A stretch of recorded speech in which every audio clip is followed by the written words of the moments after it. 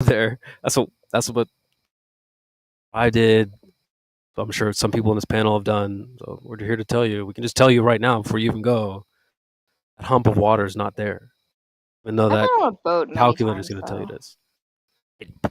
And Like, you're supposed to look at the horizon if you're feeling seasick, but you can't, like, see it that well. I mean, you can see it, but it's not like you're looking at... this is why it's important to have things in the distance that you know exactly how far you are. Remember, you're testing this claimed horizon. Right. Globe's always like, oh, we make predictions. Okay, well, here's one of the predictions you make. That's what you're testing, that specific prediction that the horizon is supposed to be at this distance. So if you're seeing past the horizon, it's got a little bit of a problem. Where's that bump of water, that horizon that's supposed to be, quote, blocking things? You're seeing past that hill.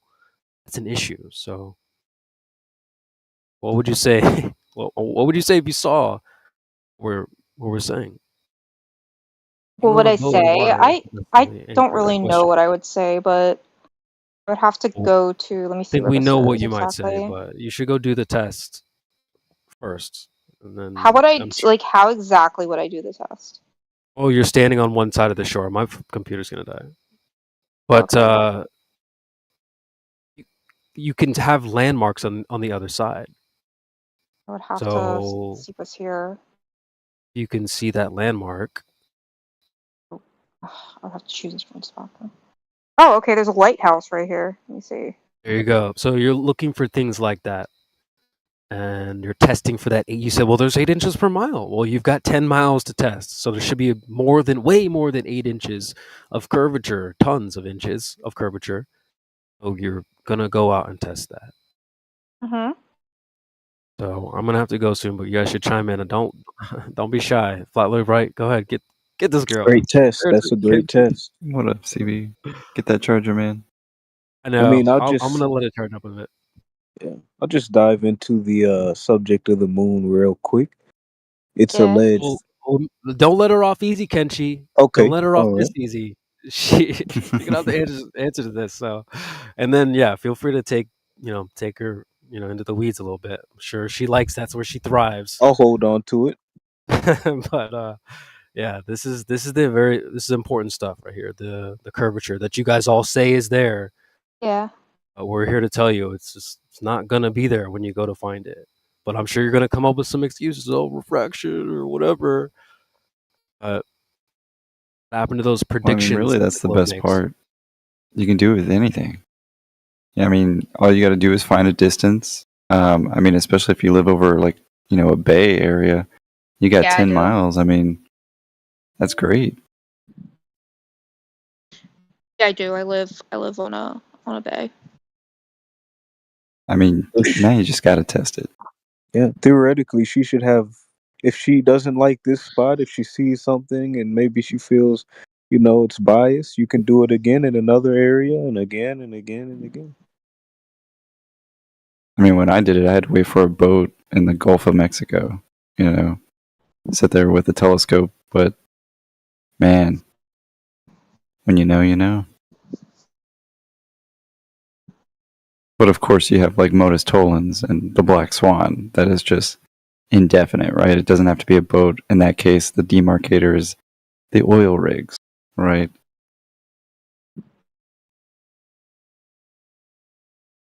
I mean, I know you've gone through it, Alishness, but Yeah. I just wonder why you always come back to talk to us, yet you don't I do like you this test guys. for yourself. Oh, because I like you guys. I don't know. Sure, I mean, fair point, but it'd be a lot cooler if you did test it. I think you owe it to yourself.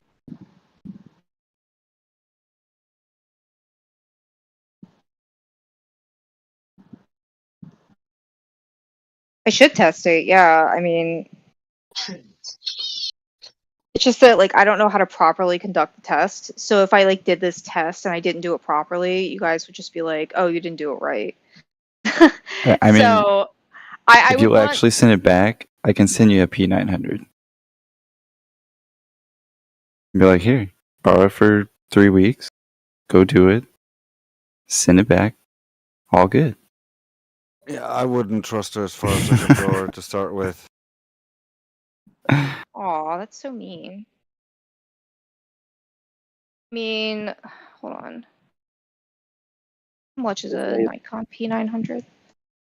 This may have already been asked, but do you think the horizon that you see is a physical place and it is the curve of the earth that you're seeing? Say if you look I'm over sorry, water, I didn't catch that. Yeah, that first part was kind of muffled.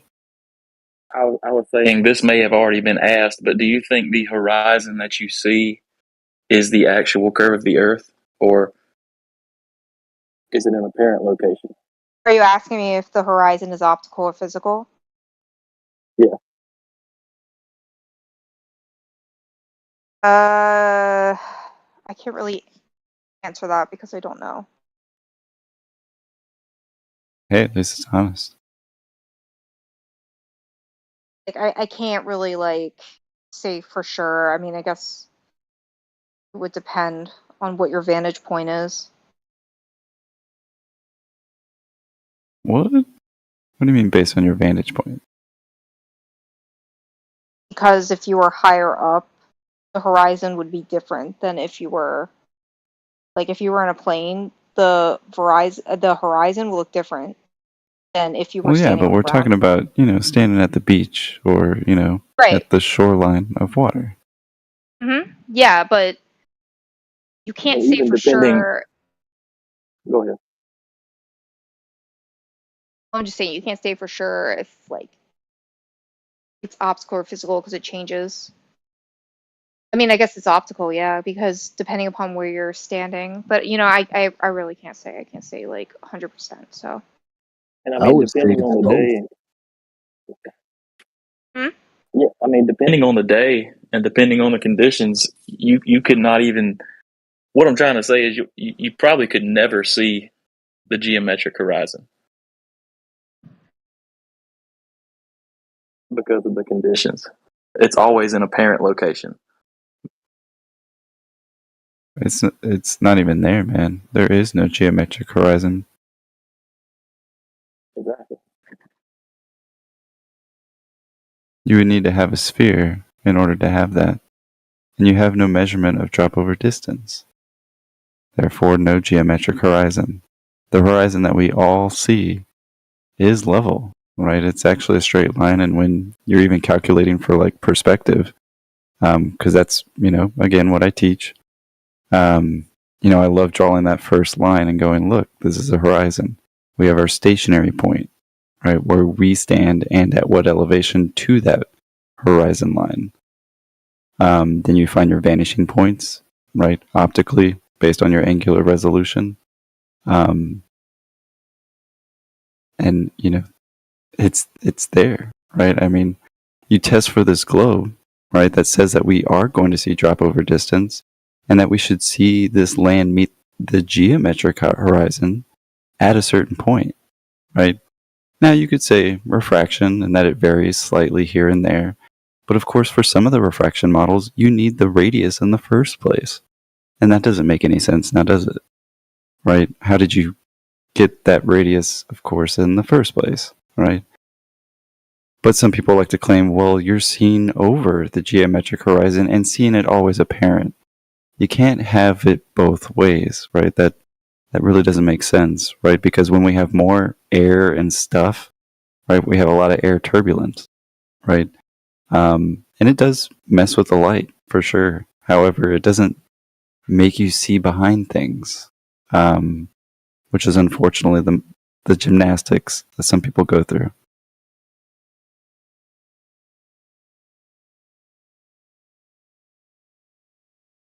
Yeah, I agree. Have you seen have you seen Alan's stuff from Space Audits? Space audits? No. Yeah, it's really cool. He's gone through all the laser interferometry experiments from 1882 or 83 all the way to present. And there's some really interesting stuff with some linear laser interferometry tests done by Ruom Wang. I don't know. That I mean, I'd girl. be glad to take a look at it. Do you have a link or? Yeah, it's yeah, here I'll link it.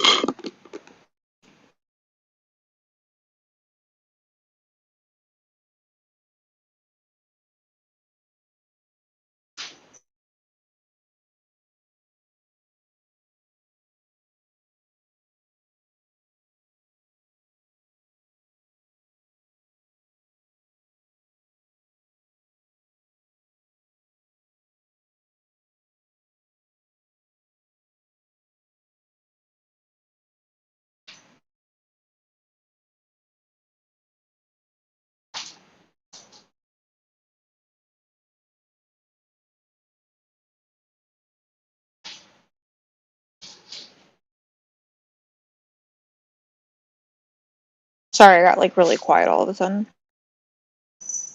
A moment of silence for the globe. Yeah. Yeah, so that I just linked his video. There's a lot more in there, but it has a lot of what I really enjoy about it is it really kind of goes back to Michelson and Morley and like the history of physics and the history of relativity. And like it's really interesting, you guys, like because it's really the roots. You know, whenever I'm investigating something, I always want to know like, well, where did it start, you know? And so I think that's something everybody should check out. And you know, Alan has a Telegram set up, and you can, you know, there's all the he has all the papers in there. You can go and read them yourself, and it's really fascinating work. And again, yeah, and it's oh man, it's just so cool. You guys got to check it out. Yeah, I'll check that out, man. Thanks. For sure. Yeah, I mean the Michelson and Morley, great stuff. Sorry, man. Go ahead. Just wanted to. Oh, go ahead, bro. Yeah, you good, bro. All right, I'm just gonna get to the point of the moon, and just gonna, I guess, make a statement slash question. So the moon is alleged to be a reflector of sunlight, in a mirror type of fashion. And I That's would what they think tell that us. if this is true, the times that I've seen the moon and the sun in the sky at the same time, which does happen. I know globe earthers like to say it doesn't happen. Go ahead and Google it. You'll see a million pictures of it. Oh yeah, you see it all the It's time never a here. full moon, right? That's the first issue. It's never a full moon. It's always a half of a moon. You would think that you can see the sun and the moon in the sky at the same time. You would think that it would be full because the sun is right there, the moon is right there, but what actually happens is the full moon happens when the sun is nowhere around it, at least in my perspective.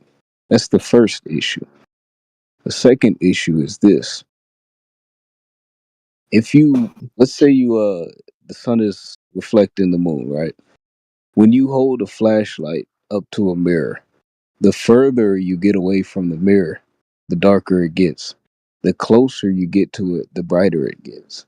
So if the moon is reflecting sunlight, it should be a lot brighter when you see the sun and the moon in the sky at the same time. But what happens is it's dim. So I Yeah. mean, that doesn't. If it's reflecting something, I don't think that makes a lot of sense. Makes perfect sense. No, it doesn't, Alice. Yeah. Where's the specular highlight? If it's a ball The So being wait, reflected. just to make sure, you're saying it makes sense that an object that's reflecting a light gets Mhm. dimmer when the light gets closer to it. Just making sure. No, the light is closer to us, right? So the object, you can still see it, but it's at the same luminance, right? but it just looks different because it's daytime. It's like if you take something that's glow in the dark and you activate it when there's still light, it still glows regardless. Right? But when you turn Exactly, off the which is our light, when you point. turn Yeah, off its the own light, Something that luminescence. wait, That wait, is wait. such a She just cooked category herself. error. She just cooked herself. I The Yeah. glow in the didn't dark. cook Wait, myself. wait. The glow in the dark analogy would mean the glow in the dark object is producing its own light. So of course, if a brighter light gets close to it, it's dimmer. With a That's just an mirror type of analogy. object, okay. It's not a See, you mirror can't though. win. You can't. Well, it's a No, it's very not a weak mirror one. type of object though. Okay, I don't. but it's reflecting. It's reflecting, is what you're saying. So if you're Everything reflecting reflects something, light. Everything reflects light. this is crazy. You don't think that everything reflects light? I didn't No, of say I course didn't things think. reflect light, I didn't but say not Right. that. in the way that So we how would see. the moon not reflect light if everything else reflects light? It's rock. So That is absolute circular reasoning. why? Because that is not what we see, Alishness. We see it as one constant luminescent Right. object. Yeah. You don't see it as And a it doesn't constant. show reflection of sunlight. It Maybe doesn't It we is have the can. not a properties constant. that would It, show a reflection. Maybe no, we it's You know not a that? can use. constant luminescent. It's not constant because you see the phases of the moon. So So it actually shows itself And is where that it is in the phase have sky. any sort of gradient in its light reflection, Yeah. quote unquote? Yeah. No, it doesn't. It does. No, it has an image of supposed creators and No, I'm objects, talking right? about like how the moon gets waxing and waning, all of that. Yeah, I know what phases are. Yeah. But have you So ever that's looked at it? There's no gradient of colored light, right? There's there no is. sort of soft to no, it's quite direct. You can see it though. You can. So if you look up You can like also measure its temperature. Did you know that? the moon's temperature, Yeah. yeah, Yep. you can measure the Probably temperature another of test. anything. Oh my And we're gonna have god. to send you a thermometer too. Well, it So wouldn't work for the moon. You would have to measure the temperature You can do of this test anything. yourself. You can test the moonlight versus the moon shade.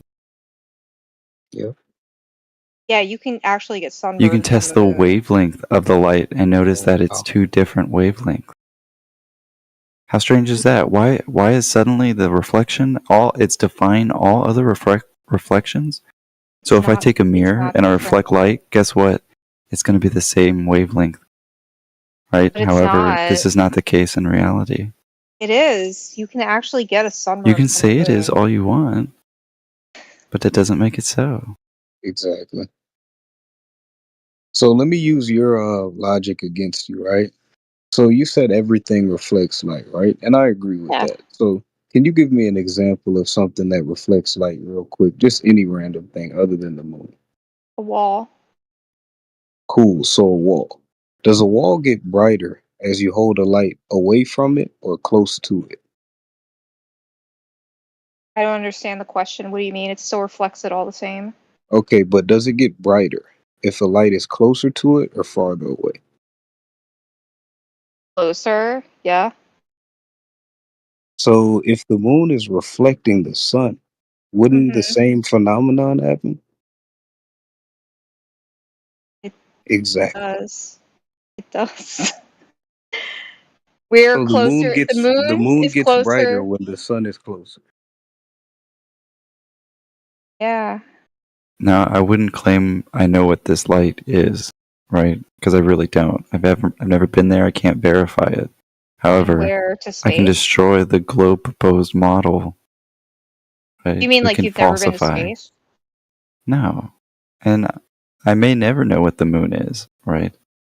But I do know what it's not. And you can too. So she just said the moon gets brighter when the sun is closer, but 20 minutes ago she said, "Oh, well, if the sun is closer to us, then it appears dimmer." So you got to make your mind up. You're saying both arguments depending on how I question you on it. You're saying both as the answer.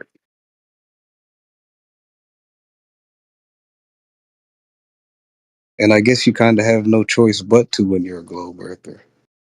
It's hard to get out of, I think, for some, man. You Hey, know, what happened? I think Discord's been kind of glitchy. I was getting kicked out too. Okay. Yeah, I was gonna say, like, I think they're actually like revving up an update, is what I hear. oh, okay. So, like, But aren't you like the IT? I mean, yeah, I do anyway. work IT. That is my job. But yeah, yes. you know, we were talking about the moon, the contradictions of these reflections. I mean, not really, because the moon is technically closer. Not technically, it is. It's closer to the sun than we are. Did you verify that? Yeah, How did you do that? I looked. You asked your teacher?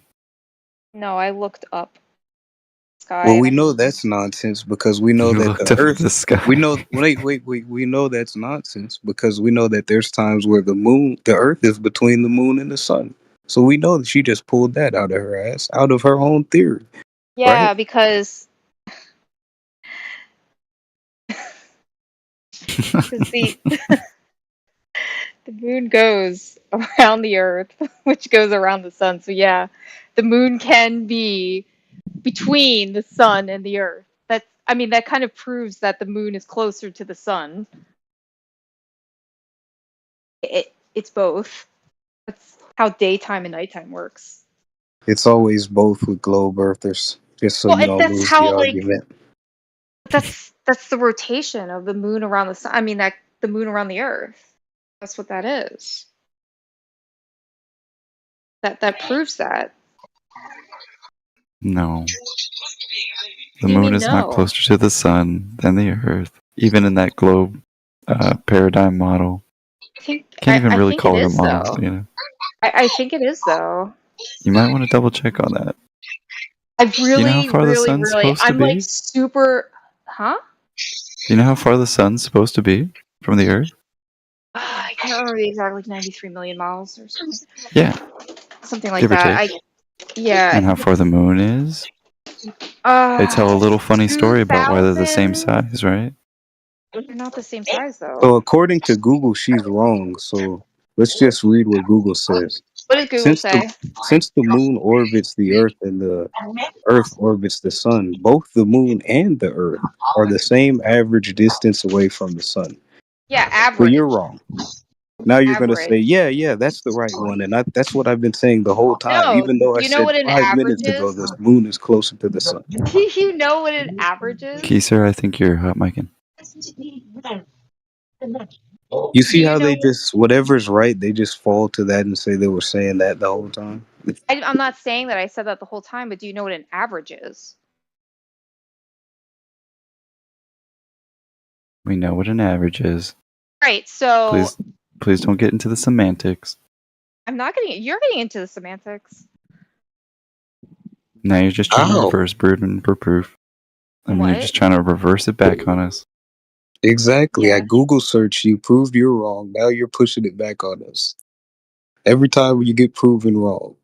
Yeah. I'm not wrong though. It's average. Okay. Yeah, So do that you know what means. that means? What do you think that Yeah. means? What do you think that means? Do I think I know what an average is? That's why I'm asking No, you. what do you you know think that means in this What does it mean? context? It means that occasionally it is closer, occasionally it is further, because Yeah, of the which rotation means of the on moon. average it's the same distance away from as the Earth because it's going in a circle around the globe in the model. Yeah. It's so simple.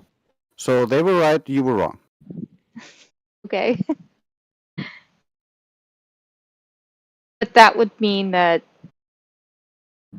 the sun is farther away from the Earth than the moon, which is not what you claimed. It just Buddy, means what you were told is a lie. We're just just talking going- about your religious We're belief system. talking We about your- understand your religious Yeah. belief system better than you. Exactly. Can't we use just proved my it to you. logic.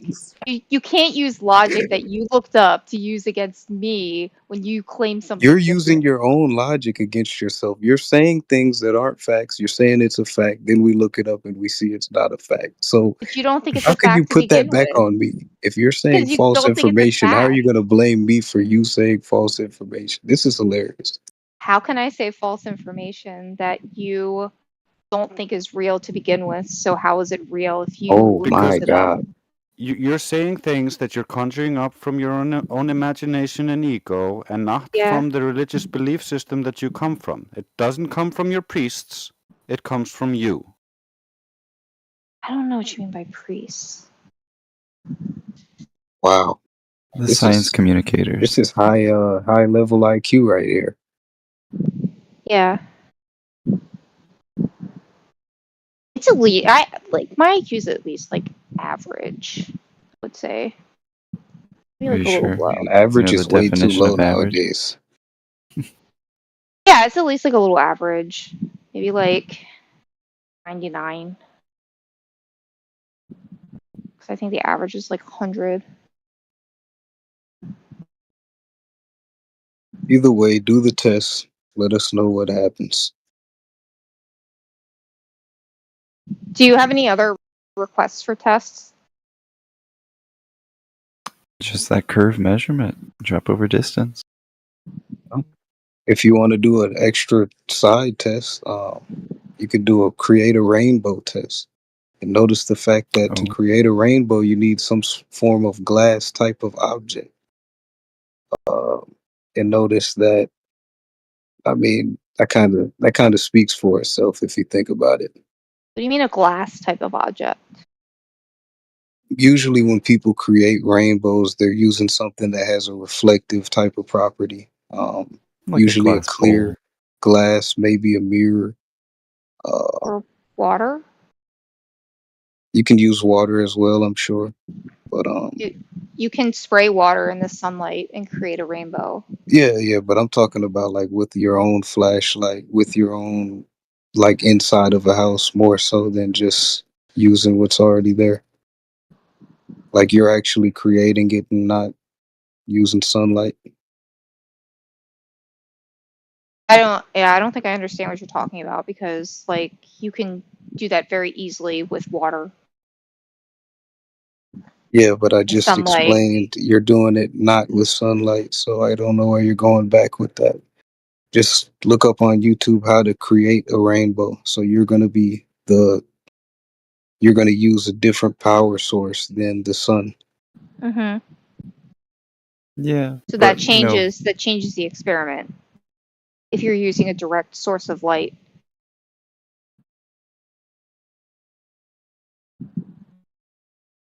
Hey, Alice, I have a question for you. Yeah. So, I mean, you were talking about the moon, and I just wonder your thoughts on this. So, the moon and the sun visually, match like two machine cut quarters. The reason they say this is because, the sun's 400 times farther, even though the moon's 400 times smaller. So therefore they match. And here we are in this orbiting, spinning, baseball land, and yet we only see one side of the moon. Like that doesn't seem just odd to you at all. No, because in the southern hemisphere you see a different part of the moon. It's No, inverted. you see it. Are there pictures of this You see phenomenon? it rotated. Yeah. You don't see the other side. Inverted is what I said, not rotated. Yeah, you only see they only. Inverted. So you it's see it just- in black and white. See it's No, I said inverted, not color inverted. Like yeah, but upside inverted down. in terms of photography or an observation typically means to Both. create the negative. Yeah, but Well, it's not upside color down doesn't inverted. mean another part of it. That just means upside down. I can show you my Right. face upside down. It's still my face. Yeah, you're not. Yeah, You're but you saying can that you've seen see the it. other side or a different side No, you of don't this see quote the other unquote. side. That's why it's called the dark side of the moon. You only see one side of it. I do kind of find it funny, Right. So he's Glover. asking you. Yeah, So go ahead. I was just let's saying. go back. Let's go back real quick. You said something about the sun and the moon being the same size as if Sure. machine cut quarters. Is that what you said? Yes, they match in size. Yeah, visually. So we just discussed this about 20 20 to 25 minutes ago. There's this thing that's coming in October 14th called the annular solar eclipse. Have you heard about that? Mm-hmm. So the annular solar eclipse is when the moon is at its furthest point away from the Earth, right? And it goes in front of the sun. So it's not a full eclipse where it's obscuring the sun, but it is obscuring a portion of the sun. So you get what's called a ring of fire, showing that the sun and the moon are not the same size. And you can view that anywhere in the Midwest on October 14th. Okay, I'll post cool. a picture. Where's the So, proof that the moon? Where's the proof that the moon is there? I mean, what else would it be? Ah, what else would it be as the proof that it's there? I see. Yeah, what else would it be? Hey, Like, just I don't real quick, understand. real quick. Let's So say here's I the take. picture that I'm talking about. Well, Gotcha. Let's say I better. take two basketballs, right? Same size. One is black, one is it actually is a light. The basketball produces light. I put the black one behind the one that produces light. Am I going to see light around the black one or am I going to see nothing? It's a really weird question because it's not the same thing at all. You're still seeing the Guess I'm light not from going to the get an sun. answer. That's how you So, know I'm right. so what you're what you're asking is, Are there are both you going to clouds in see the front light? and behind in that picture? Huh? Sorry. Nah. I just noticed there's clouds behind and in front. No, the most important part, Flatloid, is Behind. that Clouds are not the behind. most important part, Flatloid, is that there's no moon in that picture. The moon is in True. front of the sun. What do you mean? I don't see it. I don't see a moon. I don't see a see a big moon. black dark spot. That's all I What do you see. think? What do you think that is? I don't know. Why don't you prove that it's something that you're claiming it is? Because I don't see any moon information there. I may maybe at I'm best I'd sorry. say Moon there's a information. Like, circular. you want like a watermark or Yeah, I want like proof that that's the moon. You know, the moon wear like a name tag that says moon? I don't know. It should be able to be discerned that it's the moon. How about that? Yeah. Well, Yeah, in science, you don't come up to assumptions. right. So, like in this situation, you would actually be observing the moon moving in front of the sun. So it wouldn't just be like a Oh, you know. situation where you look Okay, outside cool. and it pops in front of the sun. Like you'll Yeah, have this cool. situation where you see both the moon and the sun in the sky at the same time. Oh, And you'll so see that's a the claim. gradual like darkening. That's your claim.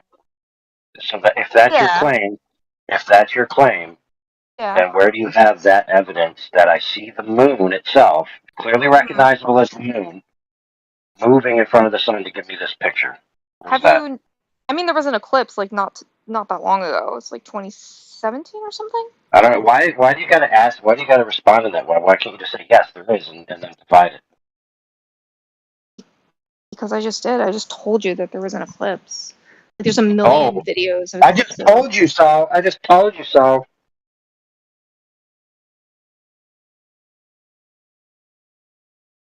Where's the video of the moon itself? Clearly the moon. Sorry, I disconnected. You said? Where's the video of the moon, identifiable as the moon, moving in the sky, right? And then getting in front of the sun right there. Where's that? I know I watched an eclipse live and I was asking myself that the whole time. Where is the moon? I thought I was going to see the moon go in No. front of the sun. I just saw a black thing go in front of the sun. And when it got past the sun, I didn't see the moon. Yeah, you never saw the That moon. is weird. Yeah, it's weird. It's But so hey, weird. I guess it just It's so weird, brother, that when you ask someone, hey, where's the proof that that thing is the moon? They just look at you funny and be like, what else would it be? I mean, yeah. Like, what else would it be? okay. Oh no, you never heard of Rahu or Ketu before? I'm sorry. Can you say that again? Have you ever heard of Ratu or Ketu before? Ratu. What is that? Okay, so Rahu and Ketu are the theorized dark bodies that exist in the sky that you can only see at certain times. Right? I mean, people have been speculating about Rahu and Ketu for thousands of years. I'm surprised you don't know out about it. Yes, before. In fact, Yes. Well, in it's fact, astrology. in fact, in fact, this is clearly Rahu and Ketu. What else would it be? I mean, this is astrology, though. This is not really like. Rahu and But Ketu you is not understand, astrology. No, but Rahu and Ketu is not astrology at all. Kind of is. No, okay, no, it explain how it isn't. is astrology. Explain how it's astrology since you made that claim. Because I am on a website that I looked it up, and it's called Vedic Astrology, the astrology of yoga in Ayurveda, whatever that is. Oh, sure. Look, And what does listen. that have to do with what we're Vedic talking about? astrology Oh is my used the goodness, bro. 7 planets. You're just saying anything as an answer at this point. Yeah. I mean, yeah, I would say. I mean, you're asking me questions, so I have to come up with an answer. So.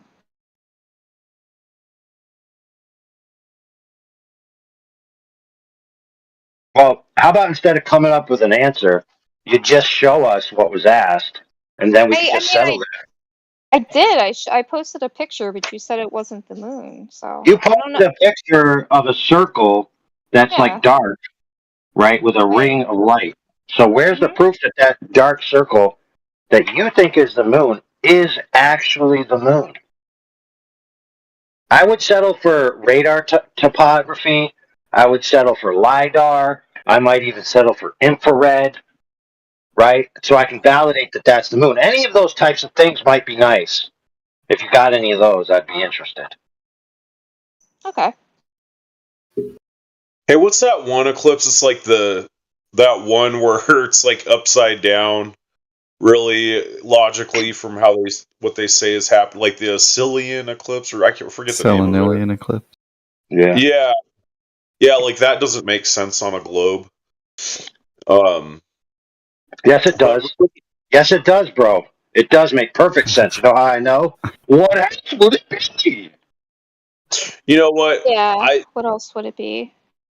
Okay, that's fine. But dude, honestly, I'm not that guy that's, like I know all the sky arguments. I honestly, the flat Earth debate, to me, it really gets convoluted when we start looking to the sky to figure out where we live. Because the bottom line is, long distance photography that we have shouldn't happen. It shouldn't happen on a globe, and that's just the bottom line, right? Like we're like looking to the sky to figure out where our feet are, and let's be clear. We aren't looking to the sky to look where our feet are.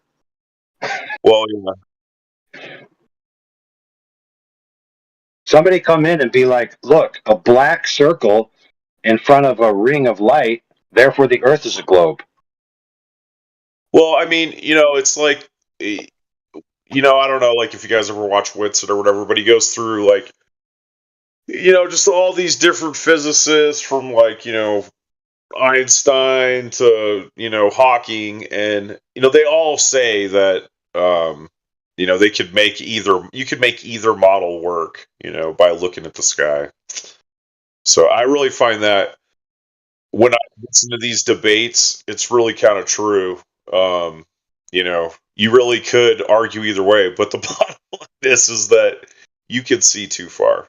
And I think Alish, wherever your name is, you should do some tests. You should start trying to see, like, do I see curvature? Because that's really where the rubber meets the road, right?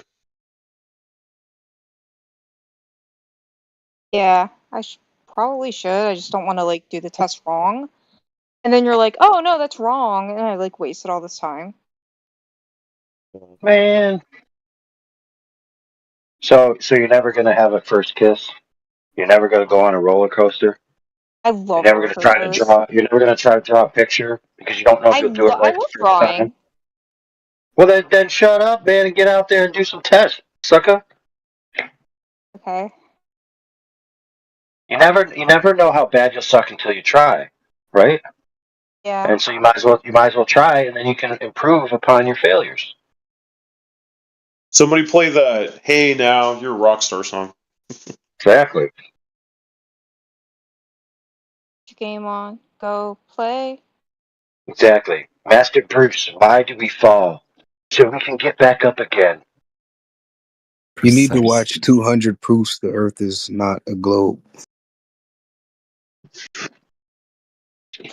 Or just No, Alex, test you have got the to watch. You've got to watch Space Audits. You got to look. You got to watch the Michelson and Morley experiment, and Level then you got to watch how math became reality. And then maybe Yep. after that, I would watch a 3-time academic Olympian in chemistry, physics, Level and 1 and level 2, if y'all know that. run or C you can cap. just test the globe plane geometry. And that too. Test reality. That's all you gotta do. You don't even have to watch anything.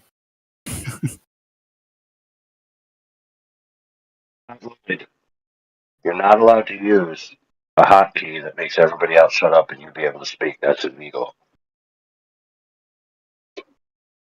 So do you believe in any conspiracies, owlishness? In terms of what? Oh my God. Now, let me Please. ask you Clearly the this. Now, let globe. me ask you this, Like, friend. there's a lot of You- different types, like levels of I'll give conspiracy. you one. I'll give you one. Okay. How about the banana conspiracy? Do you believe in the banana conspiracy? Is that the conspiracy that bananas were bred to have their flavor? No, it's that people went to other territories and like selectively bred out their ability to progenate their crops, and they became like the only people that were able to produce bananas. They like seeded the bananas with like, because like if you hybridize, they become sterile. You know what I'm saying? And so they would go around and screw people over so that they would be the only people with the banana trade. And that's like a legit conspiracy that really supposedly happened in history because it's written in history books. I've never heard that. You should look it up, man. I heard There's a about bunch that. of there's conspiracies, tons of them like that, where people were doing some shady stuff to other people. Just creating Wasn't it like conspiracy. Paxton? Some United Kingdom guy? I don't know, man. I think it was a Freudian slip. He just, wanted all the bananas to himself.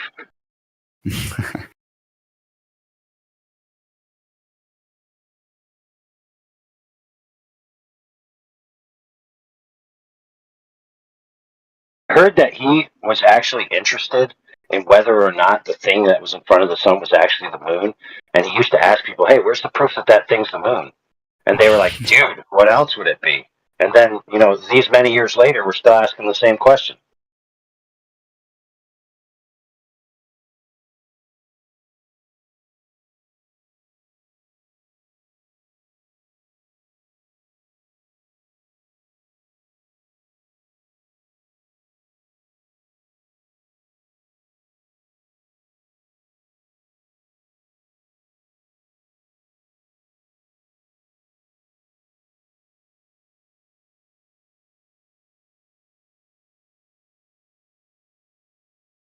Nice, Miguel.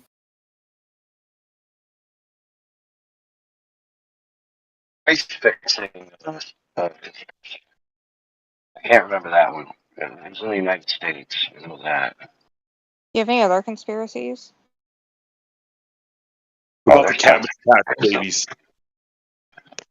Ooh, what's that? Oh, look, it's QE. What's up? Have you guys seen the Cabbage Patch Babies conspiracy? Yeah, that's a weird one. That wild. What do you guys think of Tartaria? All the Tartaria stuff, like the antennas on the old buildings and the Oh, I the do mud. love architecture. Wait, Cabbage Patch Conspiracy. You got to go back to that one. And then, Dude, yeah, you got to Cabbage Patch up, bro. You're behind the times. I mean, it's not quite Sunday yet, guys, but they are pretty good ones. Yeah, Cabbage Patch Babies. Yeah, the orphanariums, or the orphanariums, like The children's song. Yeah, I'm we're mashing up my baby bumblebee. You know. Were they turning real children into Cabbage Patch Kids to sell? Is that what you're trying to say? Bro, I mean, I'm not trying to say I know anything. I'm just saying it's out there. There's some things to read about. And but what about Tartaria? You guys ever get down on Tartaria? I do Well, in wait the a minute. architecture sense, but not in the region of Tartar. I actually have some inside knowledge because one of my great grandparents was actually a Tartarian. Rumor has it that they had proof in one of their libraries of what the object in front of the sun was. Dude, well, you know what I want? You know what I was thinking about the other day was I found that engineer that he gets like a drone and he's got like a spool of copper wire and he runs it up and he grounds it, and then he through this because there's that static electricity gradient probably because there's a Gaussian surface of the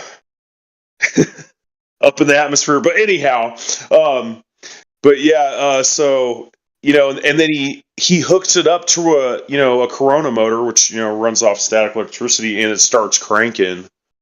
Yeah, I was like, man, you could probably imagine if you just had some blimps with some fatty copper cables going up. You could just harvest all that static electricity all day. There's probably so much free energy available to us that we're just getting robbed every day, every way you could imagine. There already is blimps, right? And they actually are already all in the sky. And then they have a cloak underneath them that makes it look black when you go up there so you can't see them. And they're actually so high that they have the vantage point of being able to see the sun, the earth, and the moon all at the same time. So they can actually witness whether it's the moon or not in front of the sun during the alleged eclipse. But since they're not coming back to tell us, we'll just have to take Alex's word for it. What's up? Well, we're just still waiting for you to prove that that's the moon in the picture. I mean, what else could it be? Yeah, I mean, I don't really know how to prove something to you that's pretty obvious. That's like looking at something in your yard and being like, "Oh, what's that dropping the leaves all over my yard?" Well, you see, the problem is how do I know it's that tree? Right, but the problem is that my tree isn't a big black circle that's nondescript and has no information for me to tell what it actually is. I can clearly see the entirety of the tree in totality. It hasn't moved its position. It's exactly where it's always been. Right? And you It's can see literally the leaves before they fall, and you could see the tree right. after the leaves I fall. could see the leaves. I could see the leaves but the as they leaves change fall. color. Right, but guess what? I could still see them that they're leaves. Yeah.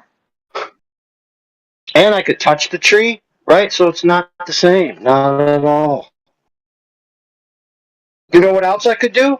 I could wait till darkness. Right? Uh-huh. When I can't see. And then I could take an IR camera or a LiDAR and I could see the outline of the tree. And I could see the detail of the bark. Yeah. Yeah, so you got any stuff like that about this alleged circle that you claim is the moon? Got any of that? I mean, Oh, yeah, you mean like proof? You can follow. Yeah, You like proof. You can take a telescope and you can literally watch it. That's kind of how they did it. Okay, cool. What does it look like before it gets in front of the sun? It looks like the regular moon. You go outside and you look up, and like how you can sometimes see the moon during the day. Right, so it looks like a white and blue with all the craters and all the features and all the little colors, right? It looks like that? I mean, it's just kind of white, but yeah. Okay, so then I shouldn't have any problem getting a sweet video where it shows a moon that's clearly the moon, and then the moon starts to go over, and then all of a sudden it changes into something else. Yeah, that shouldn't be hard to find then. Yeah, because Wait. every other time you can see the moon and the sun in the sky at other times, but for some reason during an eclipse, that's not the case. Yeah, because so like when you put any object in front of a direct light source, that object is going to be backlit, so it's going to be casting shadow. The entire front of it is going to be casting shadow. So you won't be able to define any sort of features from it. So Oh, really? So I guess you never heard of Earthshine before. Earthshine? Yeah, Earthshine. You know, supposedly the Earth is lit up, shining, because it gets sunlight. But even so, let's say it's backlit. Let's say that's the case. So then we shouldn't have a problem getting some information, right, from it. Maybe like IR, you know, something like that. Maybe LiDAR. Maybe a radar that's ping. not really like how that works. It's not like LiDAR because you would need to like. What is? Hold on. I mean, LiDAR is just you're shooting light outwards, right? Yeah, but the light. And then you get light back. Right, but the speed of light And it will has not a allow certain... that to happen. Whoa. The moon. Why not, dude? Why? Because LiDAR would have its you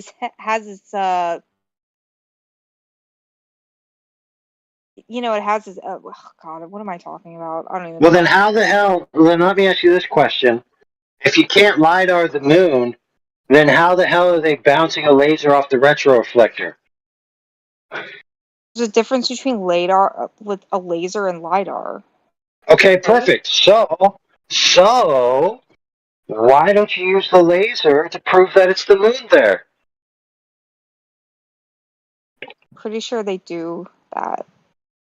No, in this particular time, while this is allegedly in front of the sun, right? So you haven't provided the moon floating across the sky getting in front of the sun. You claim it exists. I have never seen it. Our other homeboy here says he's never seen it. I've literally asked people to give it to me for I think 7 years now. No one ever has.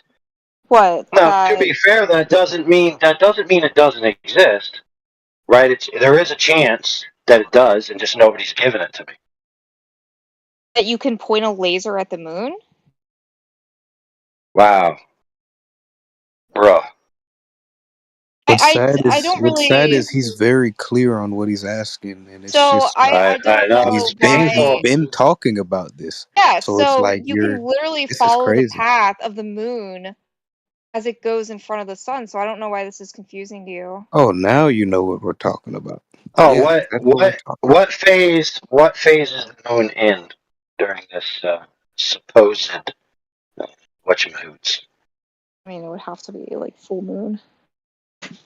Full moon or new moon? No, it would be full moon. It would be new moon. What are you talking about? Full moon?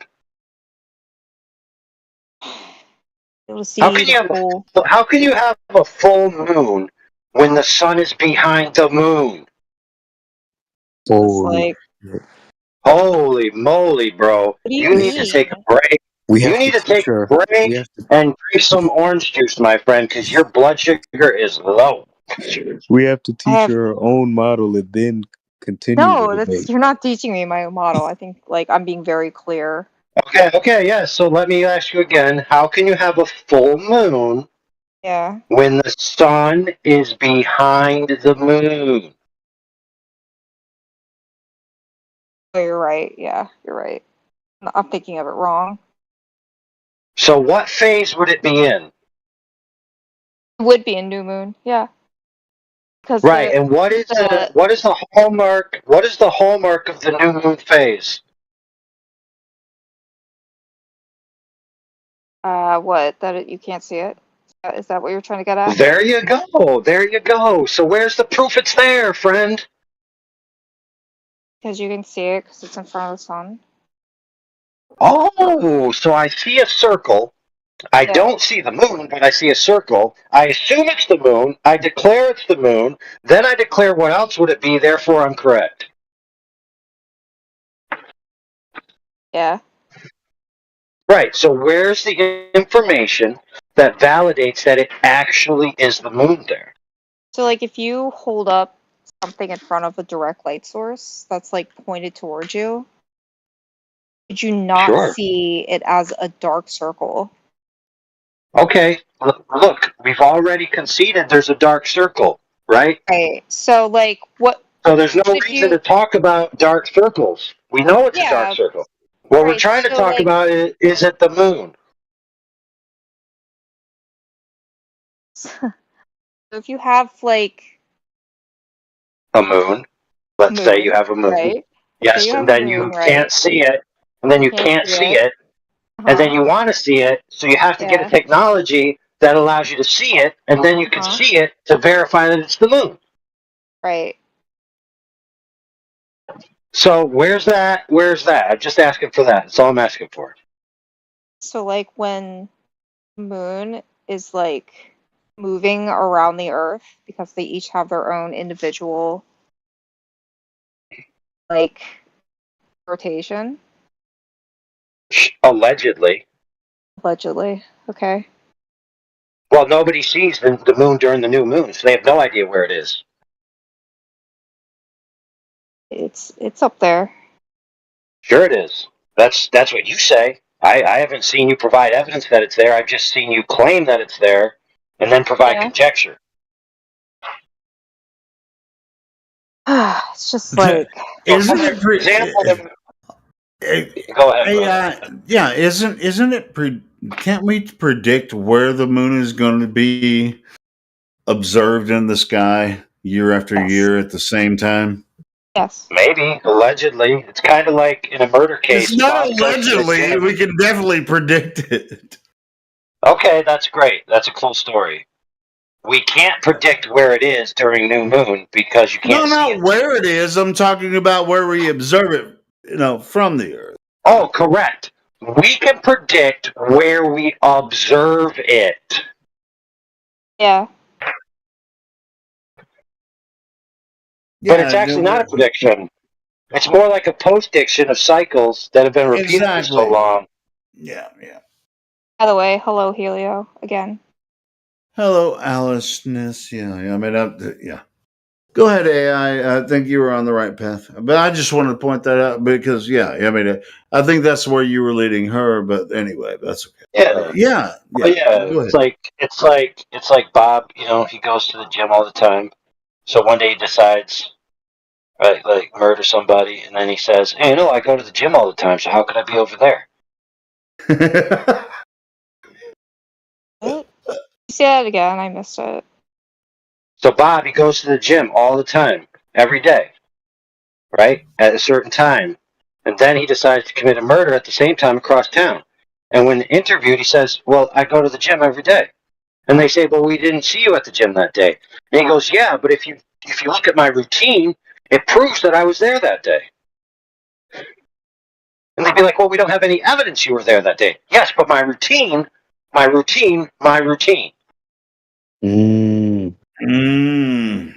That's deep. That's something. All right. And then what he does, right? He says, "Oh, look there in the corner of the building. It's an outline of a shadow of a person." And they'll be like, "Well, what's that?" They'll be like, "Well, that's me." And they'll be like, "Well, how do we know?" "Well, what else would it be?" That sure is an analogy. Yeah, that's creative. Thanks for that. I mean, that's a pretty spot on analogy. Well, you're welcome. Now we could just solve this. We could just solve this problem by just looking at the camera that watches that corner of the gym where he always is, right? And if he's there in the image, clearly defined as Bob, so people can look and be like, "You know what? That definitely is Bob." That's all I'm asking for. While the murder was asking. committed, they could verify that he was there while the murder was committed. So we should be seeing, before an eclipse happens, we should be seeing the moon, but not only the moon, we should see different phases because the light is hitting the moon in different manners. But instead, we don't see any of that. We just see a black Isn't it circle convenient? in front of us. We actually do see the phases. We see super waxing before it moves into the new moon phase right before the eclipse. And then like you don't see the moon, and then the Yes. eclipse happens.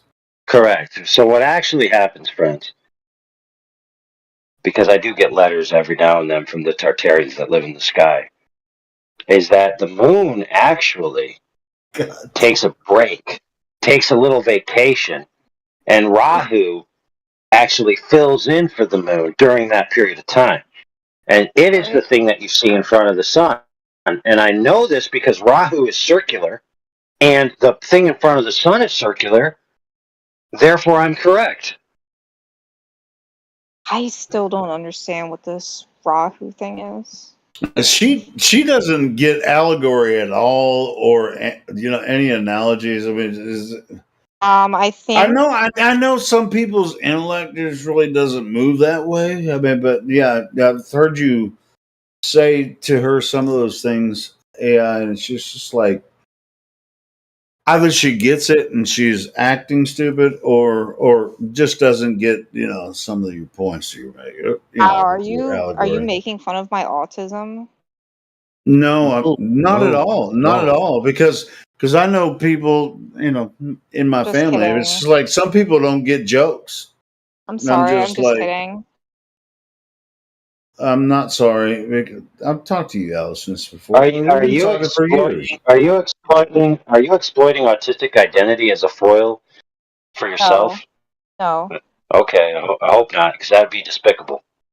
Dude, No, I ain't gonna lie. I mean, I've taken the piss out of you, Allison, like, a few times because you think do it's this bullshit.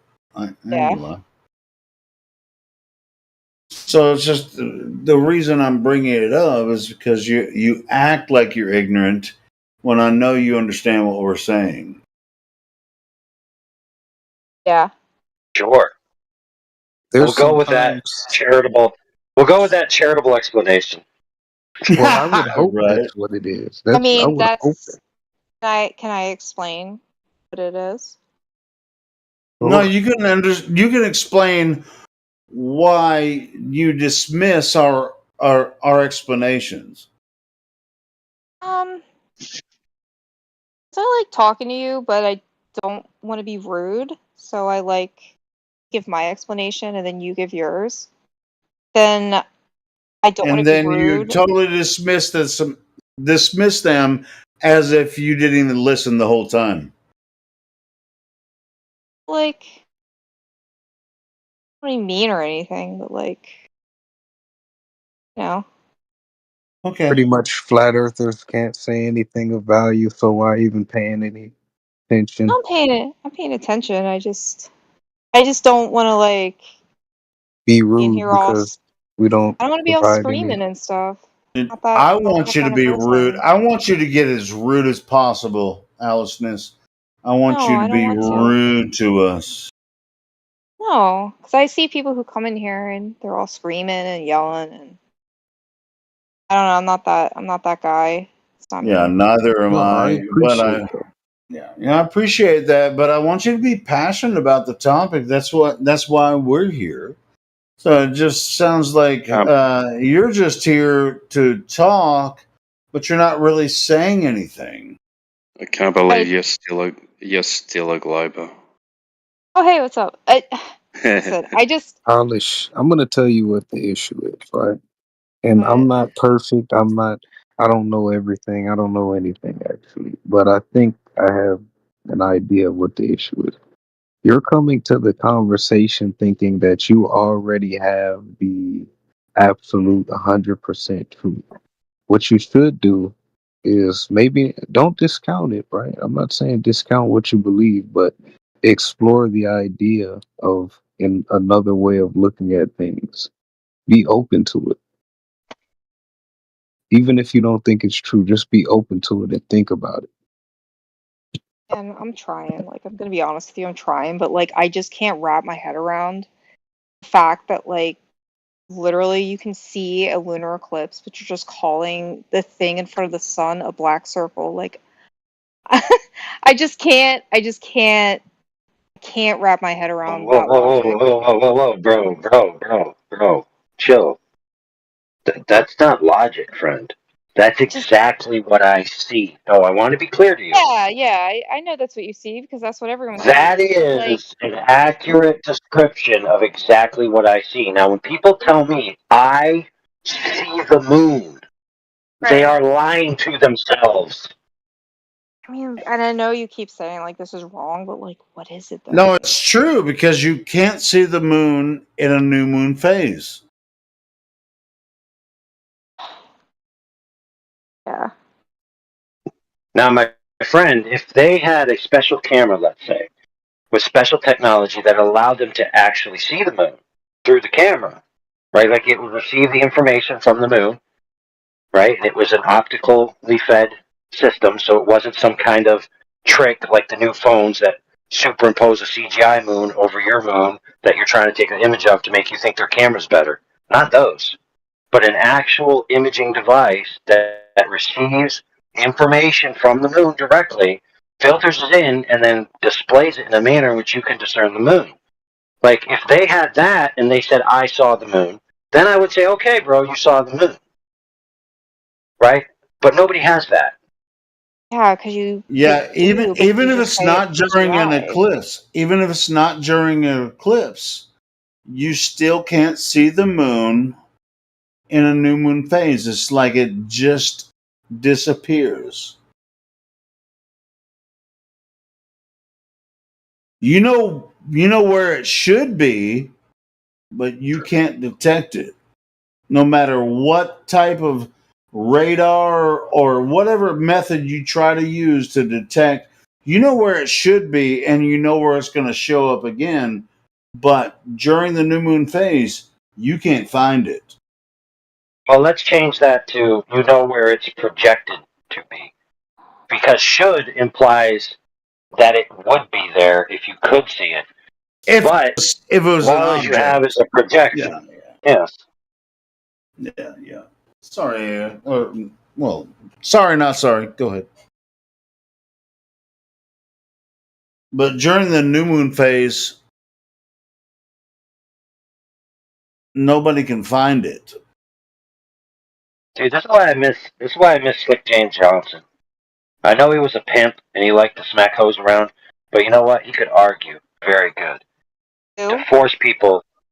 Slick James Johnson. He used to be in Oh, the I flat earth. remember that dude. Yeah, I love that dude Yeah. too, man. Yeah, he was awesome. I He remember was like, so have he you went ever on seen? Nathan's show a lot, didn't he? Oh yeah, all the time. Yeah. Yeah, I remember that guy. For Alice's benefit, have you ever seen Guardians of the Galaxy with the character Drax, where Yeah. he's super literal, Yes. right? And there's other characters throughout different cinematography that have the same type of thing. People have experienced these types of people, right? They're like anally literal.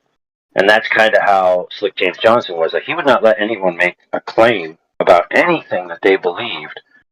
He would force them through like rigorous rhetorical and conversational tactics to admit that they never saw what they claimed to have saw.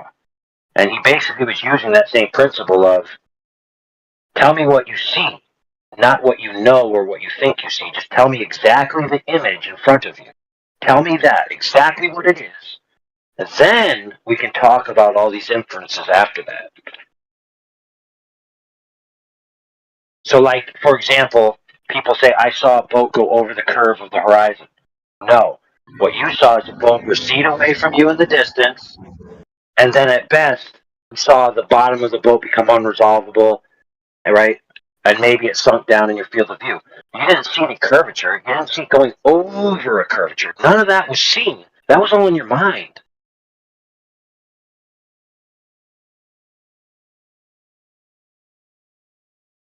Right, so you're referring to, hold on, it was posted earlier. Let me see if I can find it.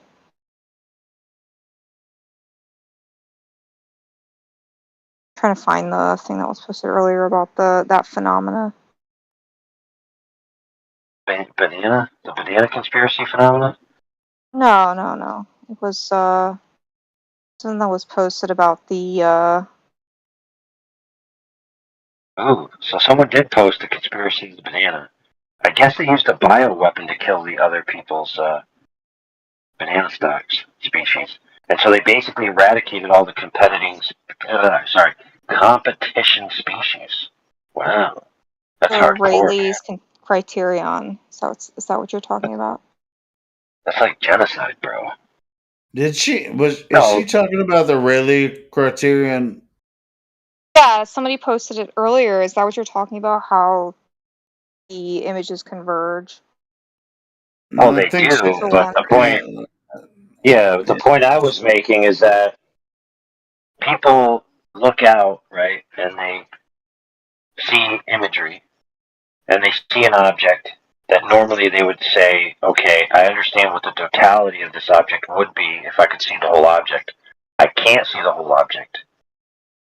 And the bottom appears to not be there, right? That's true. Then they say, I'm looking at a curve.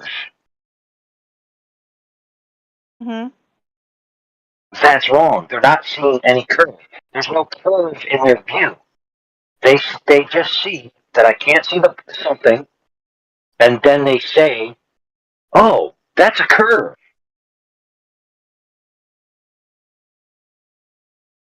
Yeah, when you look so far, there's a lot of miraging, but even with the Rayleigh criterion, I think that's what she was addressing, but that doesn't even apply necessarily to when you're looking across a long distance across, a vast ocean or a lake or something. Sorry, I thought that's what you were referring to. My bad. It depends on certain situations you can, but as far as the Rayleigh criteria, it's really doesn't necessarily apply to looking that far. Yeah, I was just referring back to it. Yeah, because you saw somebody posted it, and you're just trying to come up with some, or somebody's messaging you, ask them this. No, that was somebody here that posted it. Okay, well they posted It doesn't apply. It doesn't apply. It doesn't Okay, apply. it was Drace posted it earlier, so we were talking about like the sun or something. Yeah, long distance observations, a Rayleigh criteria doesn't apply at all. Okay. What? Not even. It applies. Not even No. The Rayleigh criterion applies to all optical observations, period. That's what I was talking about. Yeah, because you were talking about the boat going over the horizon, and it was converging with the horizon, so that would be a Rayleigh criterion. That's what I was trying to say. Yeah, but it wouldn't necessarily. All right, maybe I'm wrong. AI, does the Rayleigh criterion always apply to every observation? Yeah, any observation taken with an optic with an angular field of view suffers from the limitations outlined by the Rayleigh criterion because they have an aperture to which the light must pass through, and that's going to cause the angle problem and the interference problem. Interference between two mediums. Right. So Well, interference between the different light colors. Between the light, it converges a single point because your optical, you can only Maybe see I'm at a certain mixing optical shit up. distance. That's what it says. I'm reading off of it.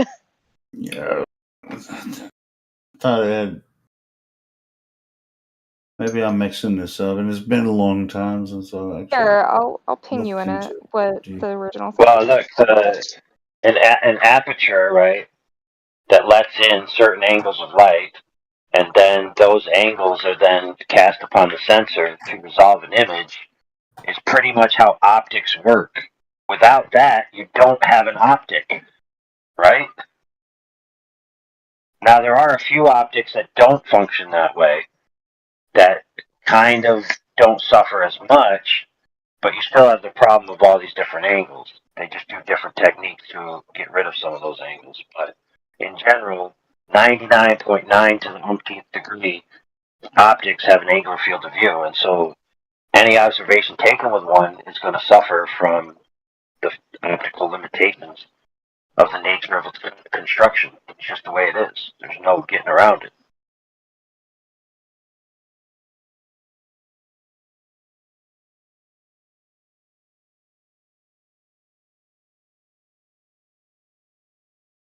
Oh, this is interesting. The top link. What?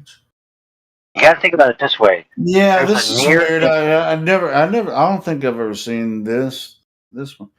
This is from hyperphysics dot physastro gsu edu whatever. So the Rayleigh criterion is the generally accepted criterion for the maximum resolvable detail. Yeah, you already know. Yeah, go ahead, bro. Yeah, I was thinking about it. Yeah. I was probably thinking about something else. Go ahead. I don't see, like, listen, I don't always bullshit you. I do have points where Wait, because you're bullshitting on purpose or on accident? no, Like like on I accident, bullshitted like on accident just a minute ago. no. Like, I'm not always here trying to argue. Like, I will refer back to the points that other people have made, that other flat earthers have made, using, like, points that you guys have posted, because not everything you post is, like, wrong. Obviously, that's completely correct. Nobody's perfect. I mean, and you aren't either. You know, it's all good. Yeah. But I mean, if you're honest with yourself and with us, you know, I mean, you're cool. It's no big deal, man. We're trying to make sense out of this world, and that's why we're here, right? Yo, listen to this little factotum here from AAUSO Naked eye sightings as early as 15 hours after the new moon. After the new moon have been reliably reported, while observers with telescopes have reliable reports 12 hours after new moon. Interesting.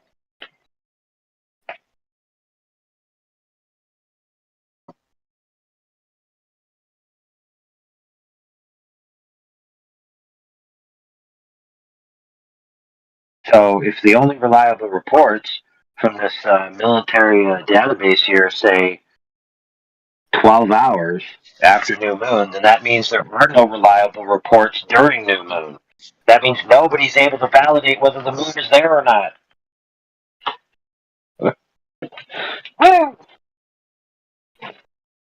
So my Yes, theory that the moon, my theory that the moon goes on vacation, right, still stands. Where does it go? Yeah, that's what I'm saying. During the new moon phase, nobody can find it. It's never I'll tell you been. where it. Nobody can I'll find tell it. you where. I'll tell you where it went. There's ancient documents that say that these objects go into portals and they don't come out again until it's time for their course to continue. So when it goes into the portal, you know, it goes to its lazy boy, it kicks its feet up, it watches some TV. What does it watch? Some Netflix. It watches. What would the moon watch? Yeah, that's a good one. Yes, that's right. Ooh, that's a good question. What the hell would the moon watch? The Matrix, maybe. Programs about cheese. Cheese. That's a good one. That'd be cool. Holy shit. There's a whole bunch of ancient mythos where like the moon is like in love with, maybe it's in love with the sun or it's in love with a human on the earth. I always had this thing where the moon and the sun are like jilted lovers, and the moon is constantly chasing the sun. Be like, come back to me, come back to me. And the sun's constantly like, get lost, get Why lost. not? I Well, it's heard just the like hair. just like in the Bible. I mean, when the sun and moon were created on the fourth day, it was like one to rule the day and one to rule the night. I heard the story of the hare and the turtle race is based on the sun and the moon. Yeah, of course it Really? is. course it is. Why? Yep. Well, let me explain it. It's very simple. So the sun, does these things every day, and the moon, it takes a month, right? But then the moon disappears and just teleports back where it was.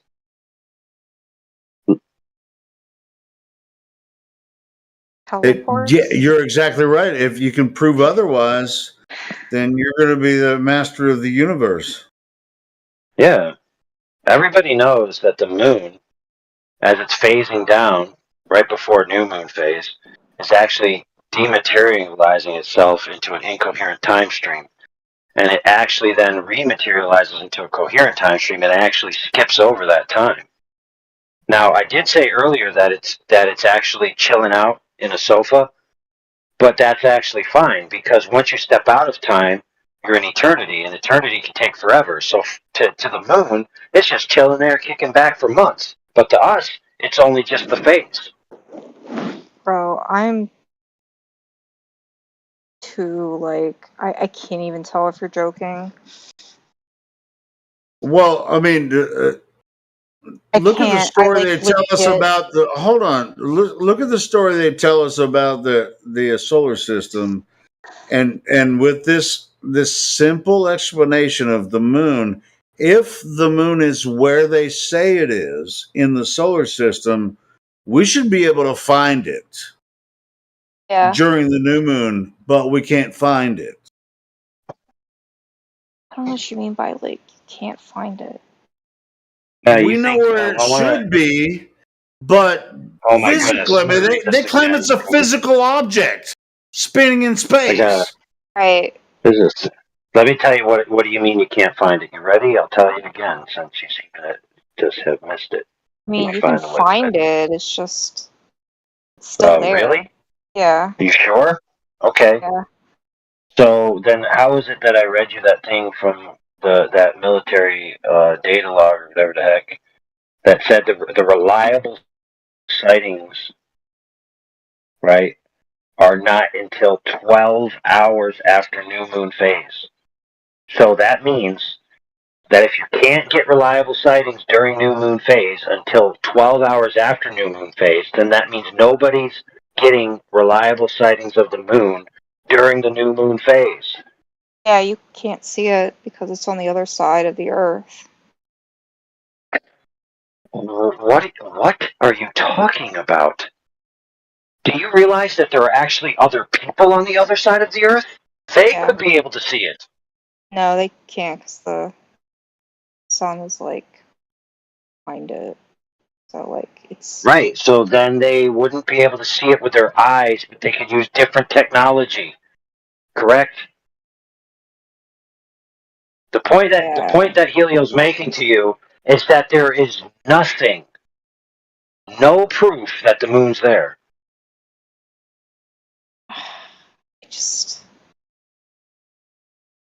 Now, look, you may be right that there is proof the moon's there. You may be right that there is proof the moon's there, and that if that's the case, then by all means, I'd like to see it.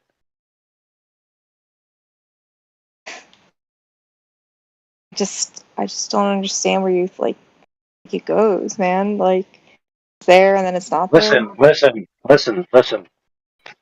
It's like, I mean, it's kind of like logical. Like, it's not like Schrodinger's cat. That's not logic.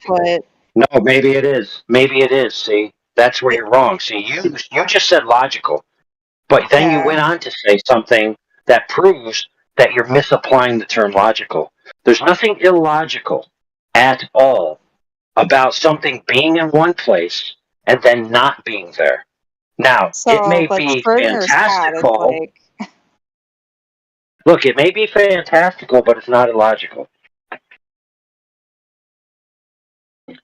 I'm just like trying to figure out like where I'm like trying to get in your mindset, trying to get in your head. Let me hit you up. Okay, you ready? In the standard woo-woo, frou-frou, heliocentric expanding Big Bang cosmogony, there are ideas posited that there are multiple universes, that there are wormholes, that there are Einstein-Rosen bridges, right? that So there's this is dark matter, that heliocentric. there's spontaneous spooky action at a distance. There's all this woo-woo nonsense, right? So I would submit to you that most people believe in a bunch of fantastical claims that are pie in the sky out there nonsense, right? But then when you apply it to something like the moon, all of a sudden people lose their ability to imagine. Exactly. You guys talk about refraction all day, something that's not there appearing to be there. But when it comes to the moon, something that's not there and not appearing to be there, you guys just, it's just, yeah, you forget all about refraction. I didn't really. I don't think anybody really forgot. They just like kind of know how that works. No, nobody knows how the globe model refraction works. I mean, it's pretty easy when you think about like how the moon rotates around the Earth, and there are certain points when it's behind the Earth. Oh, well, so says the claim, Yeah, but nobody's witnessed that. I mean, I want you to understand this. Nobody has witnessed that. Not one human being in the history of the world. it's just Now, I, for one, have witnessed the moon sitting on the couch watching TV, sharing their wings with me. But nobody has witnessed the moon going behind the Earth.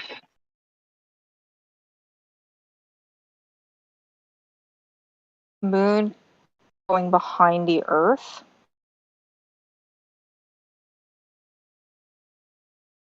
I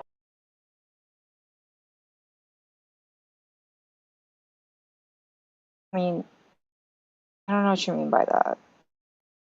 That's your claim. Your claim, right, in a general sense, not you necessarily specifically, is that you're on a giant ball, and when you're standing on this giant ball, sometimes the moon is over you, and other times it's behind the other side of the Earth. Yeah. Yeah, nobody's ever witnessed that. Nobody's ever been to a reference point where they can see the moon transpose itself from one side of the Earth to the other.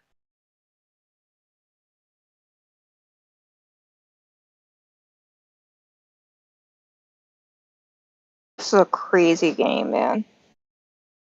Well, yeah, it's you have an interpretation of the sky that you believe is three-dimensional spatial relationship reality, but it actually is just an interpretation. I don't know. It's just like crazy to me that like you actually look at the moon, and you're like, oh, there it is, and then it vanishes, and you're like, oh, I wonder where it went, and like, you're like, your explanation is what? Like what? That it disappears? Like, I don't get it. That's it. Okay, no, hold on, friend. It does disappear. Yes. That's what happens. So if you have a physical object, right? Allegedly. So if you have a physical object in front of you, Allegedly. right, and that object, do you not have like object permanence, or like what's going on with that? Well, you see, my friend, when I take my keys, which I can hold in my hand and see in totality and recognize the three-dimensional spatial relationship with all the objects in the room, because I can see all the objects in the room simultaneously, and then I take my keys with my own hand and I stick them under the table, right? I know they're there. Or I could also just say, well, I know that the information state is there, and that when my mind needs to experience it, it will render it so for me.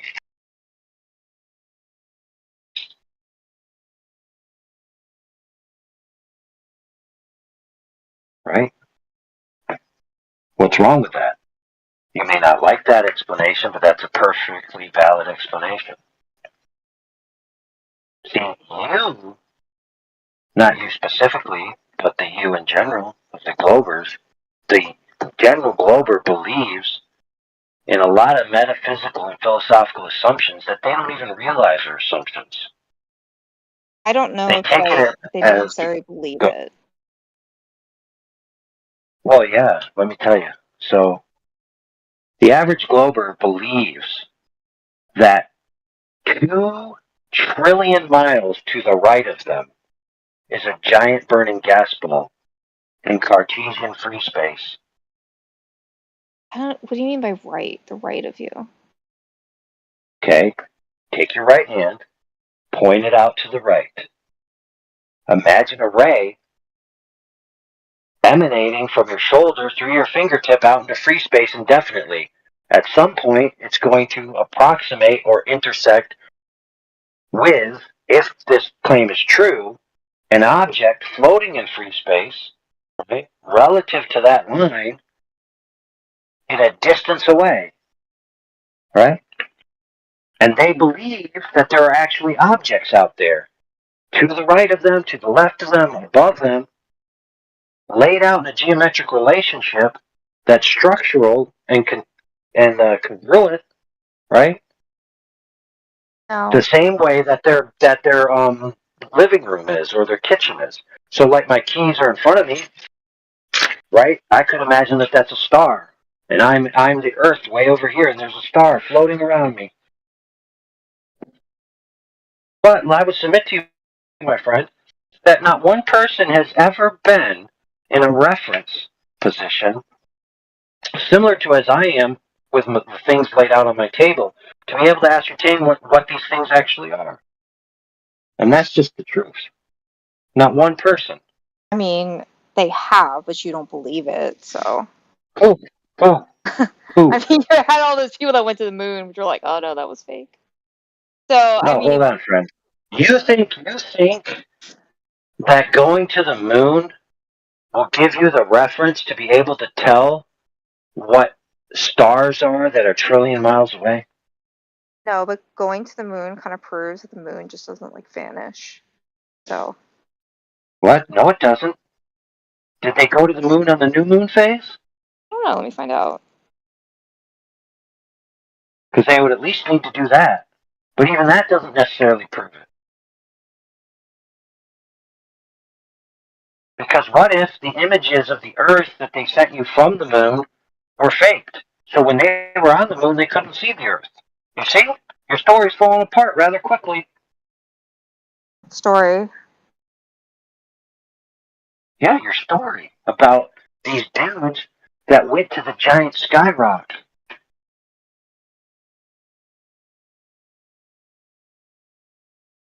They landed on the moon when it was at a 35% sunlight crescent. Oh, so not the new moon phase. So yeah, like I said, your story fell apart rather quickly. So, like, what I don't understand is, like, you can clearly see the moon, like, No, you can't. waxing and waning between Sure, full. you can do that. Yeah. Huh? Yeah, you can do that. Yeah.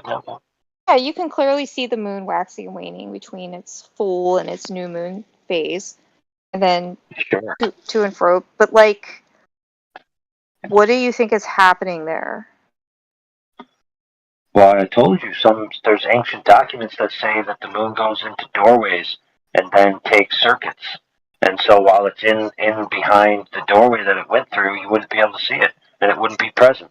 And maybe that's why you can't read it. Now, these doorways don't necessarily have to be structural or physical, because that's just a physical assumption bias. What if they're metaphysical doorways? What if they're transpositions through space and time, like an Einstein-Rosen bridge? Think about it. People that believe in the cosmos, right? They believe in transpositions through space and time, that you can arrive at different places with different time parity with the surrounding Cartesian free space. Think about that. Bro, I'm just In your worldview, and I just want you to think about this. In your worldview, if you're a Glober, right? right now, in the present, there are objects that are existing in the simultaneous Cartesian free space that are from a different time. Yeah. That don't have the same congruous timeline, right? That have skipped over time that you've experienced. That Are have you talking skipped about over like? time and space. Are you talking about like how we observe stars that No, I'm go into talking the about time supernova? dilation and wormholes and all this other stuff. Time I'm not dilation talking is about only a not thing next to black holes. That's not really a thing normally. what? What are you talking about? Time dilation. Time dilation is only really a thing around black holes. Oh, really? So then, how is it possible that they supposedly send up these clocks that have time dilation, and then they prove that the Earth's a globe somehow, and they only went to high altitude about around the Earth? I have no idea what you're talking about. I'm talking about time dilation around black holes because of Listen, the standard thing about time dilation is that as you approach the speed of light, certain effects occur. yeah. There you go. So space itself is expanding faster than the speed of light. So there's Right. different parts of free space, right, that are in different timelines than us. So think about it. I told you that the moon transposes itself through space and time and arrives at a new location in a different timeline. And you were scratching your head how retarded it seemed. But that's exactly what the heliocentric model believes. Not about the moon specifically, but about objects that exist within the same universe that the moon exists in. So how come it's so stupid when we try to talk about it about local phenomenon, but when you're talking about things that are far away that no one can validate, it's such sciencey science. I don't believe that. Like, I believe in time dilation because it makes sense that the universe is expanding faster than the speed of light. Because, I mean, the speed of light is just what we can measure. We can't measure something that we can't see, and we can't see something that's faster than the speed of light, because otherwise, if we could see it, then it would be at the speed of light. You know what I mean? Sure, then how the heck do they know that the universe is expanding faster than the speed of light in the first place? Yeah, you wouldn't see it. It's math that I don't understand. You wouldn't see it. It's math that I don't understand, but they've been able to calculate it. It's like they've been You able just to said it Oh my prove. makes. God, You just said dude. it makes sense. You just said it This makes. chick, man. It's She just math said that I it's don't understand that impossible. other It's people don't impossible understand. to know because the information is not present, but somebody else proved it with math. Yeah. Well, they did prove time dilation around black holes. No, they didn't. They proved crap. I mean, they kind of You were mean able what? to. They were able to No, come up yeah, with it how'd they do that, lady? because the light bends at a Oh, specific. so light bends, therefore time itself has changed. That sounds Yes, retarded. you can calculate the speed of light, right? Wouldn't you be able to do that? Can So the speed of light change depending on which medium it's in? yes, Yes. apparently. So your story just fell apart rather quickly, didn't it? Why did my story fall apart? Black hole is different. Oh, well, so says you, based on your interpretation of the light that was received at the observation point. No one's been to the black hole to determine whether what they think happened actually happened. What's That's the extremely problem. No, black it's hole? not. No. Let's be clear here. I keep reiterating this point to you, and you don't seem to grasp it. Nobody has been anywhere to validate any of this interpretation. What you have is a matrix of interpretation with a bunch of philosophical assumptions that are presented as if they're truth. Okay? That's all it is. You kind of think the moon disappears, so I don't know why you're like questioning me. What did I ask you for in the first place? Like where the moon goes? Is that what you were trying to ask me? No. Like, why hasn't That's anybody not what I observed asked the you. moon? You asked me like 15 different things. Like I can't remember. The first thing I asked you was, where's the proof that that's the moon? That's it. It's a very simple request. So if you can't prove to me that that's the moon, do you think you can prove to me what a black hole is doing a bajillion miles away? I'm kind of just like, yeah, we can kind of just like, Didn't you know math exists? Oh, didn't you know that if yeah, you draw things on a piece of paper and put CGI and then have somebody famous with a lab coat say I did this and that and the other, that it's true? yeah. Like we have observed stars like collapsing in on themselves. Sure you have. Yeah, I mean, like we've kind of like Sure. Cool story. that's kind of like where black holes come from. Is a star Sure from they like do. Sure. supermassive black hole. Yeah. What do you Tell me mean more. we've observed it? Who's observed They it? didn't observe jack shit. Yeah, you can see like light bending around a black hole because of the gravity. The gravity is so massive. When they can't even see black holes. So how do they see that? Well, you don't see the black hole; you see the light bending around the black hole. That's it. That's how you know How do it's you there know the because light's bending around something that they don't know exists? because they know Yeah, how how do you know light that? works. Sure they do. So they Yeah, bent out to the black hole to measure it, right? Oh no, they just interpreted it from the ground. yeah. It's a very cool They story. I can they mean, can test like how light works. They know how it works. So then, when you introduce it in a unique environment such as space, you kind of figure out how it works. It's like how we figure out most things. I mean, you just kind of gave me a whole story about how the moon if you just enters. say, I don't know why this is so like hey, foreign to you. Like I don't know why. listen, you gave me a cool story about this giant black hole thingy that exists in space and it like warps light around it, right? But yeah, my Yeah. story's dumb, but your story's cool for some reason.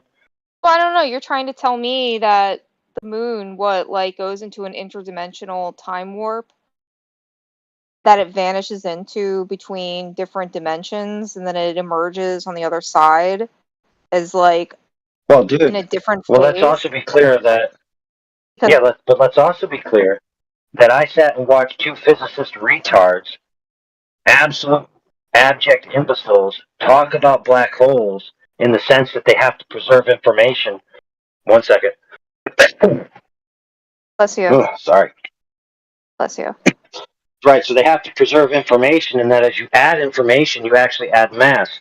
And so this stupid, retarded physicist, right, decided Uh-huh. to open her pie hole and say if you had an information disk, like a CD, and you were able to put enough information on it, it could start a black hole. What? Yes. I don't know. See, I would have to read the context look, of that. I know. Look, I know that the Globers think that their worldview is entirely rational and determined by science, but it's actually a bunch of philosophy, religious mumbo jumbo. It's just as esoteric and pie in the sky daydreaming as any other philosophy. I mean, you kind of have to give it to me though that like the fact that what you just said about the moon is like kind of crazy, you know? It's like a little bit No, it's only crazy because wild. you've decided that your philosophical interpretation of the universe is correct because you're a biased. That's Do you all. think like when you can't see the moon because of the clouds, does it go somewhere? What? So like if the clouds are in front of the moon. You do realize that the cloud goes. I can see a moon and identify that it's 100% a moon. The Yeah. cloud then comes in front of it, I thought and you when said the you cloud you didn't know it was hold on, when the cloud comes in front of it, right? I then can see the cloud go away, and as the cloud's going away, and the indefinite shape of the cloud is kind of starting to reveal the moon again, I can still see that it's the moon. How do During you the new know? moon phase. Oh my goodness, dude. Okay, check it out. When you see the regular moon phase, right, you can clearly see the features of the moon. Right? Clearly, plainly, with your own two naked eyeballs. You don't need any special equipment. Now, in the new moon phase, that's not the case.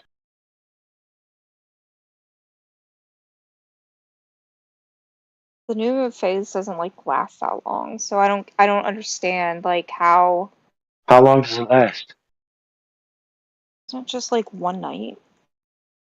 I don't know. You tell me. Is it long enough to binge watch an entire series of Breaking Bad? No. You sure? Yeah, I'm pretty sure. What about a season? Actually, I don't know how long is it. I don't know, Not man. I Breaking mean, Bad. I thought you were the expert on how long on where the moon is during the No, I don't know eclipse. how long Breaking Bad is. Never seen it. Me neither. Well, then why did you use that as an example? Because that's what the moon likes to watch on its time off. It only takes less than a month for a moon to complete a full cycle. So it would only be one day. So, You sure? yes. You sure? Yes. All right. Let's see. Let's see what the Googly says. That's why, like, in certain months, you can get a new moon. Or, like, a blue moon. You know what I mean? When you have 2 new moons in a month. You know that cool phrase, once in a blue moon? Or is that 2 full Cool. moons in 1 month? Yeah, I can't remember. It's 2 full moons in 1 month is once in a blue moon. Because it's like, I think it said something like it's approximately like 25 days or something.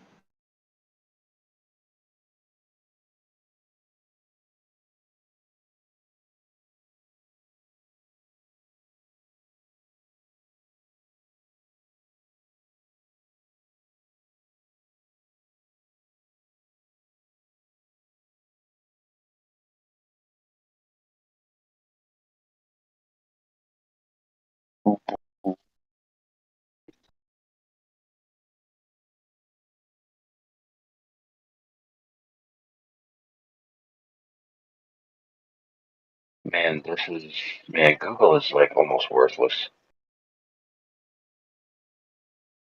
It's telling me every answer but what I want to know. What answer are you looking 7.4 for? days? That ain't true. I mean, what answer are you trying to look for? Because it says it takes 27 days, 7 hours, and 43 minutes for the moon to complete 1 full orbit around the Earth. Allegedly. That's the entire moon cycle. Right, and what does that have to do with anything? What do you mean? That's the moon phase. Those are the moon phases. Right, and that didn't tell me how much each one takes. Here's one where it says which all the way through September. Third quarter, September 6th, new moon, September 14th, so that's passed already. First quarter, September 22nd, full moon, September 29th.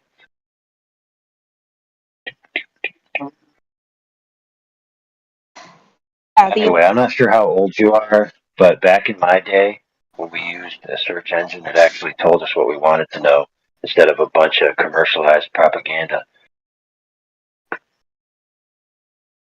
Are you talking about a book that somebody wrote? Yeah. No, I'm talking about the internet.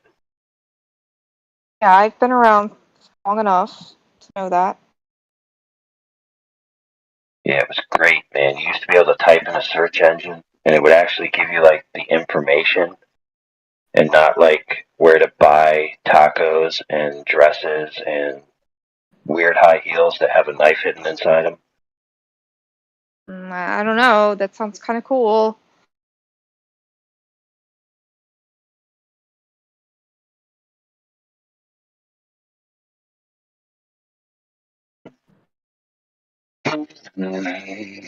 Most of these articles are considering the new moon as the distinct transition point, and therefore, so you know the phase goes all the way down to new moon, right, and then it comes out of new moon, right.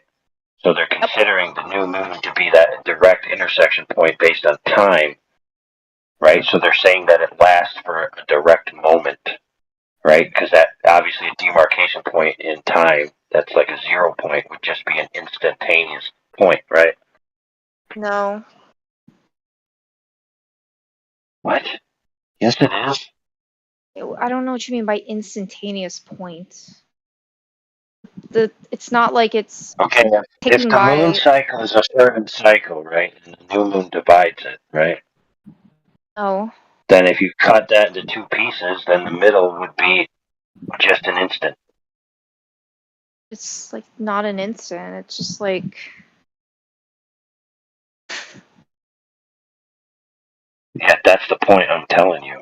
That's the way they're describing it. So I'm saying is a majority of these sites that I'm looking at literally have the exact same phraseology that they got from some other source, which isn't very good. But let's say it does last one day. And let's say that the moment of instantaneous change from downward cycle to upward cycle is not able to be discerned that the moon can be seen until 12 hours, like the military page that I read. So that would make it, but it didn't say how far beforehand. It just said after. So 12 hours after. So let's just assume it's 12 hours before. So that would be 24 hours. yeah, that's an entire day cycle. That's why it looks like you see it in phases. It's always moving.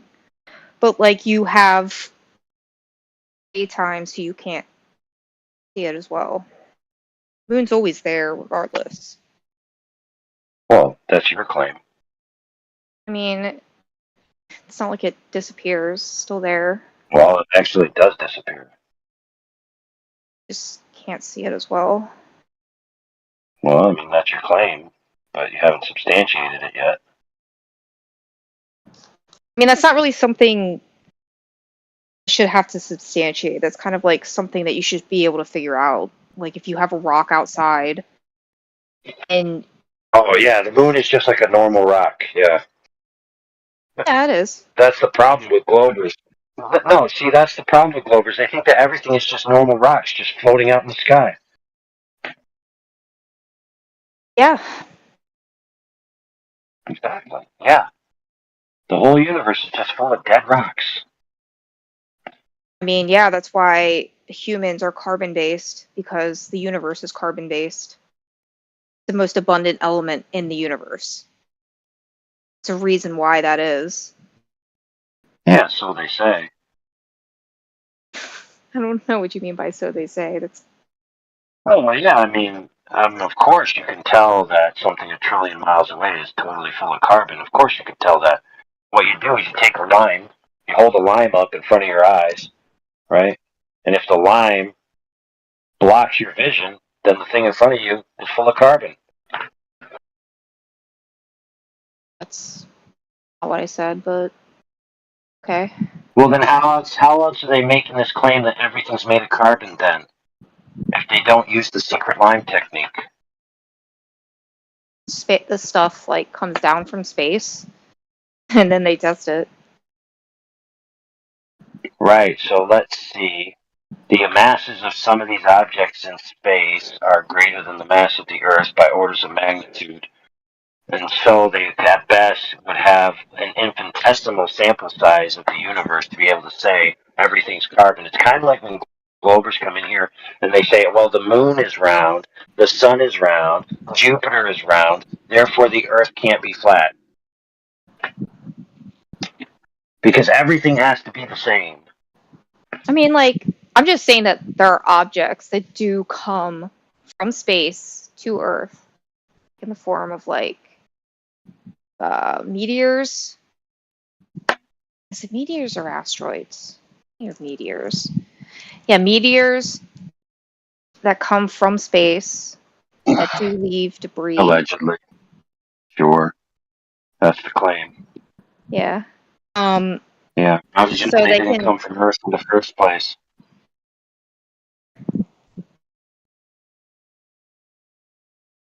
I'm sorry. What? How do you know they didn't come from Earth in the first place? They can witness them in the sky, witness them falling from space, and they can find them on Okay, the they can ground. witness them flying from a high altitude location, right? But that doesn't prove where it came from. It kind of does, because if you Really? put, yeah, because if you drop something from a certain distance, right, you can basically see a plane land, and it doesn't look like a meteor coming into Earth because it's coming through the atmosphere, which is Oh. causing it to burn up. It's causing friction, which is Okay, causing that so it's a object. very high altitude. Yep, we understand. It's That I mean, phenomenon that occurs is because of high altitude, right? But the object itself is what's in question. Where'd it come from? space. Not when you began to witness it. Where'd it come from before that? Space. Where'd it come from before that? The Earth. That's the answer. Space. Deeper space. No, the answer is the Earth.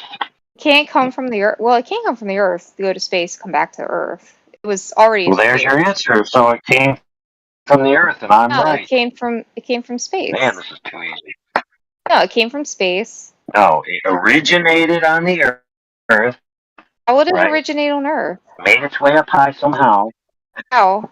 Because the Earth is where everything originates. How did it get up that high to come back down in a ball of flame? How would you do that? Well, I mean, I'm not allowed to disclose the secrets. You're not allowed to expose the secrets. Because, I mean, there is a drastic difference between just dropping things from a high distance and actually having something enter the Earth's atmosphere. There's a distinct difference, and you can see it. So how high is the Earth's atmosphere? Let's find out. Yeah, high, right? So high distance, right? So if you drop something from a high distance, then there you go, problem solved. No, because it's not about the distance, okay? It's not about how high it is. It's about the friction it has when it re-enters the Earth's atmosphere, because space is a vacuum. And how would it get that? So How would it get that? space is a vacuum, right? So you have And space is a vacuum, you have Earth with its gravitational pull, you have an object getting caught in allegedly, right in Earth's gravitational pull, allegedly. supposedly. So once it re-enters Earth's atmosphere, you go from the vacuum of space, which has zero friction, to Earth's atmosphere, so there you go. You which conceded has the point. which has You gravity. conceded the point. How did Correct. I You concede the conceded point? the point I was that done it's explaining. re-entering Earth's atmosphere. It Entering re-enters Earth. Earth's atmosphere, therefore it enters. originated from Earth in the first place. No, I don't mean re-enter. I mean enters Earth's atmosphere. Don't mince my words, please. So it enters Earth's atmosphere, right? And as it enters Earth's atmosphere, it starts experiencing friction, and that friction causes the fireball that you see. Because What if somebody just lights it on fire, like with a space laser? Wouldn't that cause it to light on fire? who has the space laser? The space pirates. Duh. Yeah. Where are they?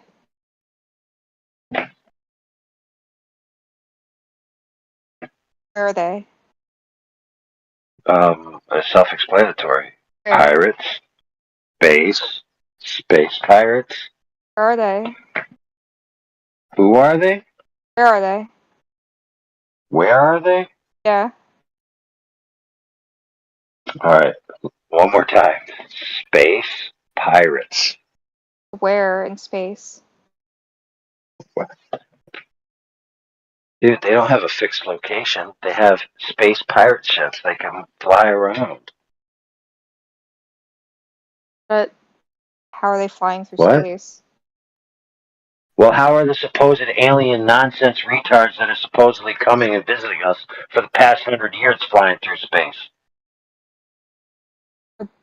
Are they the ones with the You see, lasers, or? well, you see, look, it's stupid. It's stupid when I say it a certain way. But then once you realize it's the exact same bullcrap story that Area 51 believers believe in. Yes, I'm not talking about that right now. I'm talking about physical objects entering the atmosphere from I mean, space. that's your claim. I mean, you said that there are space pirates lighting things on fire. I just wanted to know, like, about that technology. Yeah, man, they're tricking the humans into thinking that a vast cosmos exists. Right? So, Just like the nine planets, right?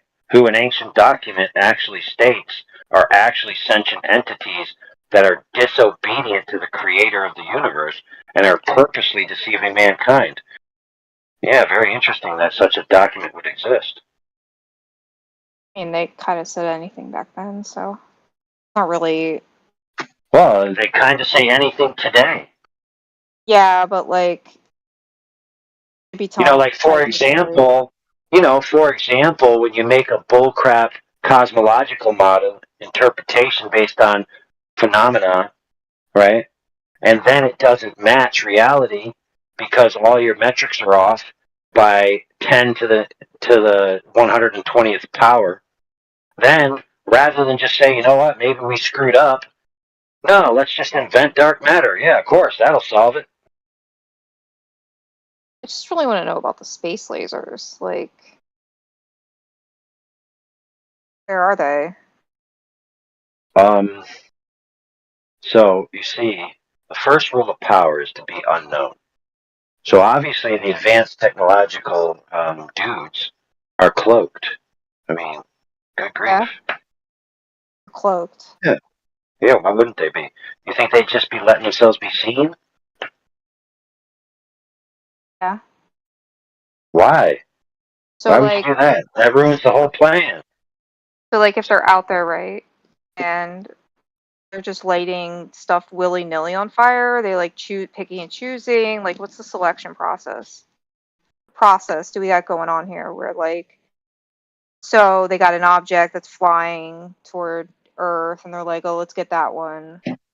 Well, did you know that all of these things pretty much come from the same zones? Did you know that? What do you mean the same zones? Now, I never actually researched this, but I've heard it plenty of times throughout my life that all these little skyrockety rocks are all coming from the same places. They're not random. Yeah, they're coming from space. No, not just space, but like particular zones of approach to the alleged relationship of Earth to the other objects. Yeah, because Almost like there's a group of dudes hanging out throwing rocks in our direction. So they would only be able to come from a certain place because if the moon is at a certain position, it would block everything from that side. Right? So like they say that a lot of How could the moon block everything when it has a circuit? No, I didn't say You're everything. saying, yeah, but think about it this way: is the moon specifically designed to be in just the right place at just the right time to take on these rocks? Well, that's why you said that they only come from a specific zone. Maybe. So they come from the zone the opposite of the moon because the moon is blocking the other things that are coming from space. Like, it kind of like blocks us. Maybe the space pirates use the moon as like target practice, and that's why it's full of so many craters. No, I think that's because the objects are like hitting the moon first, or they're like getting to Earth. Oh, sure. So yeah, you wouldn't mind having proof of said object hitting the moon, then, would you? Yeah. Well, You can tell. Okay. But what is proof of that? Yeah. Craters. Craters, right? Yeah. So craters. That's the craters. Yeah, sure. So craters can't be created by any other means, right? That's correct. That's your claim. Yeah, if an object hits another object, That's the only way. creates a crater. Yeah. That's the only way. Couldn't possibly be an electrical arc crater, right? Because those actually exist. It couldn't possibly be a high intensity gaseous exchange crater, because those actually exist. It couldn't possibly be an explosion crater, because those actually exist. So now we have at least 4 types of craters that actually are known to exist. Oh, volcanic crater, that's the 5th one. So now we have 5. So which ones are they? What type? None of those. Well, you're claiming that none of those exist? Yes. No, I'm saying that that's not possible for the moon. Why? Any of those things. Why?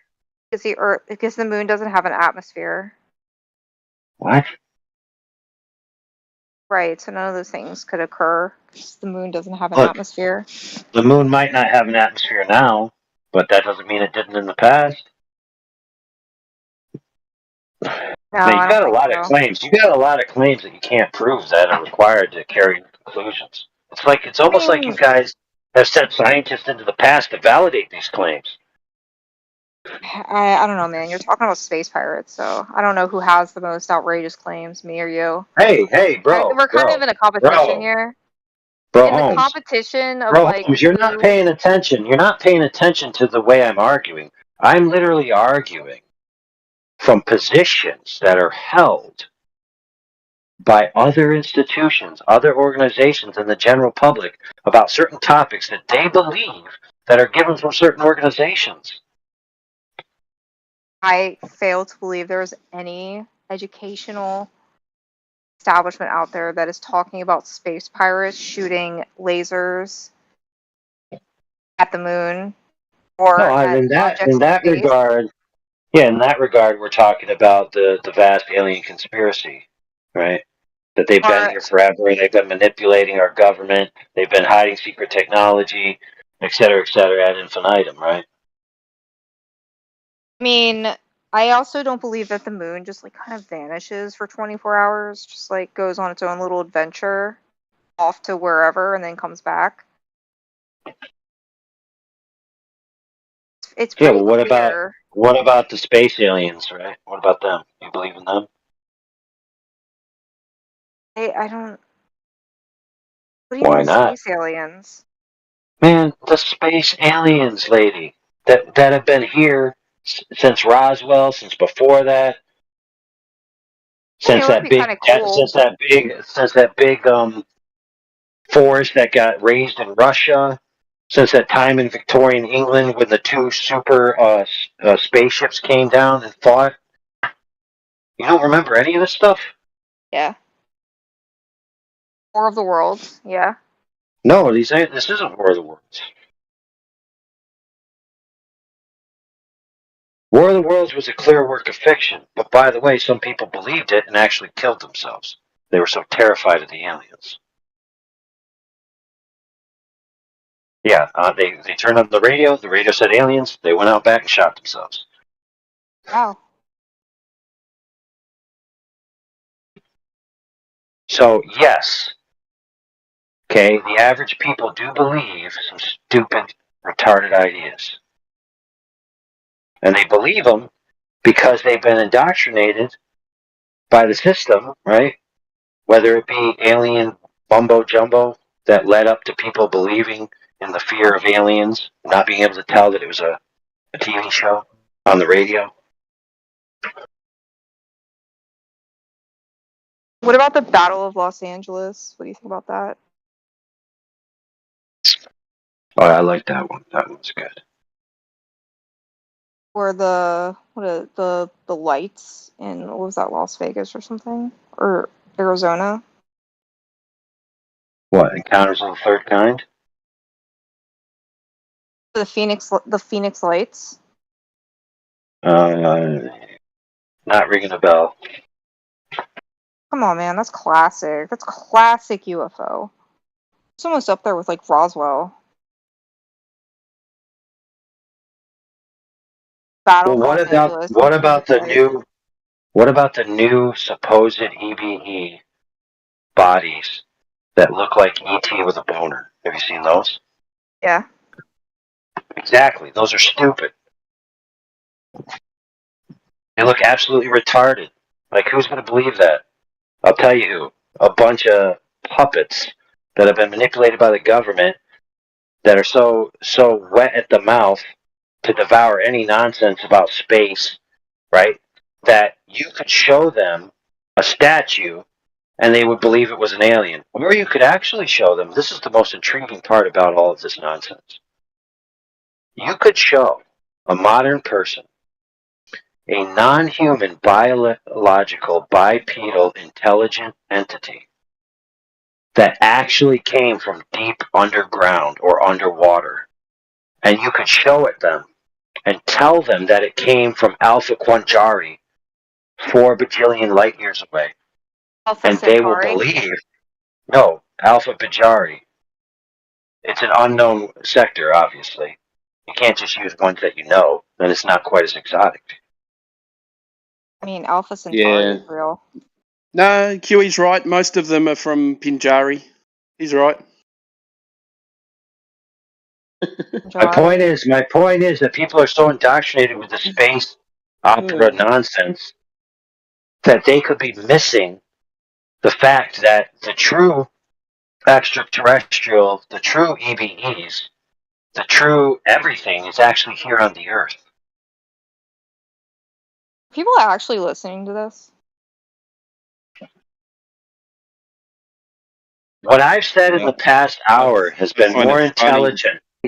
What I've said in the past hour has been more intelligent and insightful than the majority of globe Earth research for the past 10 years. Yeah, I see. Timbo, you're like tuning, like you're. Are you like actually listening? Because like I don't even know if I'm listening. Yeah, I'm listening. I'm finding it entertaining because he's actually using things that globers and physicists have said and making them sound really obscure and stupid. Yeah. I don't know any.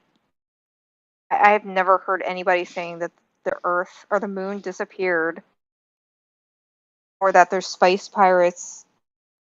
Okay, does the Fighting. moon disappear? Doesn't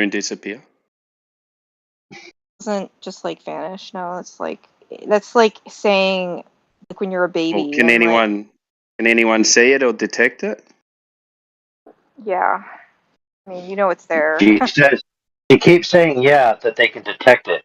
But then as soon as you're about to say, well, where's the proof that they detected it? She immediately shifts before you can say that by traveling back in time faster than the speed of light to change it to, oh, you just know it's there.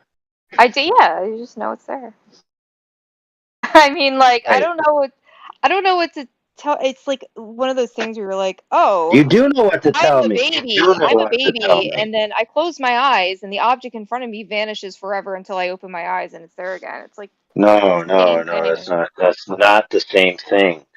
Because if the moon is no, it's not. If the moon is present, then it shouldn't be that hard to get direct evidence via some kind of metric, some kind of optic, some kind of reading that it's there. It shouldn't be hard to do.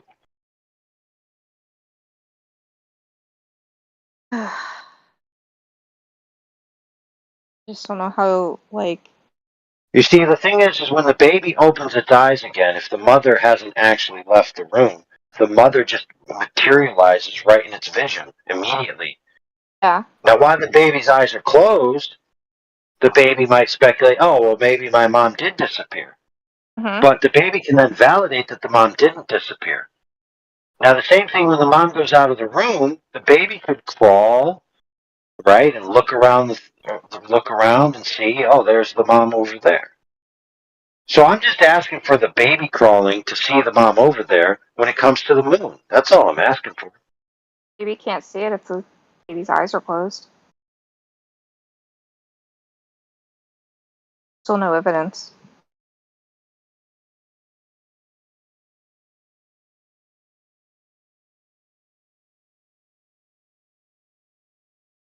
Right, so we boil this claim down to the moon is there, trust me, bro. Yes. Alright, good for you. Well played. You have defeated me.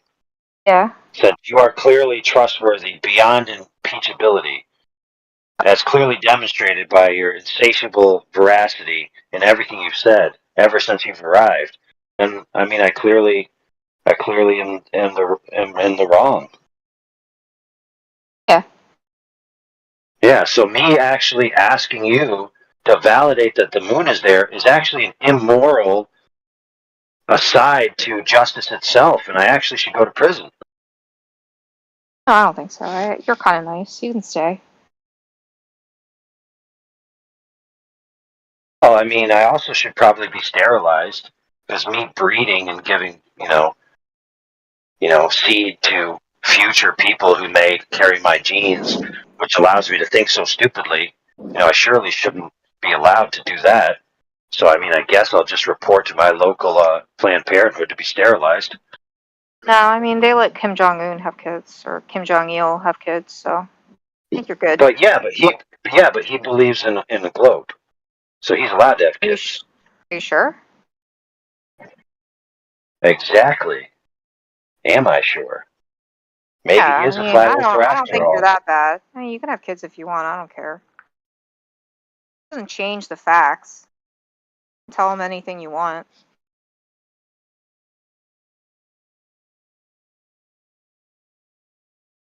Well, I'm going to tell them that anytime they meet a woman that wants them to believe that the moon is in a place that she claims it is, to just ask for the proof. Okay. And then I'm going to inform them that, no, children, yes, you should ask for the proof, but the woman, she won't give you the proof. She's just going to say, just trust me, bro. Yeah. And you just have to be prepared to accept her inane answer, right? Yeah. I like your I mean, your rage baiting is pretty cool, but I like it.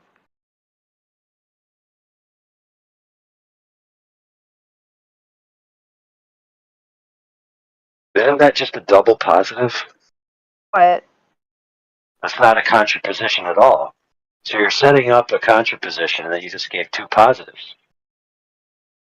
huh? I said I like your rage baiting.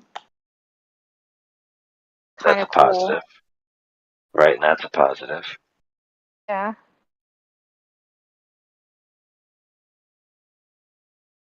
I mean, I know that's the game. I know the game. I'm in the game.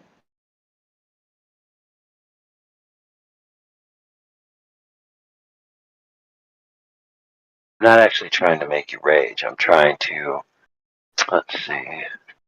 Oh no. I know the game. Listen. I know how it What works. game? Oh, you think it's a game and then you rage Yeah. and then you get muted? Yeah. Man, wow. Wow. That, you know what? That hurts my feelings. Why? Because I'm not like that. I don't know, man. You just been going off and on, going on and on about like. Timbo can attest to that. I don't know. You've been going on like the wildest things, and I just and I'm just listening, and I'm. Well, you see, Timbo's been here for a long time. And he knows a lot of the arguments, and he knows a lot of presentations, and a lot of physicist lectures, and all the Globers come here and what they say. And he knows that I'm just making a lampoon of all of their nonsense. Yeah. I mean, I know that you've heard the same things over and over and over again, and I get it. You hear the same things day after day after day. People come in here telling the same thing, round Earth, moon. Very sky. rarely I see AI mute anyone anyway. That's right. I actually have a very bad reputation. And by bad reputation, not that I'm bad, but that the reputation that people say about me is bad. I don't know. I don't think you're that bad. You're fine. think there are other people that have worse reputations. The person who has banned me twice.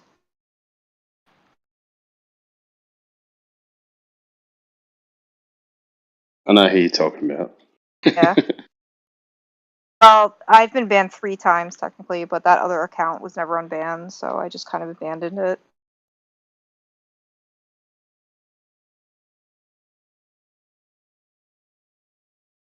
It was one of the admin. Yeah, yeah. So when you have the proof, that the moon is actually there, just post it in the chat thread, and then use the little ping function to ping at crazy dude that talks about moon disappearing into a portal to eat snacks and watch TV, and then I'll review it. How about that? I was just thinking about pinging like your Discord name, not like all of whatever you said. What if I change my Discord name to that? I'll ping your ID then. That's cheating. Like, I can just copy your user ID and I can do @ then I can do a bracket and then your user ID and then another bracket. It just kind of gives me your name. Oh wait, it's the other way. There we go. You do left arrow at your user ID, right arrow, and then it just brings up your name.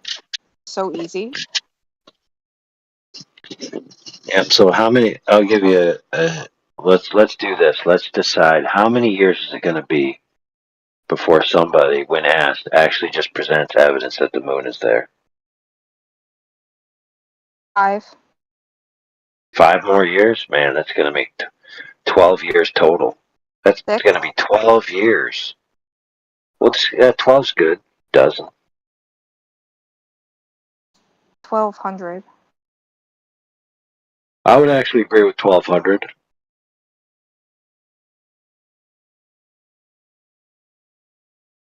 I don't know. I'll keep looking for the moon. I'll let you know if I find it.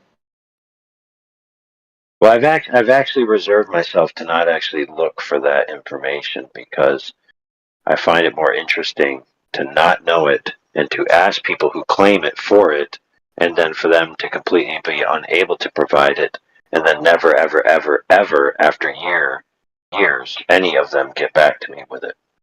It's like, I mean, asking somebody if something is not there. I mean, if that is that what you're asking? If it's not there or if it is there? No, so it's very simple. So there's the circle, right? That can be, it's a circle that has contrast to the background, right? It's definitely a circle. Clearly looks like a circle, right? And people say that's the moon, right? Mm-hmm. And now I say, okay, prove it's the moon, right? So you get things like this. Well, what else could it be? Oh, well, that's where I would expect the moon to be, right? But then I'm asking, no, prove it's the moon in some other verification, like an image, a ping, a sense, a scan, a thermal image, just something, anything. Really thermal image the moon. Why not? I mean, you might be able to actually. Don't you know that they left steaming turds on the moon in these little bags?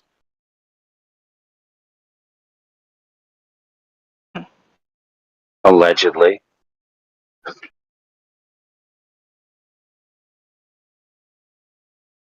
Did you know they were supposed to poop in these little bags and then like pour in some kind of microbes and then work the microbe stuff into the poop with their hands and then seal the bag off? That was composting. Yeah, but that's pretty gross. Especially when you're in the vacuum of space. Yeah. So this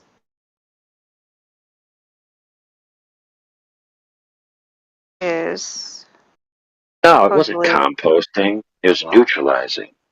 oh, this is supposedly what They the moon. they didn't want to leave any bioorganic entities on the moon. So like the bacterias and stuff in your little poopy doops.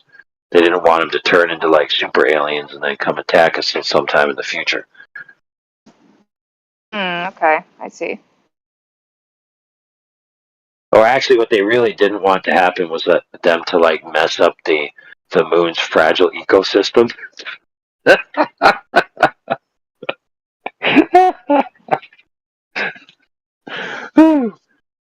If we leave poop on the moon, it'll destroy all life on the moon Yeah. that doesn't exist. So this is supposedly what the moon looks like. I posted it in the chat. The lunar eclipse is viewed in thermal.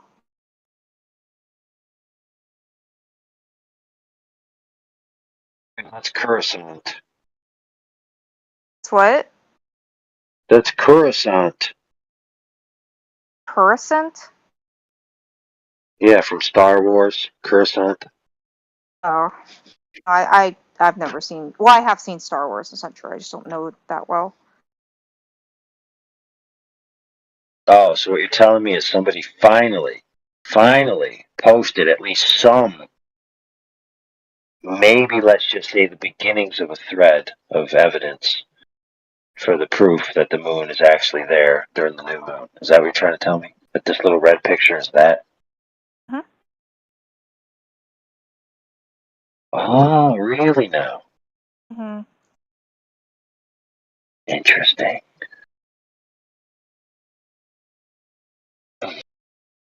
Dude, you know this looks like people are lighting off fireworks on the surface? Look at that. Someone dropped a bomb over here. It must be where they put the poop. Might be. Who gave me this cute little roll? Who gave me this? Highly suspect. I like that. Alright, so I'm going to put this at plausible at best until further scrutiny is complete.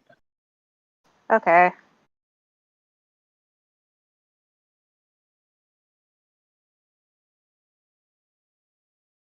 Oh man, Irish TV reporter reports on a crater that was actually a hole dug by pals. Oh yeah, I heard about that. It was like on a beach. These guys dug I a know, hole. it's like, how could you fall for that? Well, the news is crazy. Everybody knows that. But like, I saw a TikTok video about it. It was really funny. Oh wow, look, my other friend here, he posted even more types of craters. So we got volcano, geyser, sinkhole, sulfur pocket, hydro crater, extinct volcano, plus the other ones that I had. So that's 1, 2, 3, 4, 5, 6, 9 types of craters. Wow. Yeah. A lot of those things don't exist on the moon, though, so we kind of like Oh narrowed yeah, down a so lot. says you. Yeah, I mean, we don't really have those things on the moon because there's no atmosphere. It's extremely cold. You know, it's like ice, so really like have a lot of those things.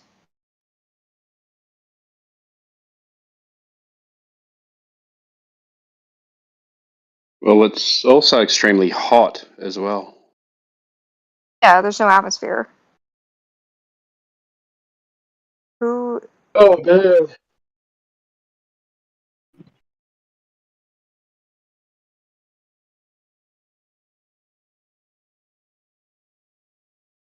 Man, you gonna post Earth's a link where you got atmosphere the photo? extends far beyond the moon. Allegedly. Daily Mail. Your little pictures from the Daily Mail? No, somebody else posted that. Oh, where's this picture come from? No, it's not a picture. That not what I posted. Somebody else posted. I'm talking What about is your little this? red wannabe moon. That's what I'm talking about. What is this? Surprise! Earth's atmosphere extends far beyond the moon. Correct. From space.com. Yep. That doesn't mean the moon has its own atmosphere.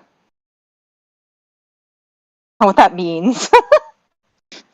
There's a difference between something having its own atmosphere and the atmosphere of another object, encapsulating quote unquote that specific object. I mean, that's the gravitational pull on the moon. That's why it stays in orbit. No, it does not have Allegedly. it does not have its own atmosphere. The moon does not. What if it says finders keepers? It has Earth's atmosphere. It's not the same thing. Right, and then it said finders keepers, and now it's theirs. The moon said that? Exactly. Oh. Okay. Look, see, you don't realize that all of these sentient connotations that I've provided for the sky things is actually quite relevant in the modern day, because there's some new physics theories that are essentially postulating that it's not the case that matter and energy states and small particles are the fundamental unit of reality, but it's actual sentient agency. And so sentient agents are actually the cause of all matter and energy states, to include the moon. So a sentient agent is actually responsible for the moon. Yeah, pretty interesting, huh? Yeah. I'll be right back. Well, yeah. I mean, it's funny. It's funny when a flat earther says it, but when a dweeb, right, with funding and a PhD sits up on a stage at a prestigious organization and preaches this nonsense, he's clapped at. Yay! Stunning and brave! Stunning and brave!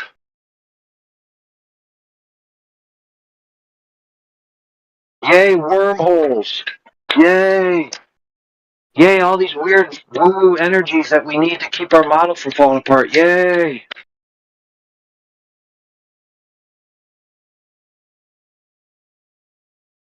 Yay, we're gonna download our consciousness into computers and then become clouds of energy like mini spirit beings, gods. Yay!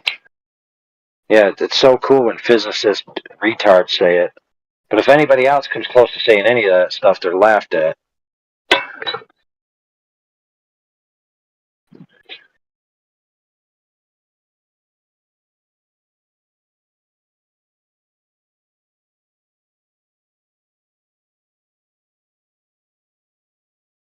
What do you think, Yeah, Timbo? yeah, exactly. Hope I get a round of Yeah. applause. Exactly, dude. You deserve a round of applause because you're a member of the establishment, whereas I am a dissident.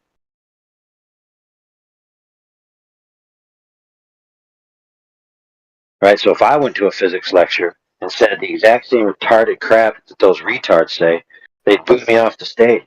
Sorry, my headphones died.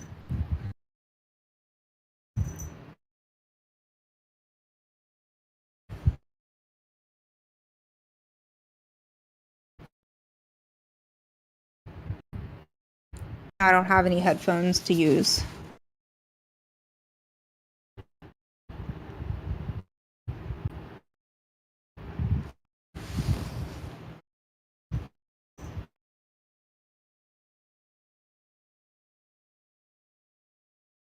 Oh man, Timbo, man. I got drama at work. That's right. People hire crappy people to do work. Then it goes bad. Then they want me to fix it. Then it's already so bad that it can't barely be fixed. Then all of a sudden it becomes my problem. Yep, same issues. That's why I downsized. Dude, I'm like, you just gotta straight up tell like the homeowners sometimes, be like, look, if you want me to take that one thing off, this whole wall gotta come off. So my bid for this job Yeah, start is again. yes, $7,000. And they're like, to take one tile off the wall? Be like, no. If I take that one tile off the wall, I'm going to damage the integrity of the entire structure. And then I'm going to have to try to get it all to fit back together. It's going to look like ass. You're going to blame me. And then you're going to want the money back that you paid me. And then I'm going to be in the hole twice as much because I lost the time and the money. So, in other words, you're just going to pay me the money, and then I'm going to change one tile. Are you a general Do it, contractor? do it once and do it right. No, I'm an admiral contractor. Oh, you're an ad. Oh, okay. Not even captain. All right.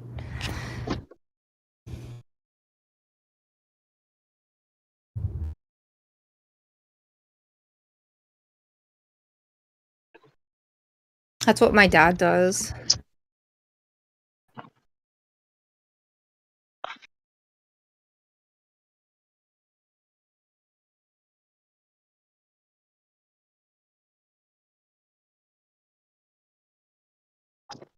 It's not that monotonous. It can, each task can be monotonous, but then you cycle through tasks. So you're always like, I don't know. You're not doing like the same mundane thing day in and day out for the whole year. Yeah, it's fun. And depending on the seasons and stuff, you can make some pretty good money.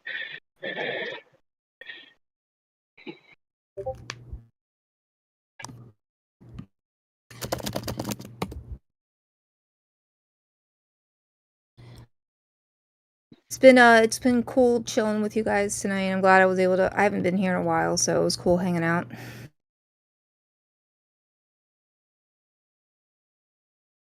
Since my headphones are dead, I'm gonna have to charge them. Yeah, not gonna lie, it's good to hear you. Yeah, it's You're good to hear you always guys too. polite and courteous, so you're always welcome. I try to be. A little bit illogical, but you'll get there. Me? Yeah. I mean, I don't pretend to be the smartest person on earth, so. 1980. I definitely will never claim to be that, so. Anyway, you guys have a good night. I guess Timbo have a good day. This is what, like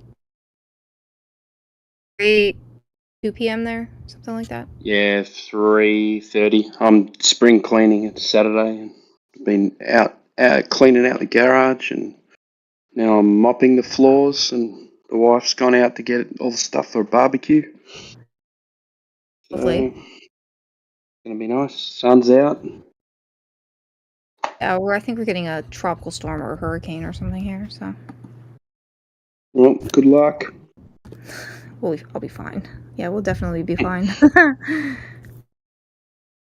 Yeah, All right. I'm gonna check out too. All right, see ya. Bye. See ya, AI. Good night.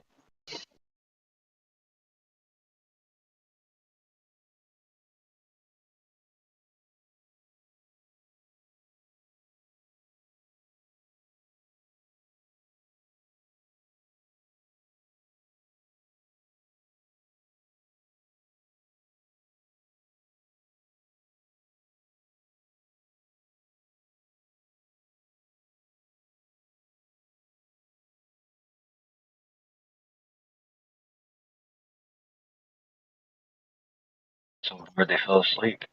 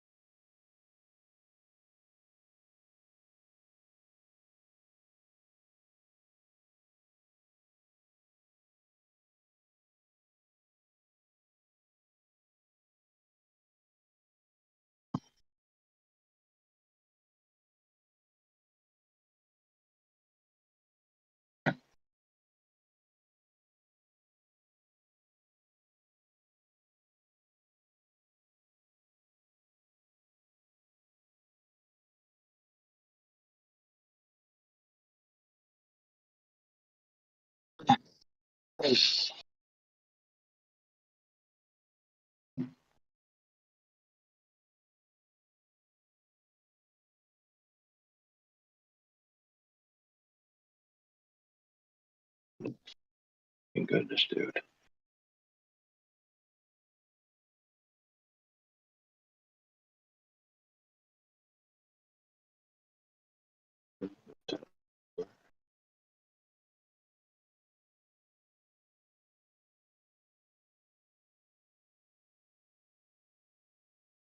When it comes to where you are, where you're standing, what you're standing on, do you have any ideas around that? Like, what do you think? What do you perceive?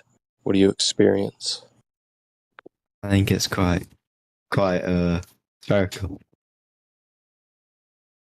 What you're standing on is quite spherical. What leads you to believe that in your kind of everyday life, your experiences? Probably from what people who know more than this have told me. Well, no more than me have told me. Okay, so it's not anything that you, as a thinking human being, experience per se. It's just a story you've been told, and you believe the story. Your everyday experience doesn't necessarily match that. Maybe it does, maybe it doesn't. I don't know. You could give me maybe an example of how your everyday experience would lead you to trust that story. Well, it's just I'm taking somebody who knows more than me and has spent more time on this subject than me, his advice, like I do with everything in life. Yeah, well, one of the things I do that earns me money is I'm an accountant, right?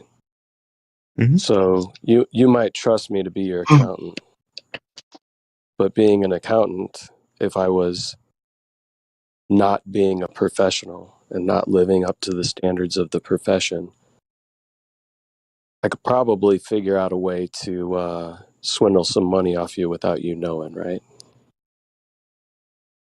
Yeah, probably, but I'd say it's quite different than making up scientific proof. Oh, so you're under the impression there's some scientific proof of what exactly? Because a shape claim isn't really science. That's more measurement, right? Well, I guess more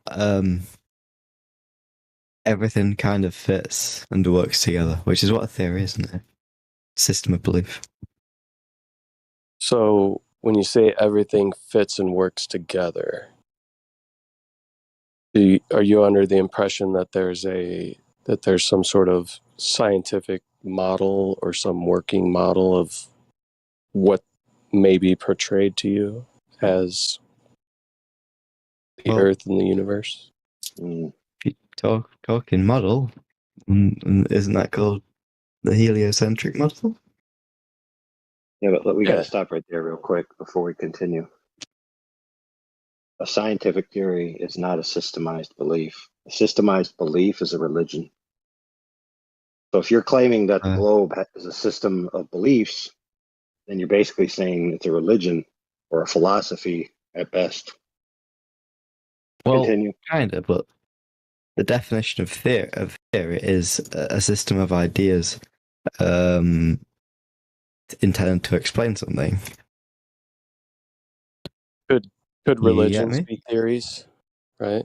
Could we take any religion you want to pick, and could we say that religion is a theory as to God, a creator, a prophet, certain theological beliefs? Yeah, I guess that makes sense if it's a system of ideas. Yeah. Fair point. The problem is we're now all confused. Because you're starting by talking about science. And then you use the word theory. And then you give a definition that it doesn't have to do with science. A scientific theory is a specific thing, which is not the definition you gave or the explanation you gave. Isn't science like, I don't know how to explain it. It's like proof, isn't it? Do you get me? It's facts based on observation. No. What is science? Okay. Science in the way in which we're using science in this arena, right? When people say there's scientific evidence of the globe, okay? Scientifically validated evidence is about cause and effect relationships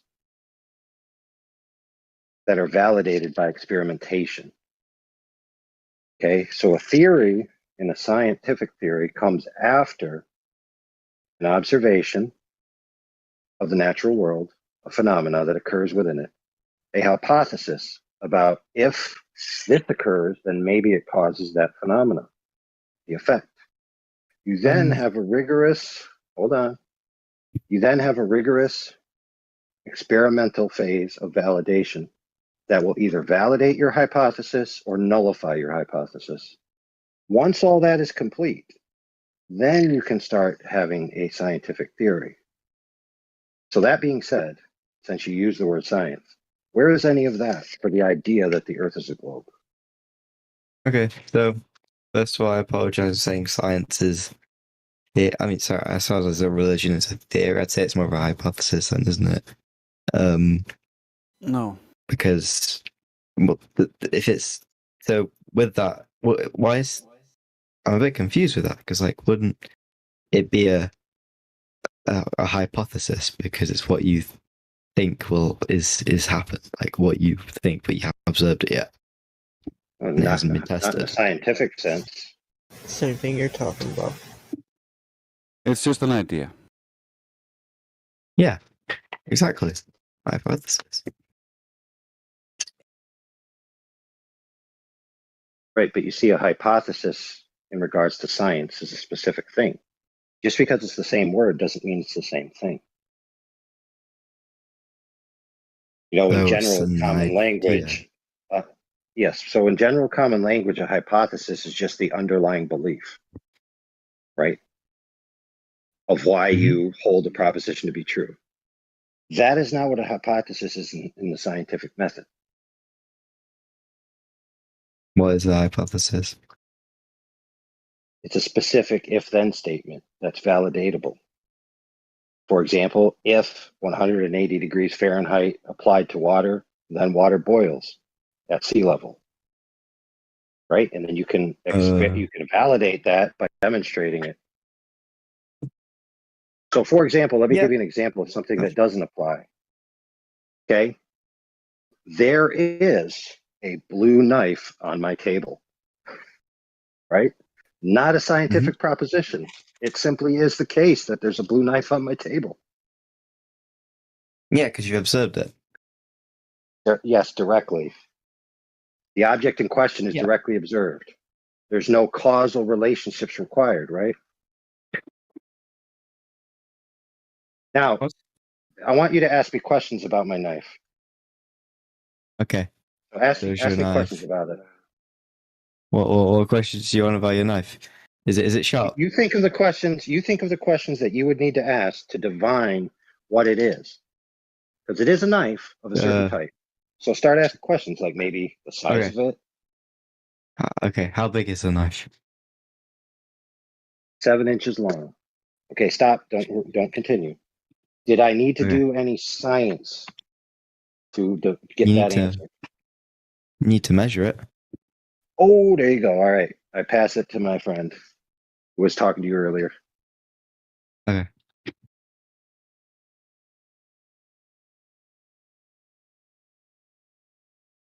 Is that my cue? I think You so. can take it, Napalm. Sure. So, yeah, the measurement isn't science, right? Is that what we were just talking about? Yeah. I thought it was a part of science. It's not. It can Measurement be is just measuring something. Yeah, it can be a tool used in science, but it wouldn't be science itself, right?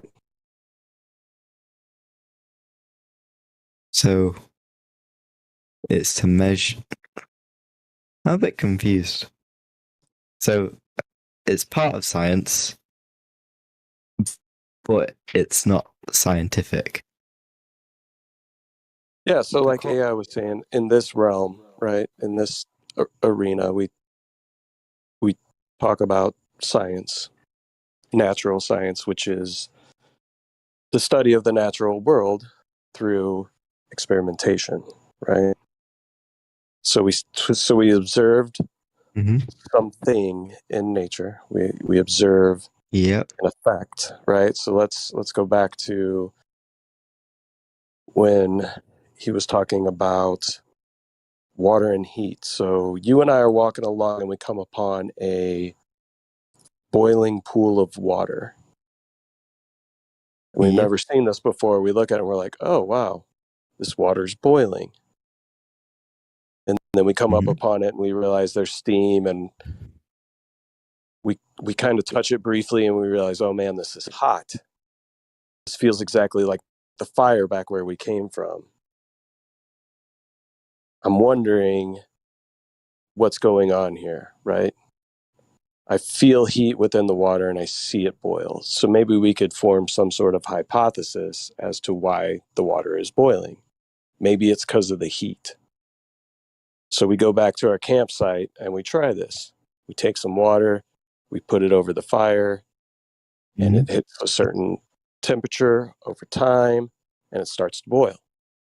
So we can do this over and over again, and it's repeatable. So we have a variable that we're manipulating, which is the heat. We're putting the water on top of the heat, taking the water off the heat, stops boiling. So we're manipulating a variable that we think is the cause of the effect that we're seeing, which is the water boiling. So then we come to the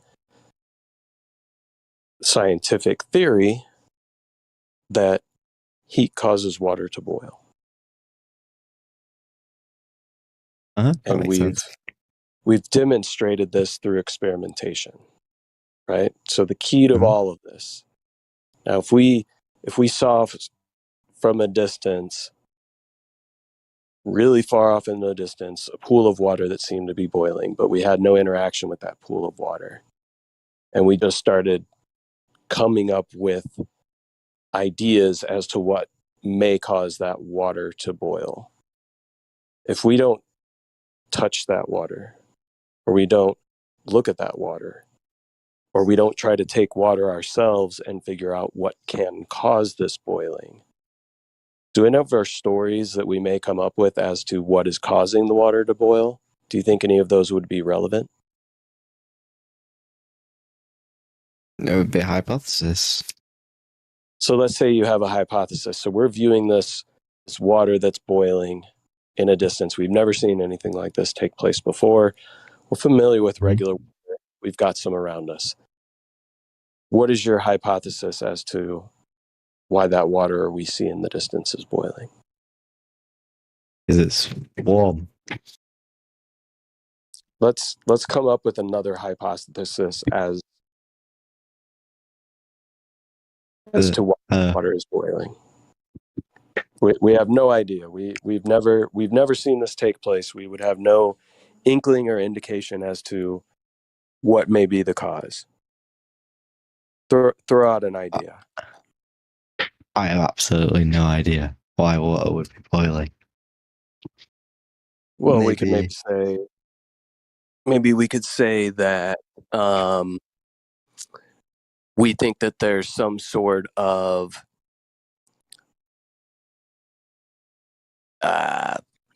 entity or being that lives within this water that is somehow below the surface, which is causing this thing to take place, right?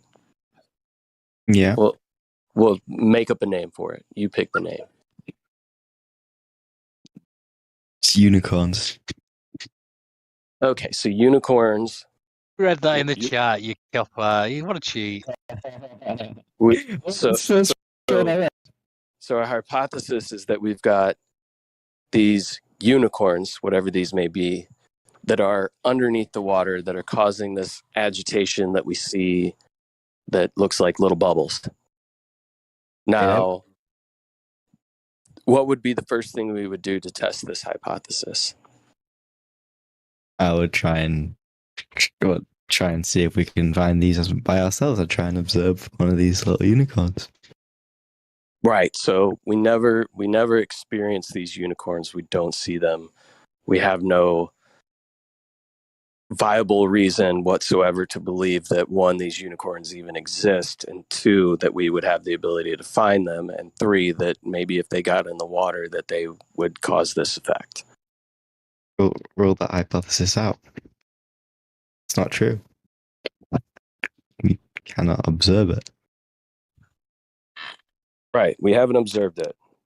But if we have no other viable hypothesis,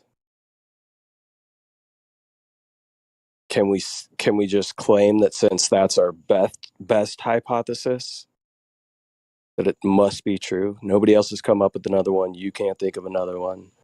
Nobody has done any experiment with water to figure out what may cause it to do the thing that we're seeing off in the distance. But we have this postulation of it's unicorns. And then everybody starts to catch on to our story. We start talking around town. Yeah, you know that water off in the distance that we can't get to, but we see it and it boils? Yeah, it's these unicorns. Really? No, yeah. And then we start coming up with more stories about the unicorns, the color of their fur, how they can breathe underwater, all kinds of different things, right?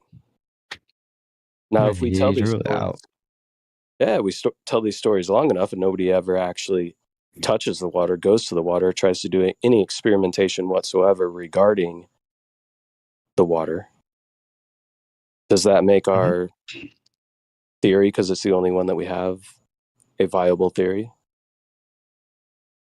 It's the right hypothesis. Well, I mean, it's the wrong opinion, but we haven't proven it's the wrong hypothesis, right? Because we haven't done an experiment. That's the whole point. We need to do an experiment in order to come up with a viable hypothesis, right? Or you could observe these unicorns. So let me ask you a question. When it comes to what you believe in, the heliocentric model, globe Earth, all of this stuff, has any of it been scienced? Is any of it been observed? A question of science? So it's been observed. It's been observed. Right. So Yes. what in particular has been observed? Curvature. Curvature's been observed. Where is this taking place? What do you mean? I don't understand. Where and who has seen curvature? Every person that's, I can't remember the exact place. You know, every person that's ever seen an image or a video from Every above. person that's watched TV. Okay. So we got an every image. person that's seen an image or a video. Well, if you photograph one of these unicorns, you would have proven the unicorns there, and you know. Right. So You've you're observed under it. the impression. So you're under the impression that we have a photograph of Earth from space. Seems quite likely to me. Seems quite likely, but the funny Yeah. thing is, it's 2022, and we still don't have one. Why is that? I'm back. Did you hear me? It's 2022, and we still don't have a photograph of the Earth from space. Why is that? I don't believe you. Where Okay. Can you provide one to me, or have you seen one? Could you give me an idea of an image? Blue marble. All right. Blue marble 2.0. That's a picture of Earth from space. I'm sorry. What was that? I believe so. You believe so? Do you know so, or do you believe so? Doesn't seem very. It seems quite credible. Seems quite credible. Okay. Well, what if I told you if you go to the NASA website, you can find a data visualizer named Robert Simmons, who has also been interviewed on a radio show talking about how he created the blue marble image. So what he did is he took strips of high altitude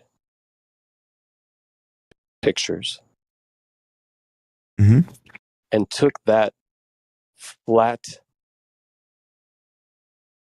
map, wrapped it around a ball in Photoshop, and then started coloring it in. He put in the clouds. He talks about how he made the colorations within the oceans, how he made it a little bit more green in areas that they had sensors that sensed more phytoplankton in the sea. He decided to use that data to color those parts a little more green, right? So the interviewer even asks him, so there's artistry to making the Earth. And one quote that Robert Simmons has is that he says, it's Photoshop because it has to be. I'm reading this. Did you find Robert Simmons on the NASA website? You can read it all. Yeah. I'm not reading. Did you find Robert Simmons?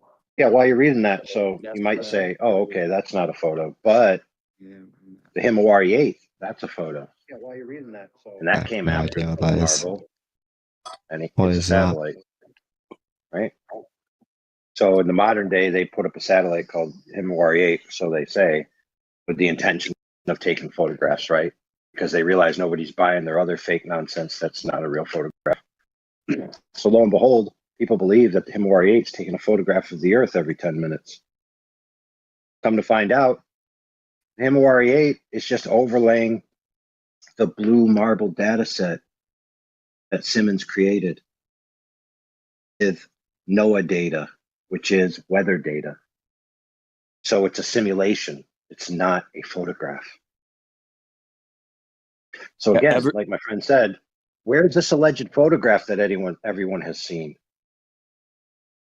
It says here that in 1972, during Apollo 17, that was the last time someone took a photograph from above low Earth orbit. 1972. That's the only alleged photograph. From what this is saying, since from Yep. whenever this So- was interview was out. 2004. So it's 2022, and the only photograph that's ever been taken of the Earth from space is from 1972. Do you believe Yeah. From low Earth orbit, according so it shows the entire hemisphere. It's from they were going to the moon, they claim, and that's when they claim to have taken the picture. But NASA admits today that they cannot cross through the Van Allen radiation belt. They would kill anyone who would try. So they cannot send people beyond low Earth orbit or to the moon. What? So apparently, So that's why they couldn't have taken that picture. And even if you watch the documentary, a funny thing happened on the way to the moon. The tapes from when they were faking that actually showed more and were leaked and found and were shown in that documentary. So you can see exactly how they faked that picture as well. Right. So what we're telling you here, my friend, is that the only photograph that everybody's seen is scandalous at best, unvalidatable at worst. So again, where's this supposed photograph that everyone has seen? according to what you said, there isn't one. Oh, there you go. That's the answer. Well, I find it hard to believe, which I'm sure is quite normal. Wait, So you think it's rational to believe that the only legitimate photograph happened at the beginning of space exploration, and since then, not one has been duplicated by an advanced system. You think that's easier to believe than just to believe that they can't take a picture because they can't get far enough away to take a picture? Just like our other friend just told you, they admit that they're planning missions to go past low Earth orbit, past the Van Allen belts. It makes it sound like, wait a minute, didn't you already go past the Van Allen belts? I mean, if you're a wise person, my friend, and you think self-reflectively, all that sounds pretty scandalous, don't you think? well, I don't think we've really have people really been past low Earth orbit since the end of Apollo. No, not really. No, they never Because- went past it. They never went past it, my friend. That's the Yes, point. yes. Allegedly, What he's trying according to what he's NASA. trying to say, is in the Orion project. That's NASA. They admit themselves, just like he said, that until they fix this problem of going past the Van Allen belts, they cannot go past low Earth orbit. We're using the globe experts, NASA. They're telling you the truth. They can't go past. That means they never went in 1969 to 72 ever. They never went. What? So they said they went, but then they said, for some reason, I don't think they'd do that. Yeah, they Well, said they went a long time ago, and then they realized, oh, the radiation would actually be completely lethal and can kill anyone who actually tries. So that's why anyone now cannot go. And for the last few decades, no one has been allowed to go because it's deadly. You can't go. It'll kill you. We don't have any shielding that'll protect us, so we can't go. That's their excuse right now. All right, fair. However, the pace is getting too frenetic. Okay? People are interrupting each other, and that's causing people to create a fog of war in their mind that they have to talk faster, and it's just going to escalate. So I'll take a moment and breathe, and then continue.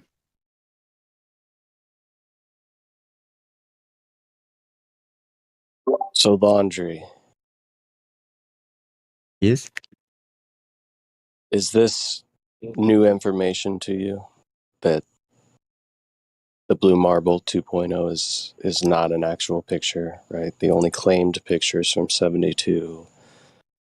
And there's certainly some issues around whether any of those missions did or did not take place, certainly because NASA's excuse of not going back is they're trying to figure out a way to get the proper shielding and protection against the radiation so people don't die going past low Earth orbit, right?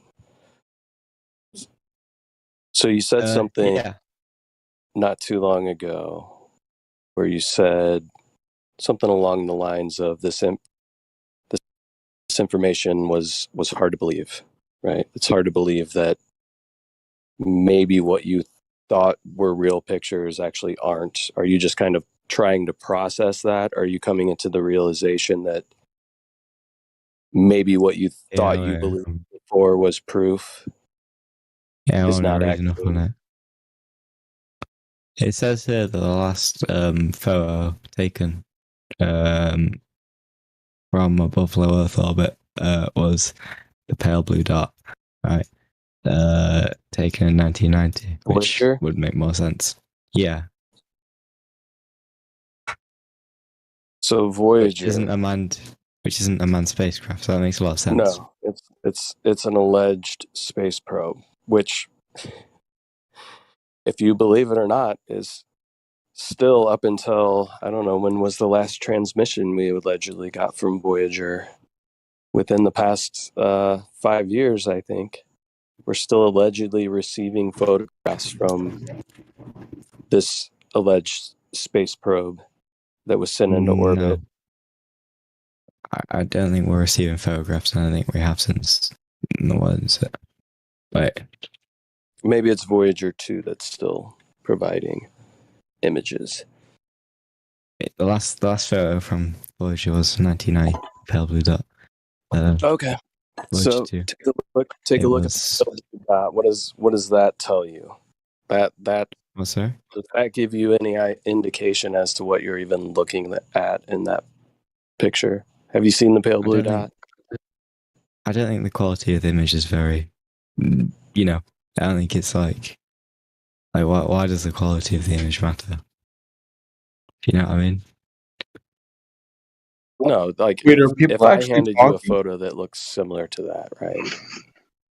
If not the exact same photo, and I Hello? drew a little arrow on it to one of the more lit places within that image, and I Hello? said this is Alpha Centauri.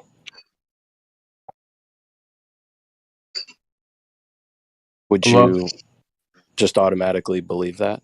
If I drew the same arrow to the same pale blue dot and I said, this is Alpha Centauri, how would you know or verify, or what would give you any indication, even looking at that photograph, that that's Hey, Earth? whoever's talking, what's going on? Well, I wouldn't see a reason for you to say that it's Alpha Centauri. And surely if you did, you would try and make it a bit more believable by maybe putting some sparkles or something around it. Yeah? I don't know if sparkles would make it more believable. It actually would make it look more fake. But either way, man, looking at this pale blue dot image, does that make you think that that's where you live? That that's a picture of where you live? Yeah, I don't see why they wouldn't.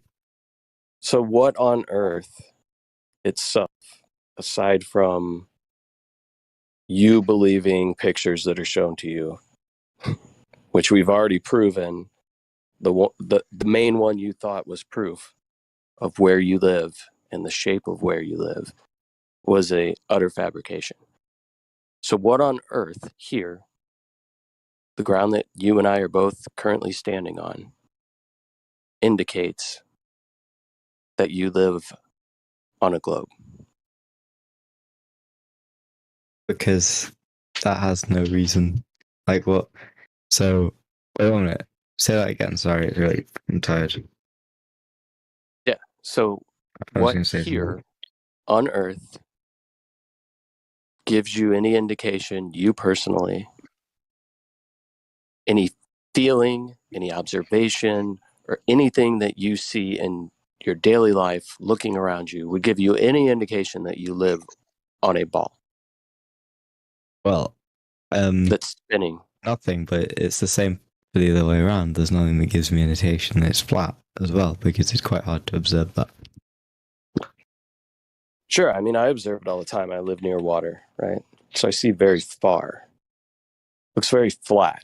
When I go over, across this very large bridge in my area that's tall enough for cruise ships to get underneath it, and I look around, everything that I see around me indicates flatness. No indication of curvature at all whatsoever. But can you see those ships forever? Like, can you see them go forever? Forever? Do you think you can see forever? Well, I'm sure the higher up you are, the further you can see. Okay, so if I had a penny in my hand and I was standing on that ship, would you be able to see the penny? Ships are quite large, and you can How far away see do them you a lot be able further. to? How far away do you think you'd be able to see a penny? Oh, I don't know, about.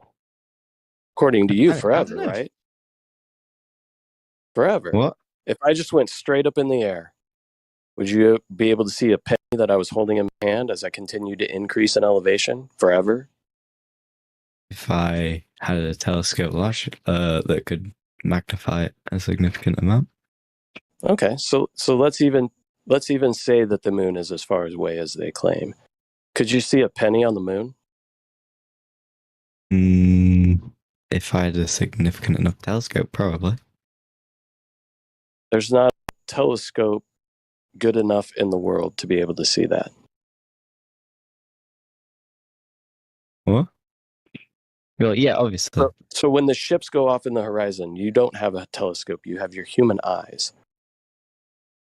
With your human eyes, would you be able to see a penny on the moon? Well, no. Right, because you can't see forever. It's different, right?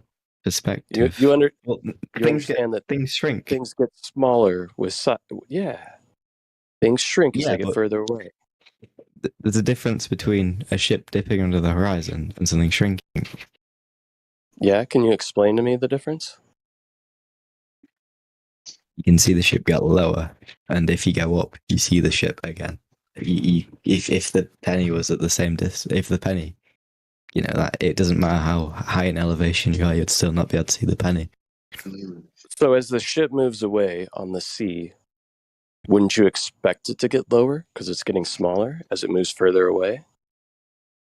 Or would why wouldn't that be your expectation? What? Sorry. Why wouldn't The that ship be is your getting smaller, but not a significant enough distance. It's not a significant enough distance for it to be any. I don't get what you're asking here. Sorry, it's quite late. Well, you say fair point. these ships go over the horizon, right? Yes. Yes. So ships get further away, they get smaller and harder to see. But there's also a ton of different things that take place in the atmosphere.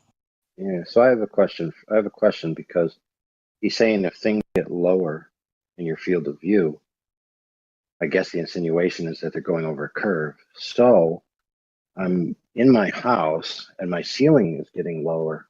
Is it going over a curve? What do you mean?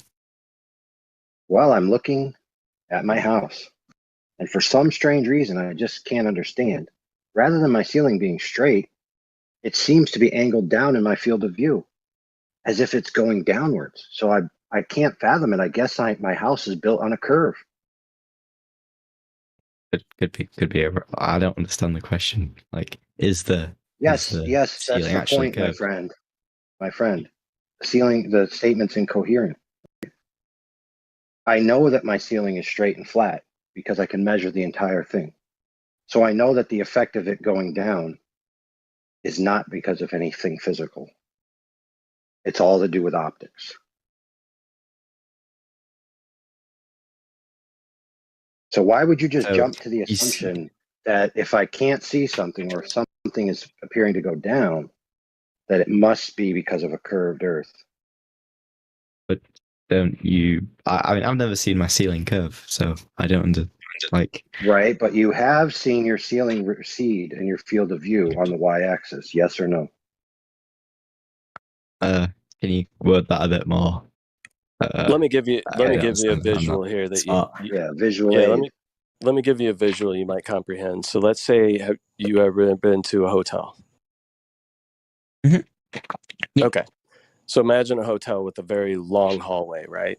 We know it's flat, straight, because they don't build buildings that aren't straight, right? So we're looking down this long hallway and there's lights on the ceiling. Yep. When you look down that hallway, does the floor appear to ramp up towards your eye level, and does the ceiling appear to ramp downwards towards your eye level as it gets further away? Yeah, to a point. Yeah. So in reality, is that ceiling that's above you physically going downward, or is it just a matter of your perception due to perspective? No, but I don't think that's a large enough scale to see. Like the hallway would have to be quite long, wouldn't it? Wouldn't even have to be that long. I mean, that's what you to see. be able to see it. Well, yes, Have you ever been in a hallway where you don't see the ceiling appear to come towards your center view and the floor appear to go up towards your center view? That's how you view everything. Always. It's perspective. Well, I don't think there'd be a hallway long enough to show it not. You know what I mean?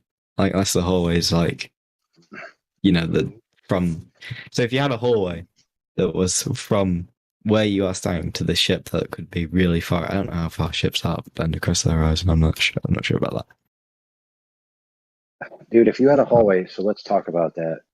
If you had a hallway, if you look at the live stream voice text, you'll see an image of a hallway that's running as a GIF, and you'll see the effect in question. Okay, so if you had a hallway, the length all the way out to a ship where a ship starts to disappear, which is roughly 3 miles, 3 to 4 for a 6 foot tall observer if he was on the shoreline. If you were looking down that hallway, right, after a short while, the rest of the hallway would be unresolvable. And all you just see is everything converging to a point, and you'd be impossible to see the rest of the hallway. I agree with that. But right. ship. So if you then remove the hallway, does the same angles of light not apply anymore? The ship isn't the same as a hallway because why not? The ship is a point, if you know what I mean. Right. So remember what I just said. You know what I mean. Remember what I just said. The angles of propagation within the hallway, and the angles that they enter your eye or the optic, right, are at too small of an angle to be resolvable on the hallway, which is approximately the same height as a person, right? And all of the information from the end of the hallway recedes into a point. So if you then remove the hallway, would not the same thing be happening to the portion of the ship that occupies the same space as the hallway, being approximately 7 to 8 feet tall, standard hallway? So at isn't a ship bigger? 3 miles. I'm talking about the portion that represents the same scale as the hallway, like I just said. 6 to 8 feet. But how am I supposed to see that point from a ship that's far away? I wouldn't be able to see that. You got it. So what you would see by what you just admitted is you wouldn't see the portion of the ship that represents the same scale as the hallway, but you would see the portion of the ship that is much bigger, being the top. So by your own admission, you generally conceded that the bottom of the ship would disappear due to the laws of perspective alone. The point of the ship that faces, you know what I mean? Like the point of the ship that is level with me. Right, that part's going to disappear. Obviously, first.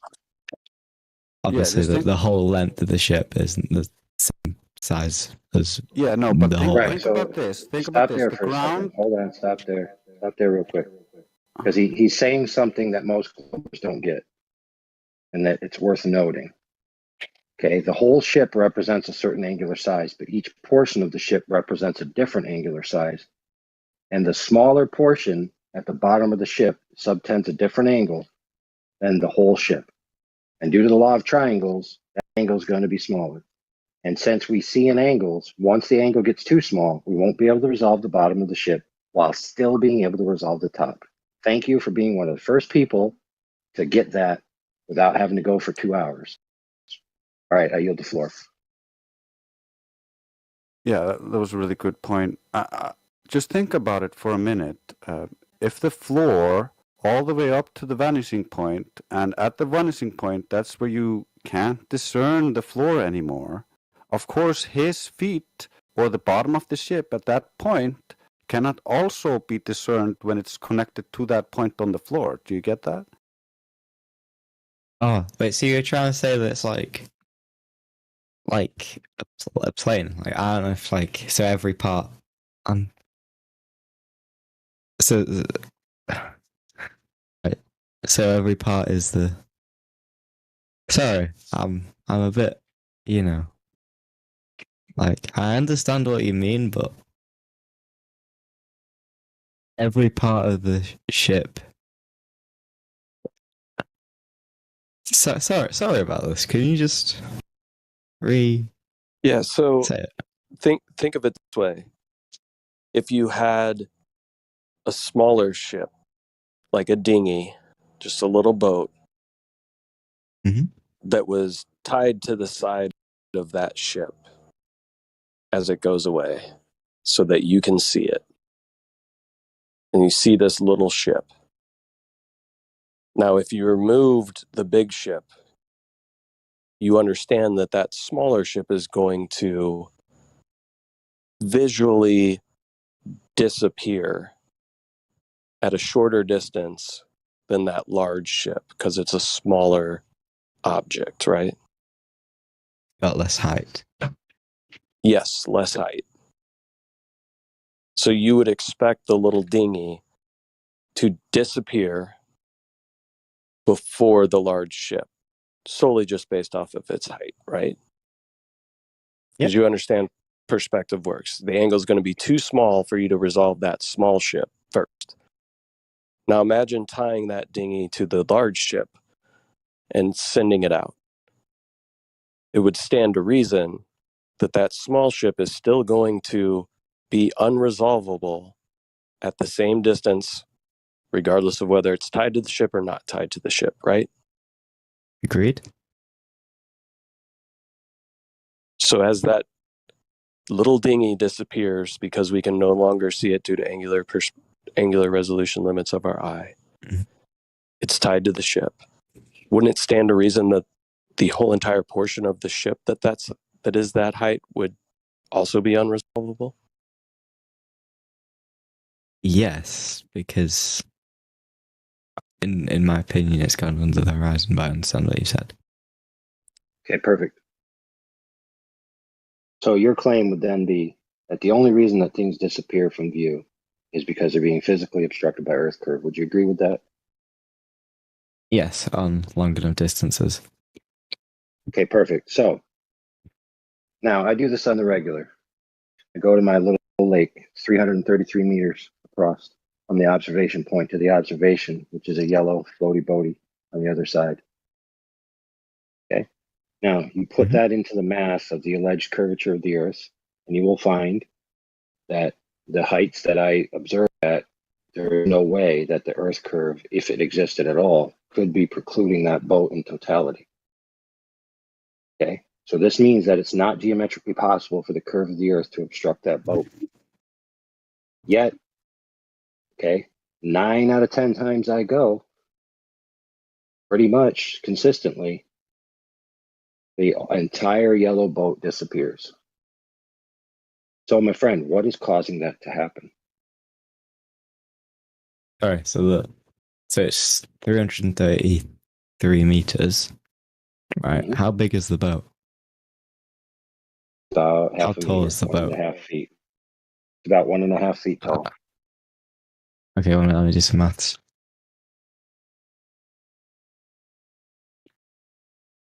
So how many?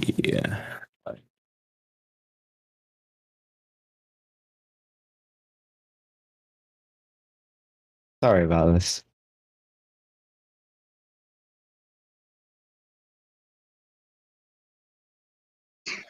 Just doing the math off the Sorry top about of my this. head. AI.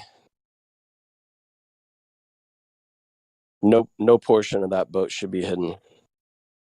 And if it is a portion, it's such a small portion that you wouldn't be able to notice based on the Earth curve calculator. Because that's what, about a quarter mile?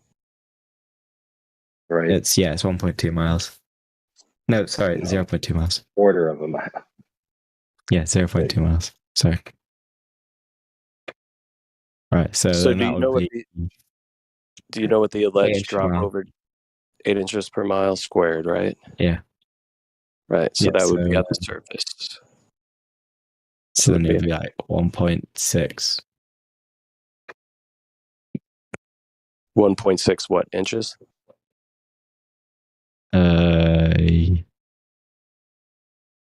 Would be probably, the yeah. alleged hidden height due to the curvature of the Earth, allegedly. Mhm. So when AI said he goes out, and 9 times out of 10, the whole entire boat disappears. Why? Is that Earth curvature? Do we have a tiny Earth? Smaller Earth? That'd be funny. Probably not. I'm so glad you Yeah, said that. there's no reason. Right. So There's then no what reason. must be the reason? Okay. So it looks like it's happening. So what must be the reason? The only other hypothesis you've given is that whole stuff about vanishing points. Well, let's just be more broad, just for fairness sake. Okay. It's not because of geometry. It's because of an optical effect of some kind, whatever that might be. It's no longer in the category of geometry. It's in the category of optics, correct? Yes. Exactly. So now that we've agreed that the bottom of things can be missing, or an entire object itself can be obstructed without the necessity of Earth curvature in the way, we can now make progress.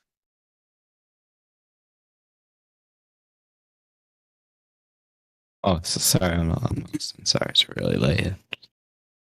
Now, I'm I sorry, want you to realize that that's a necessary concession that you made because it's obvious, because it's observable, that it is not true that the only way for things to disappear from the bottom is because of Earth curvature. So that's a false statement. You've proven that to me. Yeah, I just did, and you conceded. So if you retract now, it just means, right, you're fair, exactly.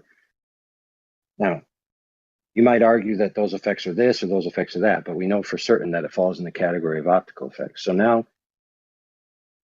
since we can't do this for real right now, we're going to do this in our minds, right? Okay.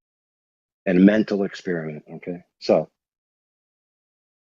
well, first let's preface this. Do you know that the optical device, whether it be biological or synthetic, has a limit to it, known as the angular resolution limit? Everything that has an angular field of view has this limit. It's just that simple. It's a hard physical limit, known as the Rayleigh criterion. Heard of it. Yep, it's known as the Rayleigh definitely heard of that criterion. before, but like, So for the human eye, it's approximately 0.02 degrees. Okay, what that means is that any light from the source that enters below that limit will be interfered with by any other light that enters within that angle. And therefore, there will be no resolvable information, and it can at best be only rendered as essentially, for lack of a better term, 1 pixel value. isn't So that you imagine, resolution? yeah,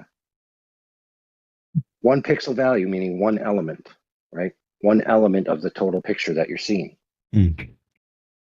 But so in that area, everything have different in that resolution. angular area. Sorry. No. This is angular resolution, not pixel density. So for example, if you only had 4 pixels in your sensor, right? If you literally had only 4 pixels in your sensor, you could never render something that requires 10 pixels to render, correct? It would look like blurry nonsense, would it not? Yeah.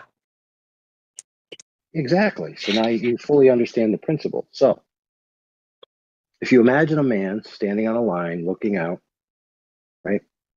And these radials, right, of angles emanating from his eyeball, you can imagine the 0.02 degree triangle coming out from his eye and going out along the horizontal line in front of him until it intersects the horizontal line.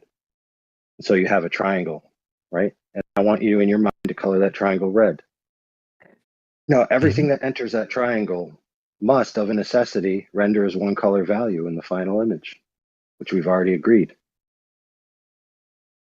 It just so happens that if you take the time right now to map this out, it pretty much coincides with where the alleged horizon is for a 6-foot-tall observer.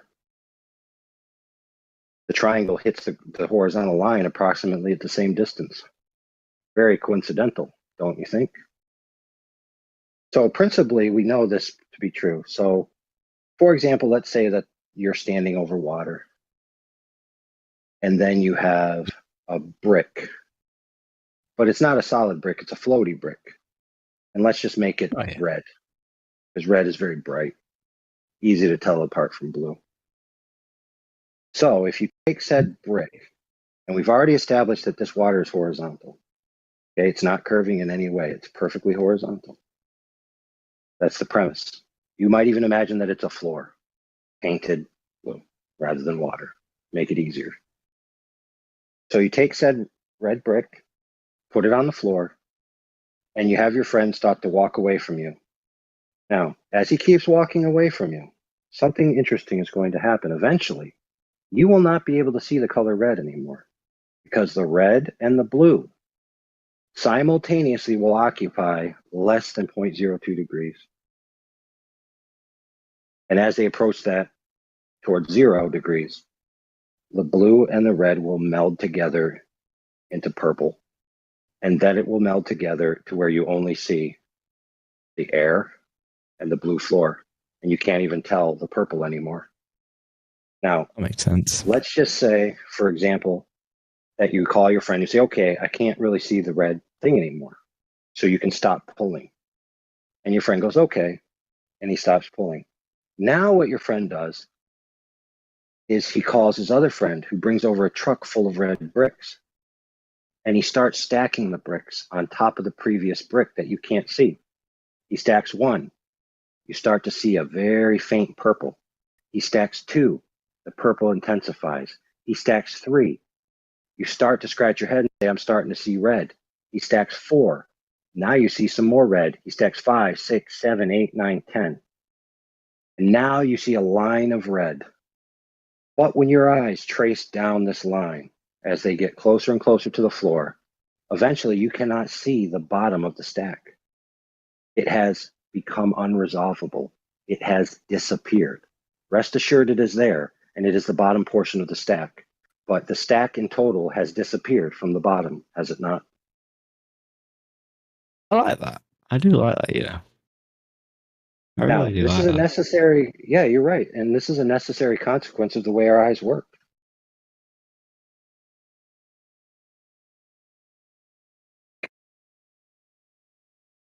And and all optics with an angular field of view, by the way.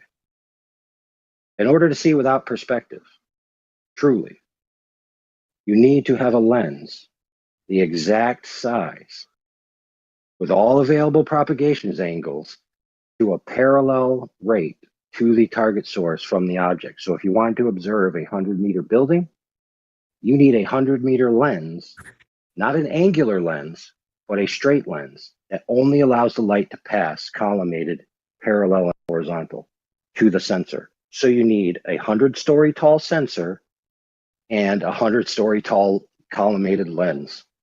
Okay, these types of optics don't exist. So every observation that we make is through an angular field of view with these limitations, in which we already have said that because of optical phenomenon, the bottoms of things can disappear, And that's just the facts.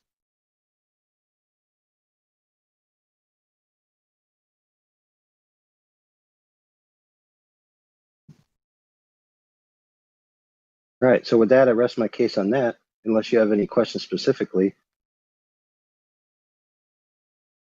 Why would you need a 100-meter lens to see a 100-meter thing? You need a 100-meter lens to see a 100-meter tall building without the effective perspective, and it needs to be a collimated lens where the sensor exists parallel to the light coming from the object. Like a mirror. So if you don't have such a lens and you use normal lenses like your eyes, you'd be standing on the ground, right? And the angles of propagation from the top of the building would be at a downward angle towards you, forcing all of the light from the propagation angles to enter at essentially inverse angles after they pass the lens, and that's what creates the effect of perspective. Is that you see an Imagine angle. like a mirror. This is right. What's I'm that? imagining like a mirror, right? Okay, and this mirror is the same height as something. Yeah, right. So it's like a mirror, if you know what I mean. It would work like a mirror. Yeah, well, the problem is that mirrors suffer from a perspective as well. If you stand in front of a mirror and start to walk away from it, does the image that appears to be you not shrink in size? Of course it does. Yeah, because that's your eyes. It's not the mirror.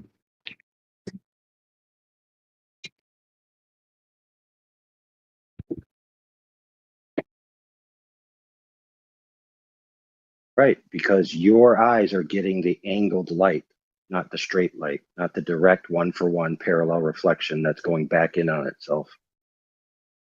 So now you get it. There's also another way Yeah. to show it. The ancient Greeks, of course, didn't have any fantastic telescopes or anything. They just looked at the horizon with their eyes, and they drew on a piece of paper and used orthographic view to assume that the horizon was Earth curve.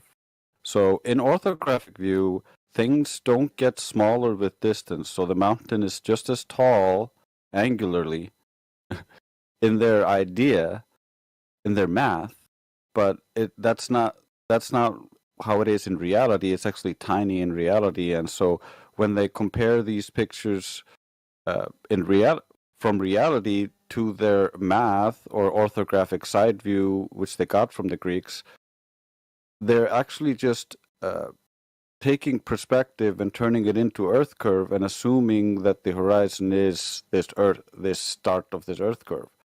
But there's no evidence to actually substantiate that.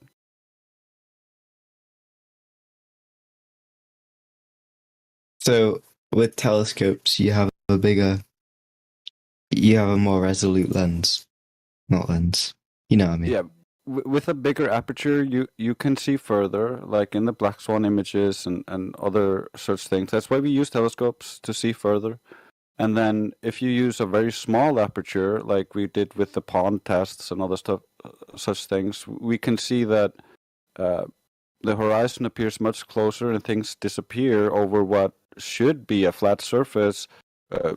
According to the globe mechanics, these bodies of water should not have enough convexity to hide these objects, but it does happen on the smaller aperture cameras. But on the bigger cameras, you can actually see the boat still. So it is optical. There's no Earth curve here. What's Black Swan? I know what a black swan is, but what is Black Swan experiment? A black swan is not an experiment. It's a reference to the Karl Popper's falsification, and he has a story that goes with it.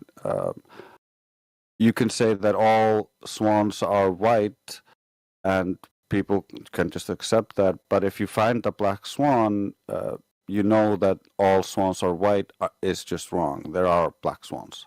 So that's what we find. We find black swans that show that all swans are not white. And so the Black Swan image is just what this image was called. It's two oil rigs taken. A snapshot taken from a video where he lowers the camera 1 foot off the surface of the water. So the horizon should be only 1.22 miles away on the globe, but we can see the horizon way past the second oil rig. So that's over 10 miles. The size of that globe is completely unsustainable, so it just doesn't work. Black Swan.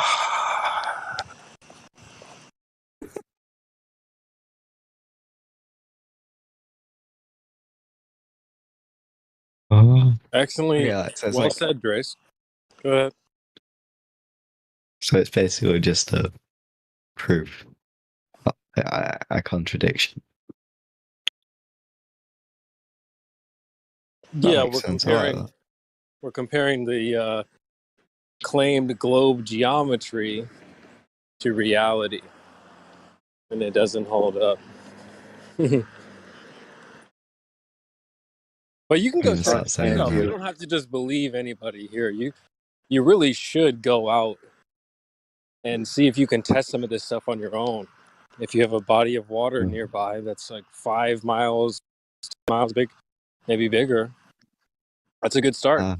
Next time you go on vacation to the beach or something, take an Earth curve calculator with you.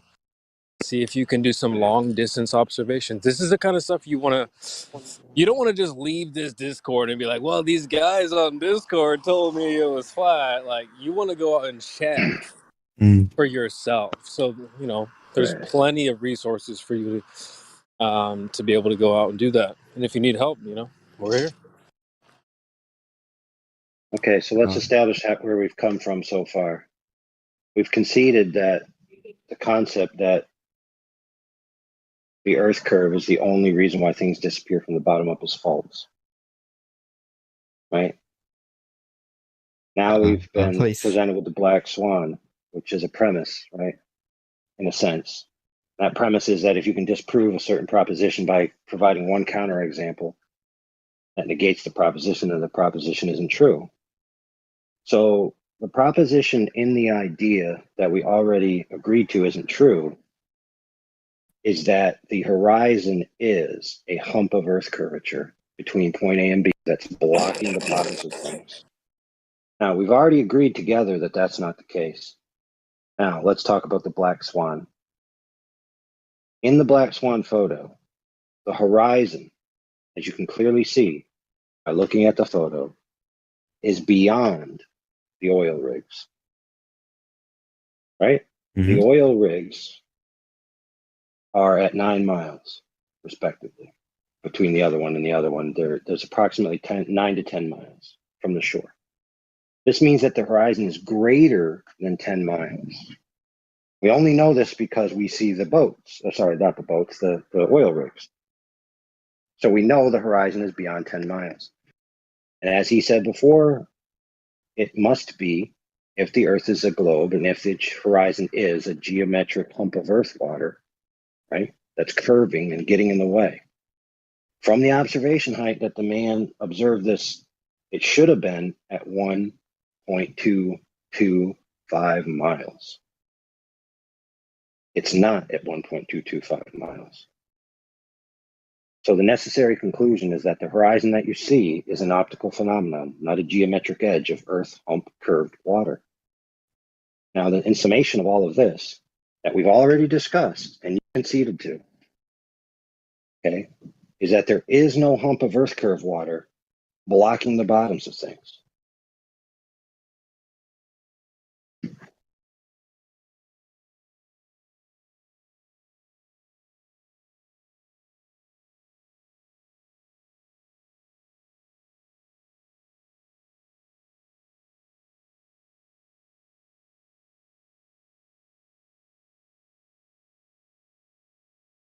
Now you might say, okay, that's compelling. How would I know for sure? Well, the correct answer is to directly measure the water. So far, we've been talking about optical defects, right? So let's measure the water. How are we going to do it? We can't use a string because of the catenary curve problem, right? Which is a physics problem. Just take my word for it. Can't use a string. Oh, okay. Can't use a solid piece of steel for similar reasons. So the most efficient means to get something at that range, that we need a sufficient sample size, right? So what's a sufficient sample size? Let's say 25 miles. That sounds pretty good, don't you think? 25 miles, you'd see. Doing the maths. 25 times 8. 200 inches, which is what? I don't know what that is in feet. 25 miles, it would not be 200 inches. Wait, what? So wouldn't it be 25, then 8 inches per mile, times it by 8? It's squared. Oh, there we go. So would it be If you were 5? doing it your way, it'd be a 5 slope, times. not a curve. Oh, yeah, that makes sense. Sorry. Right, so 5 times. What is it again? What is it? 5 times 8? It's 20. 40. No, 25. 25 times 25 Uh-huh. times 8 Right, inches. so That'll give you inches. sure. 5,000. That's going to give you, right, that's going to give you the drop. 416 feet. Right, so that's 416 feet drop, right? That doesn't seem very believable to me. I'm gonna be honest. Really? Yeah. Why not? I don't know. I don't think you can see 400 feet of drop between 25 miles. That's like. I mean, that's the math of the ball. Significant. That's very significant. Yeah, it's very significant. So we have something that's 400 feet, right? 400 feet. I can live with like 400 inches, but I can't live with 400 feet. Well, too bad, because that's the measurements of the ball that they told you exists. Yeah. Okay, so I'm going to walk you through it. So this is how it goes. You got 400 feet. It's actually worse than that, but we'll just use 400 for sake of argument. It's easy to divide. So what they did is they went, set up what's known as a laser transit measurement. Laser transit is basically a really long level, right? Because obviously you don't have a 25-mile long level. So you level the laser on the one side of the land, you shoot it over 25 miles of water, and you have a target, right? You set up the laser at 6 feet off the ground. You set up the target at 6 feet off the ground. Right? It's can't a laser be refracted and stuff though? Ding, ding, ding. He said it. He said the word. Oh, what? Hey. Calm down. Oh, no. We're not getting frenetic here. Yes. The correct answer is lasers can deviate due to refraction. Okay. So I want to ask you this before we start. You already have heard this is a 400-foot differential, right, between the drop. Mm-hmm. Now, yeah, we're going to measure this. We're going to measure this to see if that drop is there by setting up a laser transit level. Now, I'm going to continue with how this works, okay? So we'll set a baseline for how this thing's supposed to function.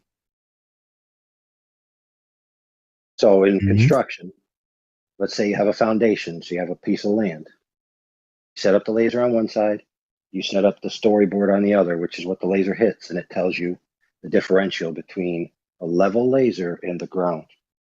So for example, if I set up my laser at 4 feet tall and the storyboard says 6 feet, right? Then that means I have to add some dirt to level the ground, right?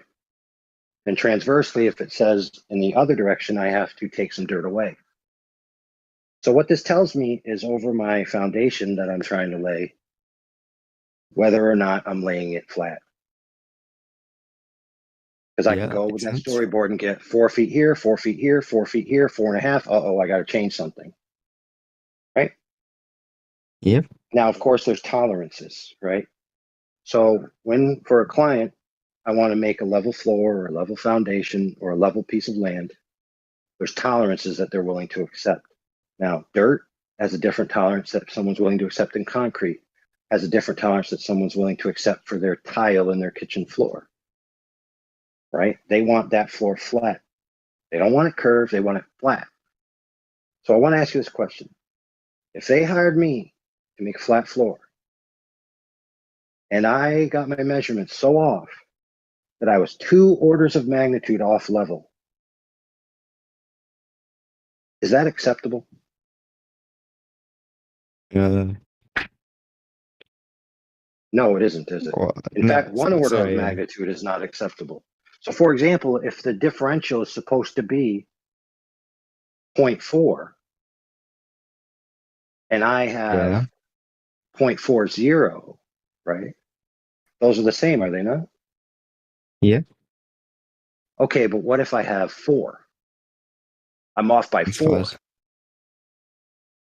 Yeah. I agree That with is not a flat floor anymore, is it? No, it's bit, what's the word? Sloped. Right. I've done screwed up. Now, what if it's off by 40? God, whoa. Yeah, you wouldn't even be able to walk. It'd be so steep. Right? So not acceptable. Mm-hmm. Okay, so if we take this laser transit and we want to know whether this Earth curve hump is there, and we can measure by getting the laser to hit a target of equal height, and it's off by 2 orders of magnitude, we've already agreed that that's not acceptable. So if the laser is at 6 feet, right, which is in the single digits, Yeah. then the double digits, right, the tens is not acceptable. And the hundreds is definitely not acceptable, correct? So lo and Yeah, that behold, would be a slope. this test was conducted. The ambient conditions were measured. The refraction was taken into account. The millirad beam divergence for the laser in question that was used on this day was taken into account. The laser hit the target.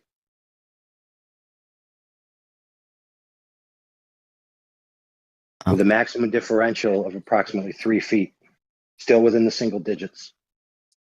And they're supposed to be 400 feet. So That's if the acceptable. Earth was a globe, the laser would have went over the target by hundreds of feet upon hundreds of feet. Yet the laser hit the target. So by the principle of laser transit within the margins of error, that surface is flat.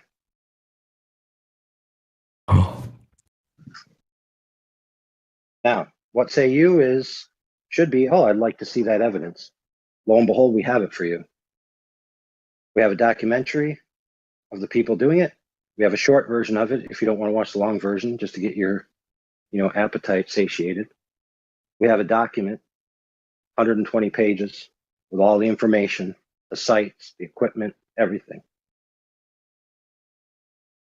Oh, One of my good friends will post that for you. Friends? Yeah. There we go. My buddies. So what's going to happen is you're going to say, oh, okay. Right? And then you're going to be like, well, is this the only test that's been done? The answer is no. Many have been done. Many. Hundreds. With all different kinds of methodologies. All demonstrating no big hump of Earth curve in the way. Observations as well in excess of 255 miles, to which the target object should not only be 400 feet below the curve, but should be a mile below the curve. Yet the object in question is clearly visible. So we've already established within tolerances that the Earth doesn't measure to be a ball, that the horizon that's been claimed to be a horizon doesn't exist, and that it's not true that the bottoms of things can only be obstructed or cut off by Earth curvature. So we've basically shown that there's just no evidence or need for this Earth curvature. What? Wait a minute, I'm looking at this thing, right? What is this thing about a blue laser and a green laser? Blue and green lasers refract at different rates. Colors refract differently comparative to the refractive index of the medium. By using different colored lasers, you can determine the refraction that's present in the ambient conditions. Okay. Which, by Colors the way, the refract- military, hey, by Oh, the yeah, way, the so- military sorry. recently did that. The military recently did that at 120 kilometers, shooting 2 lasers to see how it does, and they found out that it doesn't match the globe model. Space We Force also is have going to that be that you angry can look about at. that. Space Force is going to be angry at that. Well, I mean, yes and no, because most people, when presented with this evidence, just hand-wave dismiss it. Because they're under the impression, right, that the Earth is a ball. Therefore, what must be happening is that light is curving. Do they have any demonstrable evidence of such a thing? No, it's just an affirming the consequent formal logical fallacy. So now we've established that the rebuttal for all this evidence you've been presented with is a logical fallacy, not actual measurements or demonstration. So again, we just have no need or demonstration of this Earth curve on the ground level.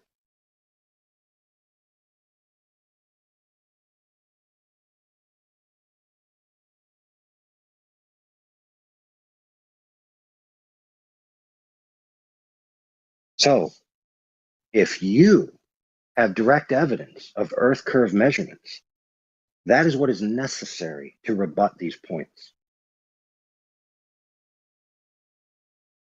Makes sense. Unless you Or- have that, the proposition stands. And the reason why it stands is because we all experience the Earth as flat, stationary. That's agreed upon by both camps, by flat earthers and globe earthers alike, that our present day experience of the Earth is a flat, stationary plane. That's how we experience it. That's the base axiom of our human interaction and experience. And Yep. based on everything I just said, that coincides with that experience. The globe curvature is an extraordinary claim that requires extraordinary evidence. But most people are fooled by the claim that a fuzzy dot on a piece of paper is a picture of the Earth from space.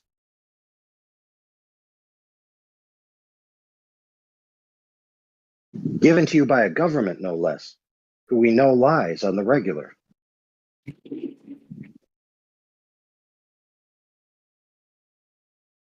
Alright, I'm just interested, right? Why would they like, so now you're gonna have a really good answer this. Why would they lie? Why would they lie? There it is. There's the $1 million question, isn't it? Who cares why they lied? Don't matter. Right. But you're an Yeah, intelligent like- person, right? You'd lied before and you've been lied to before.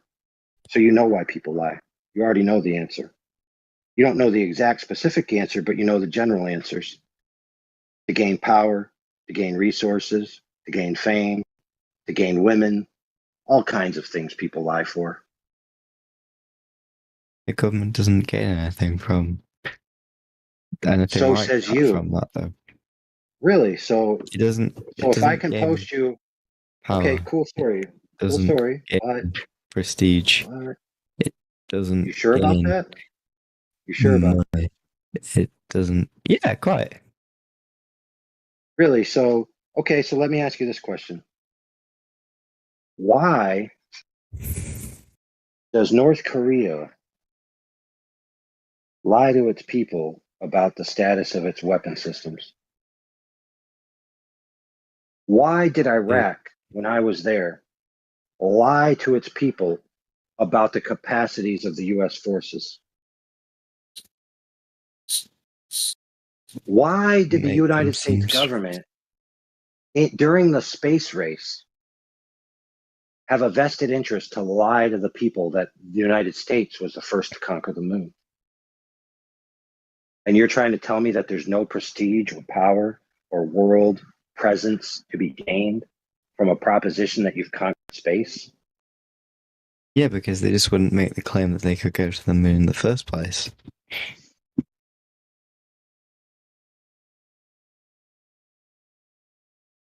It would be Right. better So for them to just you're not make that now claim in the first fair. place.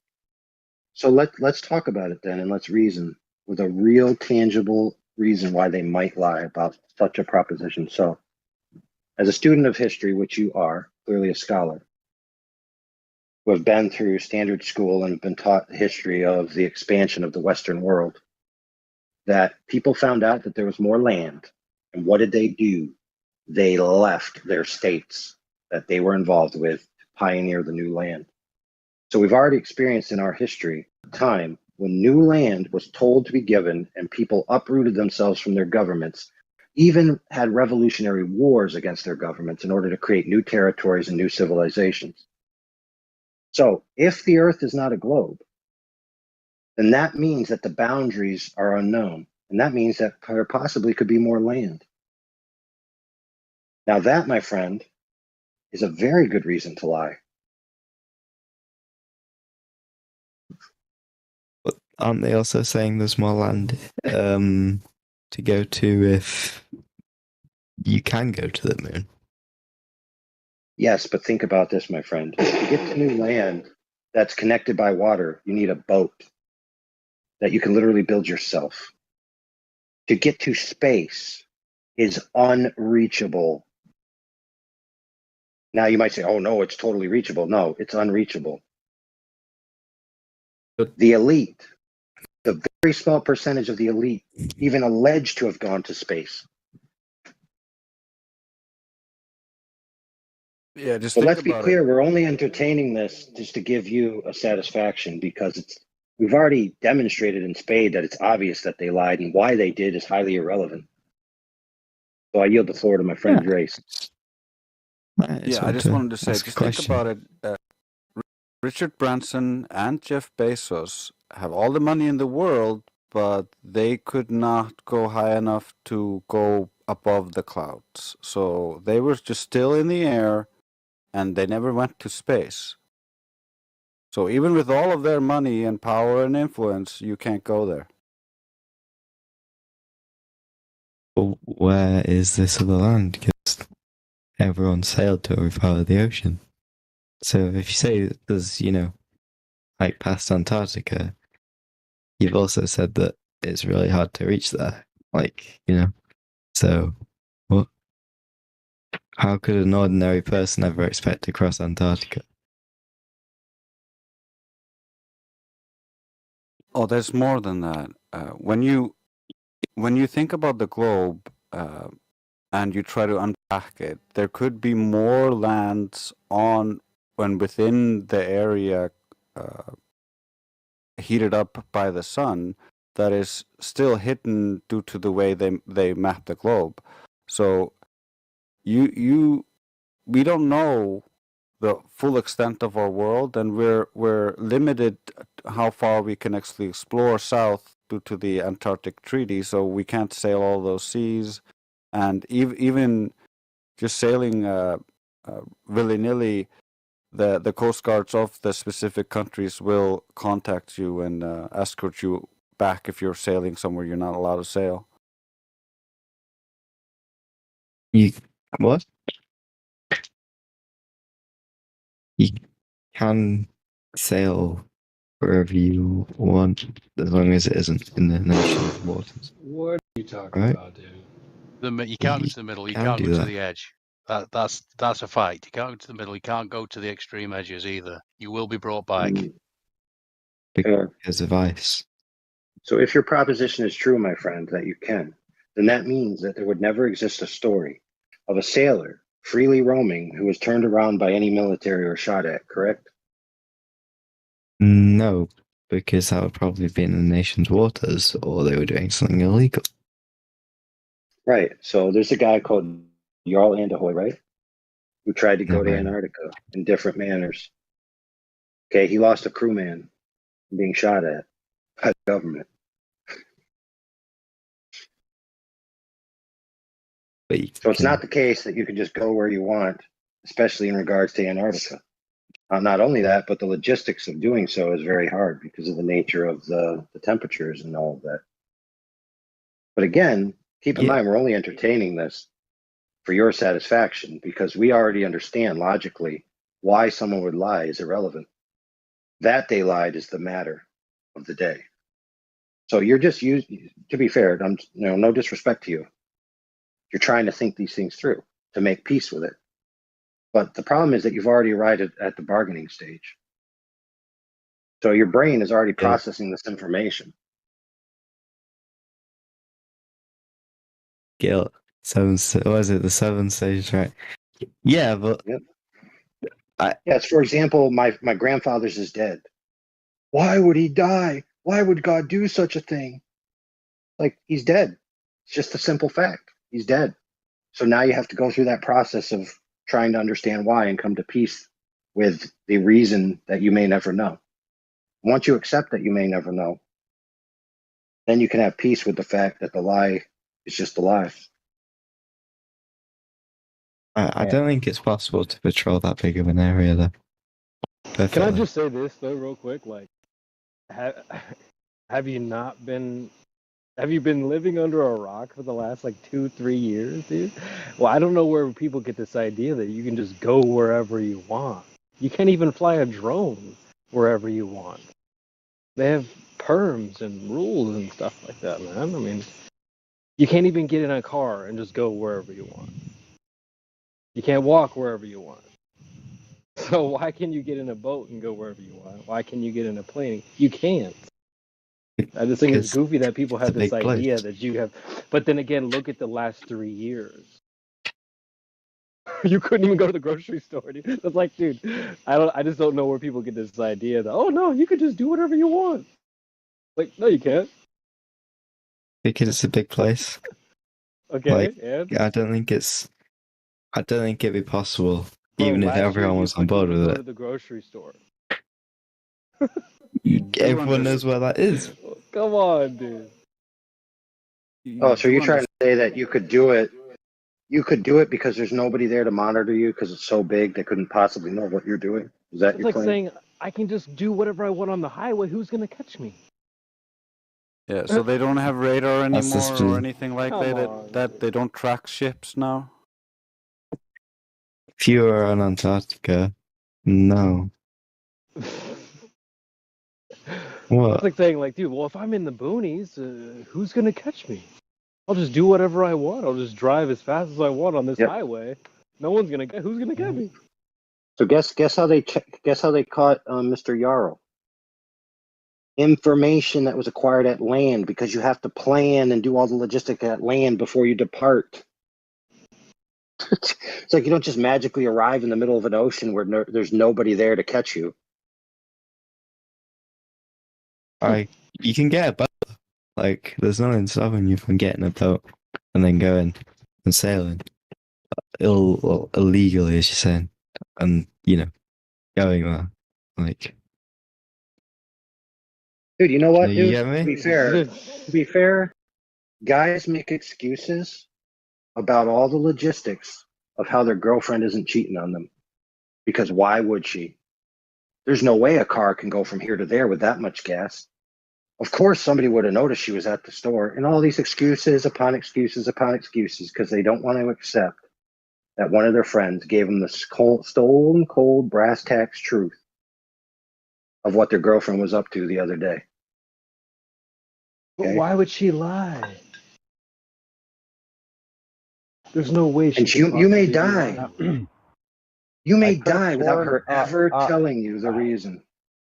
Reporting back in after sunset here, great looking sky. You can see the tail end of the Big Dipper. Ooh. And is one of you using some kind of machine tool, like a drill motor, or anything like that? No? Yeah, I'm doing my own teeth. No, seriously, I'm asking a serious question. No one's No. using anything? Because I thought for sure that I was approached by This is going to sound strange. By a mechanical dog. What? I thought it was a drone at first. I mean, that's a thing now. So, you know. Could be. But wait a minute. Whenever one of you opens your mic, it sounds like that. So I'm going to leave it to say the most logical thing is to say that it sounds coming from the Discord. And it's my imagination. I just heard it from the Discord. So good. Got that solved. Thanks for your help. Was it me, It Sonny? I wasn't just turned a my robot dog. Yeah, I'm glad it wasn't a robot dog. That would have freaked the shit out of me, but that's okay. I've fucking fought him off if it was. I just turned my Right, headphones so- off, Sonny. Was it me? I really don't know exactly. Try to Okay. talk. Let me Right. hear. You sound like you're on You some can headphones. solve. You listen. You two guys can solve that in another room. We're going to continue with the conversation. All right, my bad. Right. Exactly.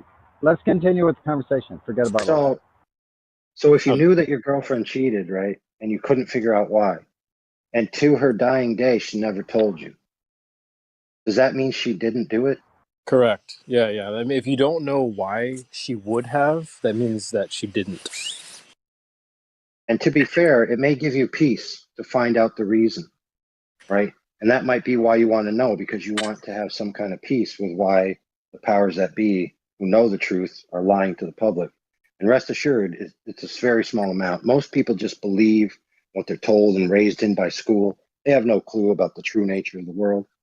They're just Muppet puppets that watch the news and believe what they see, right? If they're shown Yeah. a photograph that's allegedly to be a photograph, they're just going to say, yep, must be true.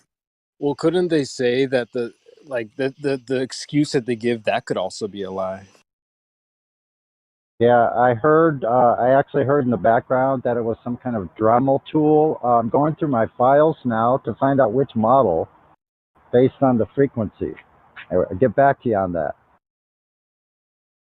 It's also worst part is we kind of showed him a video of the guy who shared it with us sleeping with his girlfriend, and he's still like, why would she lie about it? That it can't have happened. Why would she lie? There's no reason for her to lie, so she probably Right. didn't do it. There's no way she could possibly have done it. I can't think of a good reason why she would have done this, so then therefore she did not. Glober logic. Nobody admitted to using a drill motor or Dremel, so therefore it could not have been a drill motor or Dremel. Right, that's Perfectly false. logic. Sounds retarded. Yeah, so let's say, for example, that we know, or that you know. All right, let's say, for example, that you know that not only have you been presented with recent evidence that your girlfriend's lying, but in the past she's lied to you. Like at one time she said there's weapons of mass destruction in the closet. At another time she said, no, I totally didn't give those black guys syphilis. And another time she says, oh no, that's totally the reason why we went to war with Vietnam. Right? So the powers that be at the elite level have a track record of lying to the public. Right? So they're untrustworthy in a general sense. So they need specific evidence. Wait, hold on a second there, because like Santa Claus, when it brings joy, then it's not a lie. So it's okay to tell a lie as long as it brings joy, like Santa Claus. Oh, I understand now. So if they have a good enough reason to lie, then it's okay. I get it. Yeah, and then it's not even at that point. It's not even a lie at that Oh, point. so what you're trying to say is S&M, sadist, and masochistic. Yeah. I get it. Okay. Mm-hmm. Okay.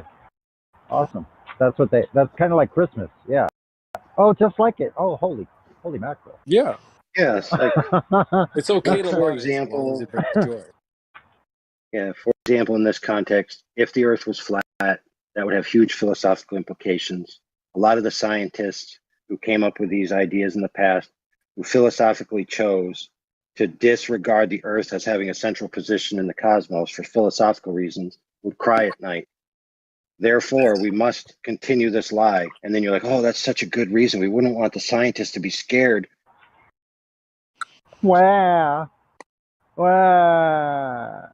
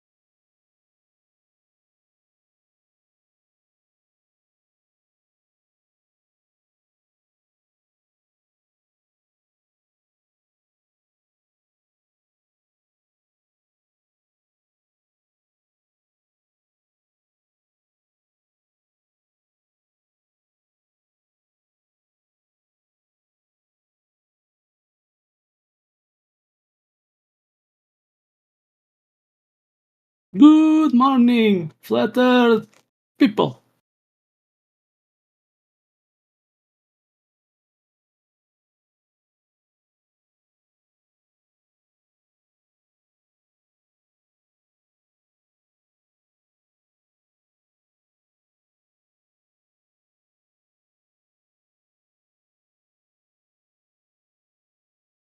What's up?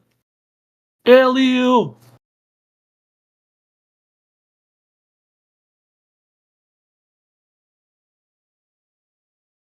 Nobody home.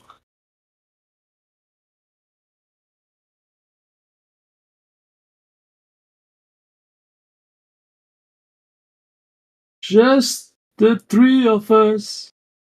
Na na na na na na na. In the live stream. What's that sound?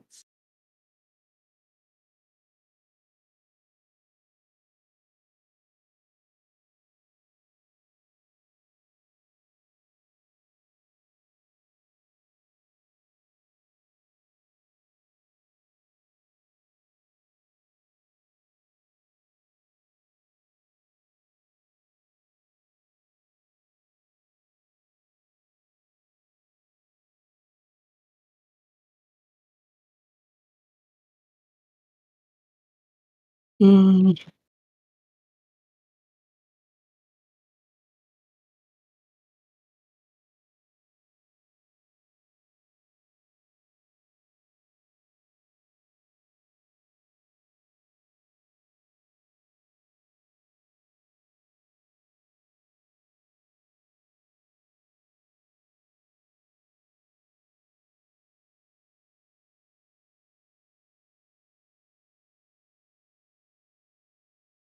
Mic check.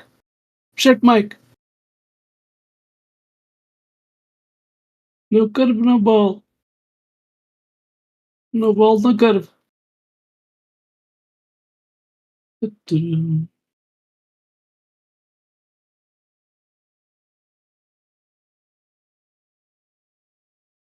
Hello? Hey, Miguel. Hey, what's up? Good, man. You good? Look what I did found. Miguel, how you doing, brother?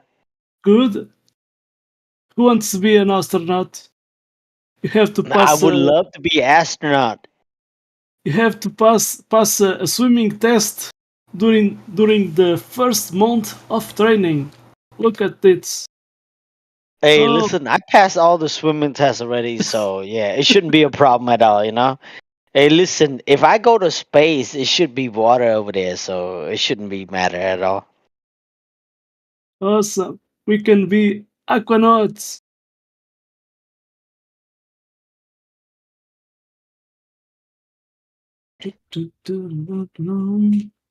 Hey, Big Brute.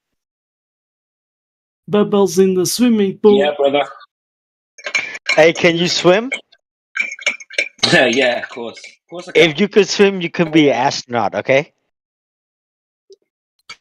Welcome aboard. Miguel, what's up, man? Hello. Hey, we were just talking about the progression of human technology from airplane perspective, from Kitty Hawk or whatever to the 747, and how fast that went, man. Went in about 60 years, 70 years, man. They went from a shit piece of crap fucking bicycle airplane thing to a 747, which you can fly. How far can you fly in a 747? About 10,000 miles. And that technology is compared to the moon landing. We landed on the moon, and yet we should have a city of the size of Los Angeles on the moon by now. Is what I'm thinking. We should. Yeah, there should have been a jump in technology for the moon, the same that there was for air flight. You know what I'm saying? You follow me, Miguel? Are you talking about the high jump? Operation. I'm talking about the technology that humans can do in a 50, 60-year time period, but yet the moon kind of is different. The moon is definitely different. It's been 53 years, 54 years since we went to the moon. They lost technology. Right. We lost. Right. So like, well, it's it's like looking at like cell phones, right? You know, I was born in '86, so cell phones used to be like a brick that you could literally kill someone with, and now they're like a thin paperweight thing, and so technology and some things it's accelerating, right, and getting better, but with the whole space thing, that didn't accelerate, right? Well, like there's a big. It did accelerate in propaganda, but it did not accelerate in reality. Yeah, Right? maybe I should clarify. Accelerating in easily seen things. Not propaganda. Miguel's got it. That's he went from 60s. If you look in the live stream voice text, he's got it. I love that. Sorry, I'm breaking ice cubes. It's okay. It's late night, man. We get to do whatever we want late night, pretty much. But it is interesting. You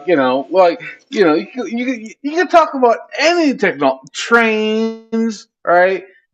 Trains, cars, planes, cell phones, computers, whatever, right? They all increase. They all increase. They get better. They don't get worse. In our lifetime, they've increased. Not just like they increased. Holy shit! In my lifetime, I went from a green telephone with push buttons to the smartphone in my lifetime. Amazing. Hey, who wants to go back to those old monochrome monitors? Those old green and black monitors. Those old monochromes, huh? Huh? Come on, guys. Come on. Let's Hey, do that for another 60 years. One that was blue. It wasn't green. It was blue. Okay. He's getting fancy with his different colors. But that's my point though. Like everything that humans can make gets better, right? That's right. It went from the only thing that hasn't gotten better is so-called space travel. That's the only thing that has not gotten better. But yet, hey, I'm a Glober. I'm gonna say, hey man, what about satellite internet, man? How cool is that? I mean, Elon It's Musk. not cool because it sucks. It sucks. So yeah, you got. I mean, you get better. You get a really high download, but your latency sucks compared to conventional fiber. Upload's not so good. Don't even talk about upload to me on satellite. That's not a thing. Upload to satellite. I mean, okay. Let's say the satellites are really good internet, right? That does not do anything for space travel, right? We supposedly in the 60s we went to the moon, right? Well, it's 2023 and we have not. Exactly. We should have colonies on the moon. Oh, we lost you. With the whole. Someone called me.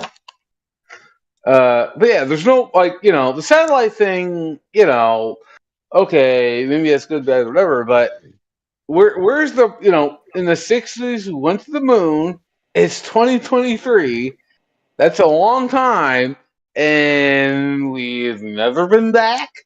Not once. That seems odd for the human race, right? The human race doesn't go somewhere and be like, you know what? We have the money.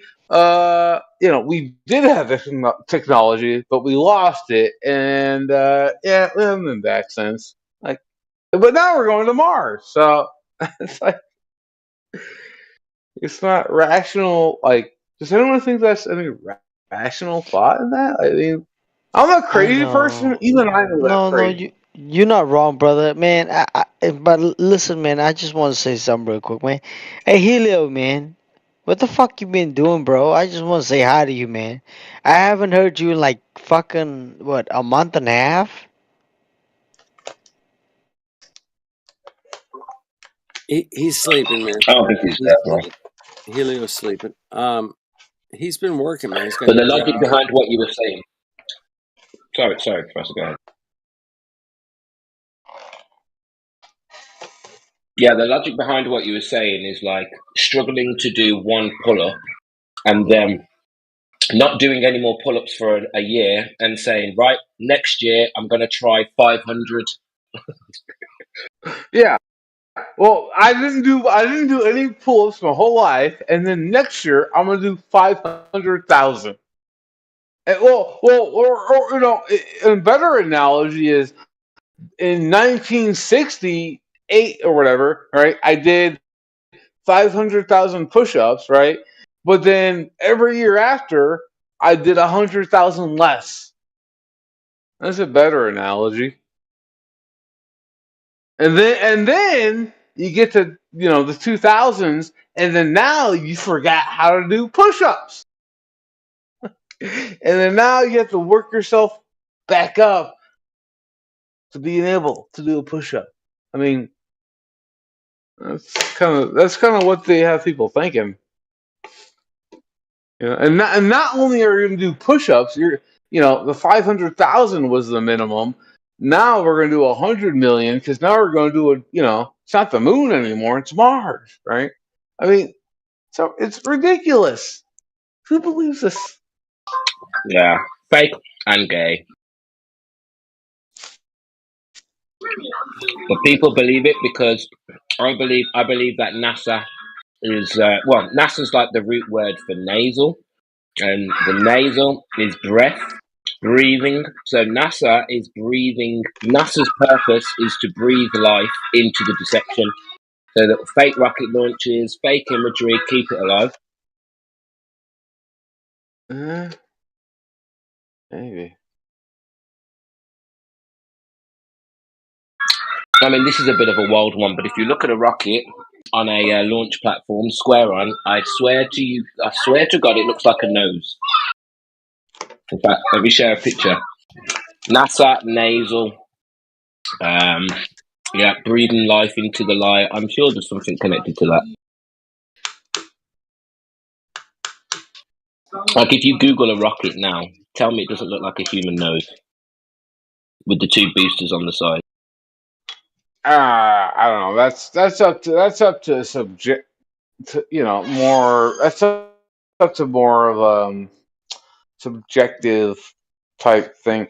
I mean, my whole thing is okay. Look at cars. Look at trains. Look at planes. Look at every other technology we have, right? And things that the explorer, what humans have done exploring, right? Once humans go somewhere, especially in modern times, ancient times, I don't know, all right, but modern times, once they get there, hey, more of them keep coming, right? And they don't care about their. So you're telling me in the '60s they went to the moon and we've never been back? I can't believe that. That does not make any sense. Once humans go somewhere, they continue to go there. Like that's just that's history. History is a great thing to show, human behavior. So once they figured out that the Atlantic Ocean and the Pacific Ocean were not like the ends of the earth, then they kept going, right? I mean, before them, there were some people that went, and they died, and some other people went, and they made it back. I'm like, oh yeah, we've been to these places, and I think they charted some stuff, and more people went, right? So in the landing, it's like, oh yeah, we went there, but the chart, they lost the charts. How do you lose the charts going to the moon? They lost it. It was like the navigational charts they lost. Like they called it something different, but that's basically what they were. Oh, we lost those. Would you lose those? I don't know. I mean, I've lost, some stuff in my life, but typically it's not, something like going to the moon. I mean, how do you lose that? You think that'd be the top priority of things not to lose, and they lost it. There's that guy from NASA. We lost the technology. We'd go to the moon in a nanosecond, but we lost the technology. So you're telling me we lost technology for the 1960s? That's what he's saying. That's what NASA. That's why we haven't been back, because we lost technology for the 1960s. Who believes that? What, vacuum tubes? Did we lose the technology to make vacuum tubes? I mean, what technology exactly did we lose? The only one I'm aware of is vacuum. We can still make vacuum tubes. I mean, it's not a lost art. It's the shielding. It was the shielding that they claimed. Yes, they lost the technology for shielding they never had. Yes. Yeah.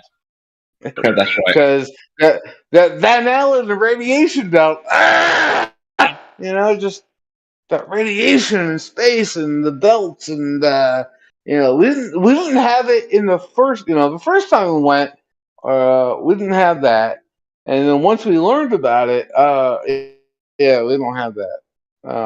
We lost. It sounds like the way they talk about it is like losing luggage or something. It's like, oh, we lost that. It's like it's more than a loss. This is. I mean, you can lose luggage. You can lose your passport. You can lose a driver's license. You can lose a lot of things, but losing how you were able to go to the moon seems like something that would be pretty hard to lose. It reminds me of when my daughter lied to me once.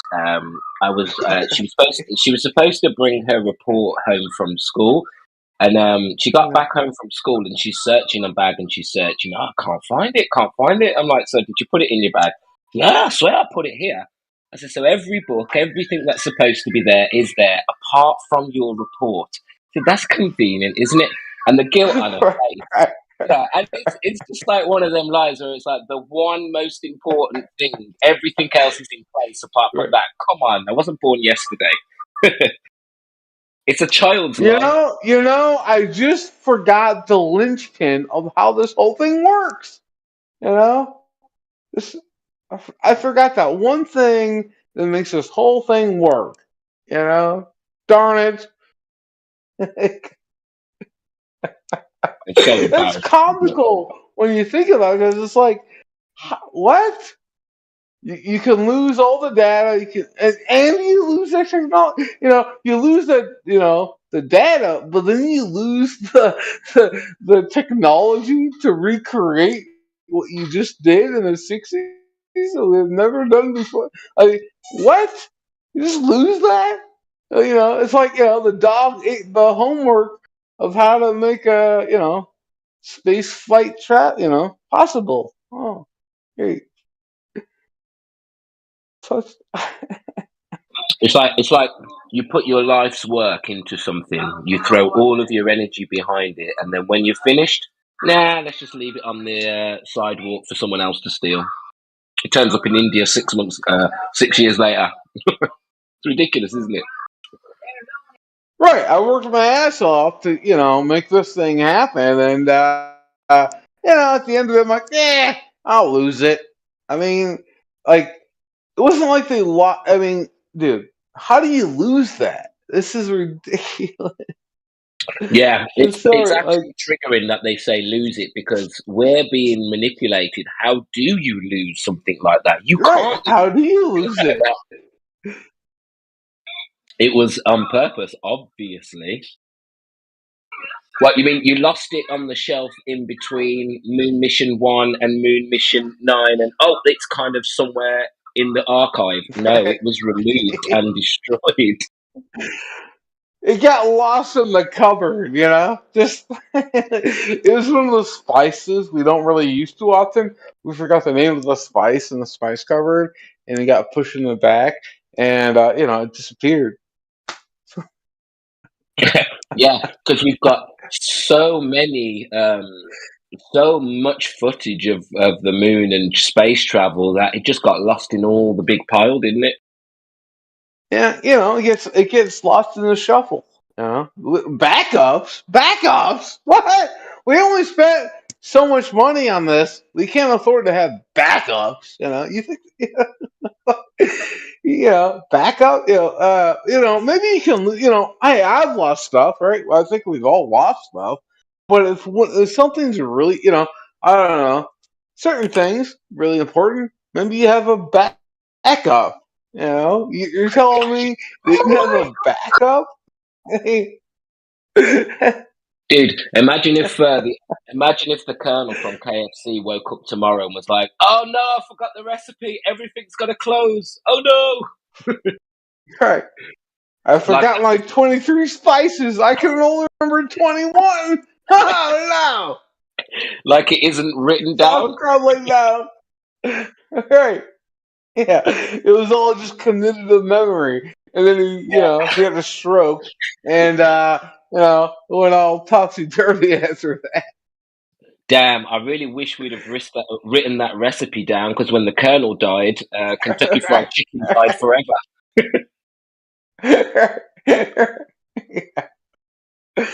Of course it was saved. Of course. I mean, this is ridiculous. This is like the most ridiculous. Like, we lost it. What? It's not like losing your homework. The dog didn't eat it. Did everyone at NASA have a stroke? Is that what happened? Is that why they had memory loss? I'm like, where'd it go? I mean,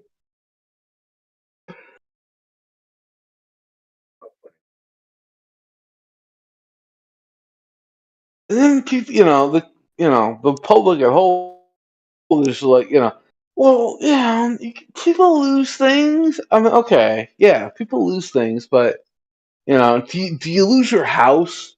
Did you lose your car last week? I mean, if there's multiple people in very prominent positions in NASA to handle these things, and what, they all just lost. No one's like, oh, no one thought to make a backup. Is that that's what they're telling you? I mean, the only way you could lose it is if no one made a backup. I mean, that's like just do the whole thing. No one just ever thought to make a backup. Just the smartest people on Earth, You do know that supposedly, there will always. and no one. Okay. To your last comment, you do realise if there was a Glober in here, there will always be that one Glober who will go, well, why do we need to go back? That's ridiculous. Like, what's the point in going back twice?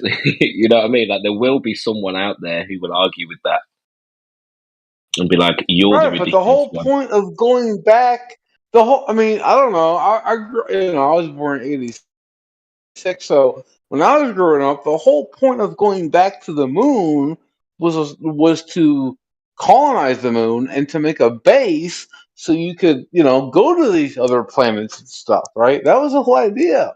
When I was growing up, like that was the like go back to the moon, start building stuff, right? Well, if you're born in And then from 86, then you're the same there, age as my the boy. moon could be a launch pad because of the lower gravity to the other planets and stuff.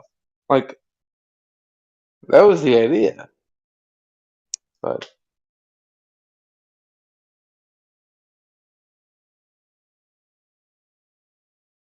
And who's that?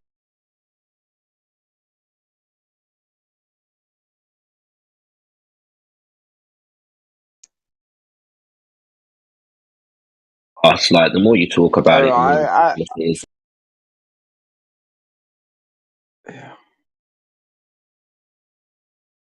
I mean, I'm just telling you what they told me as a young person.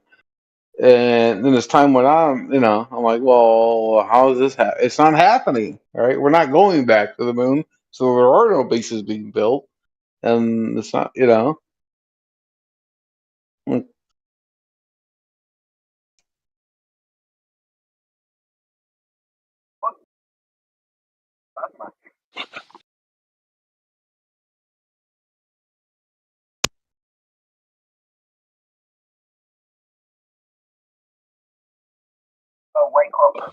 Check your WhatsApp.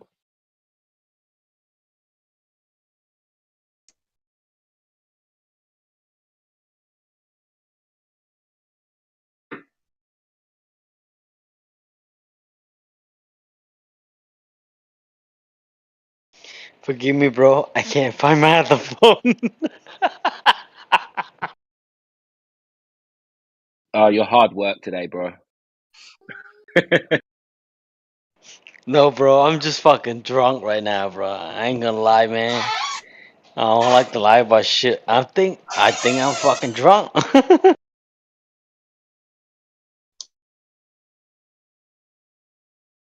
You might. You were never, insulting. You got that going for you. I'm trying to find my other phone. What the fuck is my main phone though? Hello. I'm trying to I wanna find. Yeah. I wanna see you in action in either Politics or Gempanzi's channel drunk. I wanna see this. Nah, bro. My wife would kill me. Believe me, cause I would scream, bro. Oh, Jin's here. How you doing, Jin? Doing, sir? How's life for you? Enjoying yourselves? Yes, very good. It's sunny in the UK where I am in Birmingham, so I'm happy. Okay, well, it's pissing down, raining cats and dogs here in Japan. I'm What happy, up, of course. Jin? But How you doing, brother? how you doing? How you doing? No, Jin didn't remember me. He's like, yo, who the fuck is this asshole? No, I Don't be don't think silly. like that at all. Come on, don't be silly. What I was going to say, you know that Russell Brand character? Yeah. Fuck Yeah. Russell Brand. That Right now, but cocksucker, listen, man. Fuck him. listen. You're going to say fuck. I'm going to post a video that I heard 5 years ago. That was the first time I ever heard of the name, and it was this idiot ridiculing flat Earth. That was the first time I heard of this scumbag 5 years ago. So I don't follow him at all. He's not anybody I followed. But that podcast that he was on never left my brain. Do you know what I mean? He was on a podcast and he was laughing and giggling, taking the piss out of flat Earth. This would be 2018. Okay, I was doing my laundry as I usually do, going for a run, and I downloaded this podcast, flat Earth thing. Let me see what this is about. And it's Russell Brand and his stupid cronies taking the piss out of flat Earth. So I'm going to post it into this server here. It's a clip, 3 minutes long, and I won't say anything because I don't want to destroy it for you. Hang on a sec. You know what, Jin? That Russell Brand guy before 2020, I'm sure he was just a liberal mainstream proponent anyway. Like, it's only since coronavirus have I seen any change in him. But we're gonna That's find out right. right now. I would love I- to see that 3 minutes of a clip of him right now. Yeah, hang on a second. If you give me 2 minutes, because I'm just going into my library to get it right now. I've forgotten my library card. Nah, I haven't got my library card. Hang on. Just give me a couple of minutes. I'm going to definitely get it for you. Task is at hand. But yeah, what you said about Russell Brand, yeah, I would have to agree with you. Just another useless bumhole, basically. That's all we can say. Definitely a bumhole. Of no use to humanity. He made his fame between apparently 2002 to 2013. He was really a big name out there. Never heard of the cunt until 2018 with that stupid podcast video. and he was just taking the mickey and making fun. You know, I'm going to show you the video now. 1 second. I'm just trying to get into it. Here we are. Nice. Okay. Let's try again now. Come on, that's it. All right. Lovely jubbly. I'm now clicking on the library. It's opened. Okay, I'm now clicking on that. Got to dance through several hoops just to send a video these days. Okay, 24/7, where are you? Sorry about this, guys. Bear with me.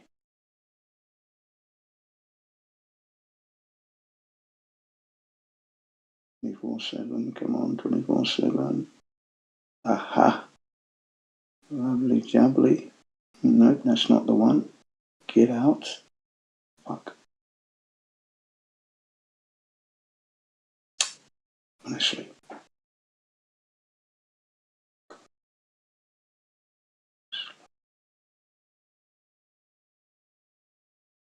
Aha, here it is. Now, live stream voice text. Come on.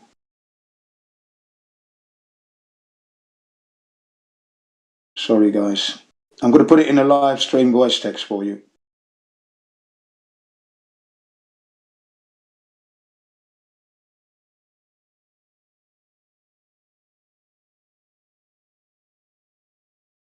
Right at the bottom of the fucking list. Live stream voice text. Okay, here we go. You're getting it now. There you go. There it is. Okay. Sorry it took a while there, guys. Man, You got it's all it? good. I'm gonna check it out right now. Hold on. Yeah, it's 3.5 minutes. Yeah. That was the first time. It was 5 years ago. It was the first time I ever heard of this character. Do you know what I mean? You know. And then suddenly I'm hearing this next bit of news. Tramp. Just a tramp. Over the years, over the 5 years, people have sent me material with involving, what's his name, Mr. Brand, but I haven't watched it. And I've responded to the people who send it to me. I don't get my news from this scumbag. All right, so you don't want to follow this guy because he ridicules flat Earth. He's just a scumbag. He's a nobody. He's the shit on the shoe that you scrape off on the curb of life, and then you look for a puddle to wash the shoe out, and then you look for that patch of grass to wipe it off. That's all he is. The shit that you don't want. Hey, Jen, I don't Yeah. think the link is working, my friend, for whatever Yes. reason. It's not working. Is that right? You're kidding me. There's nothing there. Oh, you're kidding me, man. Do you want to know something funny? Earlier, I had a clip, right? I had a clip of, I think the capsule, the capsule, about the astronaut supposed to come down. Yeah, it's working for me. Let me try that again. Yeah, it is working for you, but I'm just saying, like, I also had a clip I saved for years already, like at least like 3 or 4 years ago, right? And I tried to post in the chill chat, and guess what happened? It didn't work either. Well, when I played, it did work, but when other people try to play, it didn't work at all. And this was the actual video, that I saved it like at least 3 or 4 years ago. So it's just odd, man. Okay. I don't know. Please try the second link. Please try the second link. I'm going to remove this one out now. Is it working? Yeah, it's Yes, working. it is. Brilliant. Yeah, there you go. Right. There you go. Sorry about that first link. They always try something. Always trying something, these people. Yeah, look at that. Let's see. It's going to work for me, of course.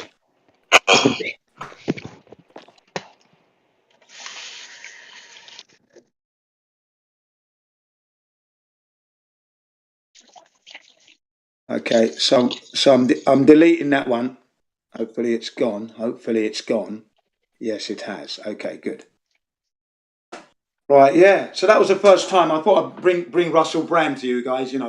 Obviously he's a controversial character, but I first heard of him only in 2018, doing my laundry, listening to this podcast of this wanker taking the piss out of flat earthers, and you've just got a little clip there of it. But I just thought, what a cunt that geezer was. You know what I mean? I never knew him at all. Didn't know who he was at all. Didn't know of his fame or anything. Just a bumhole, wanker. If I'd been in the room, I would have slapped him in the face. I would have just said, yeah, where's your evidence for your glove? Don't give me the shit you got here. Show me your evidence. Bit more, want some more slaps? Because you got a bit of money, you got a bit of fame. You go around slagging off flat earthers, taking a piss. Nah, not on my watch, mate. Not on my watch. Well, he's effed now, isn't he? he's no going back for him now. Yeah, that's right. Yeah, he's fucked it up now anyway. You know, I never did like him at all because that was the first impression I got of the guy, taking the piss out of flat Earth. Isn't that amazing, though? Yeah, that I'm bringing you that point. You never would have thought he had the flat Earth discussion, would you?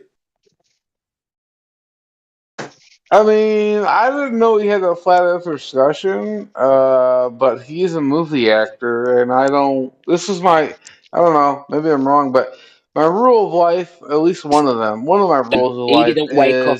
is do not believe in actors that have been in movies. I don't care what they say, what they do. They're movie actors. I don't care what they say or what they do. I don't believe them. I don't trust them. They're actors. Yeah, that's a by good rule to trade. live by. Good rule to live by. Very good I rule mean, to live by. I kind of like some of the stuff he has to say, but that doesn't mean I don't care because he's an actor, right? Yeah. I've never seen any of his material. Don't know the guy from Adam and Eve.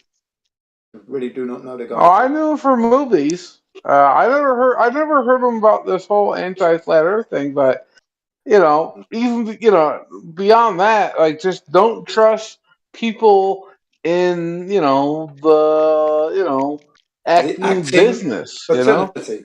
Yeah.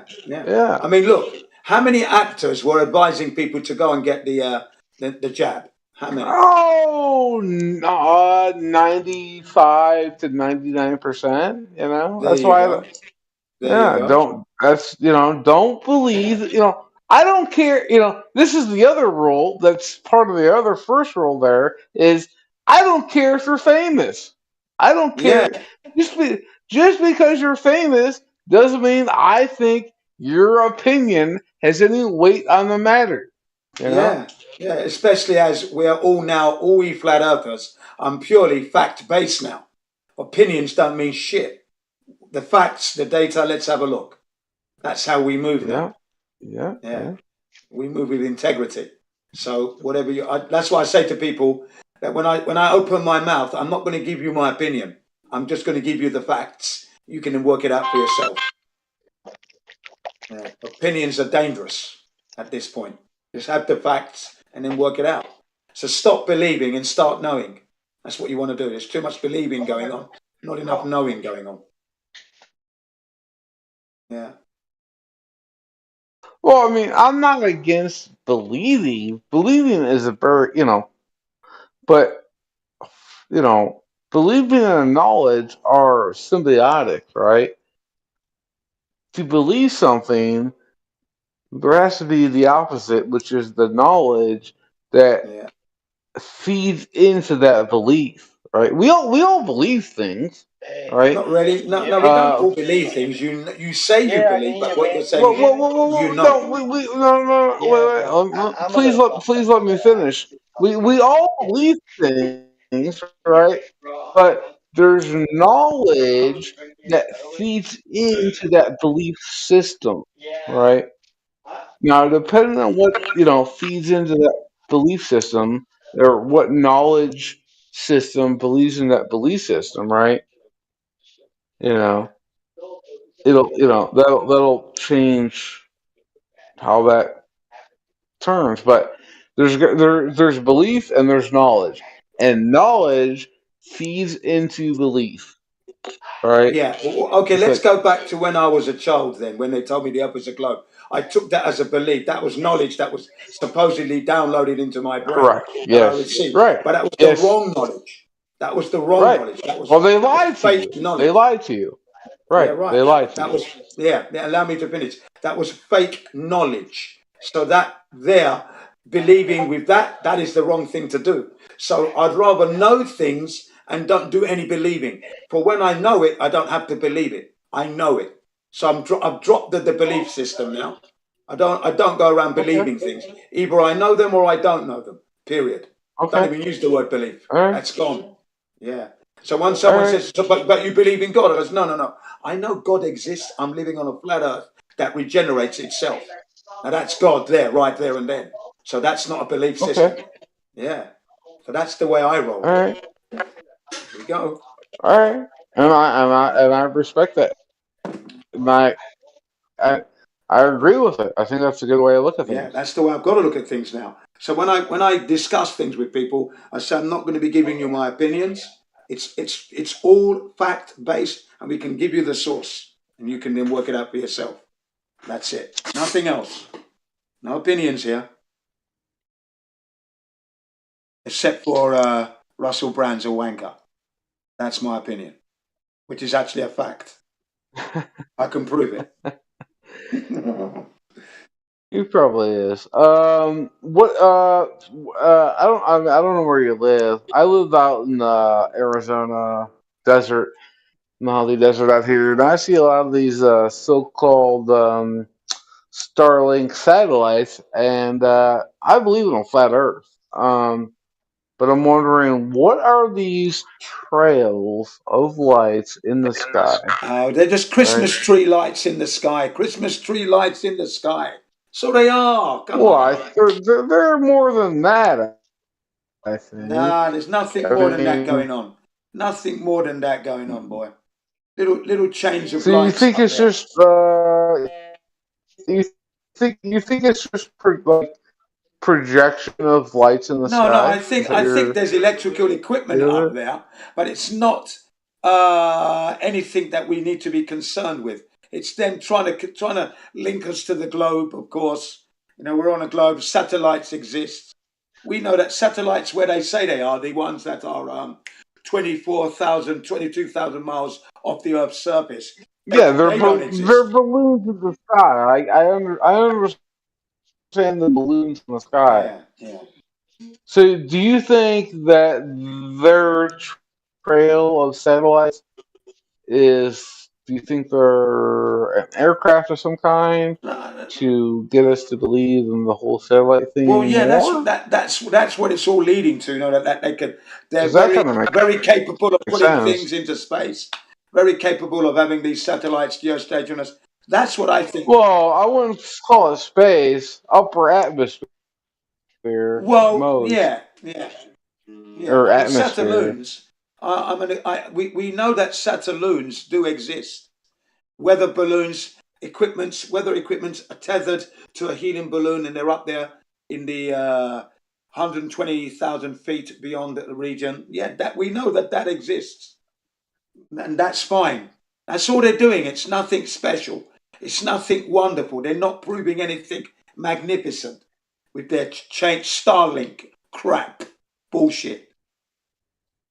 Well, I wasn't trying to say that they're going to prove it. I mean, I'm just wondering what they were. Yeah, that's a If fair it question. was No, it's a valid. I aircraft respect your question. or It's a valid question, and it's a question that should be asked. So yeah, no, I agree with you. I agree with the question that you've asked. What is that shit up there? What is it doing? What's it proving? What's it proving to us? That's the question, isn't it? What's it proving? Proving fuck all. You know, if anything, because they move too fast for balloons, but at the same time, if they're I mean, let's say if they are aircraft, they are definitely not doing the regulated aircraft stuff.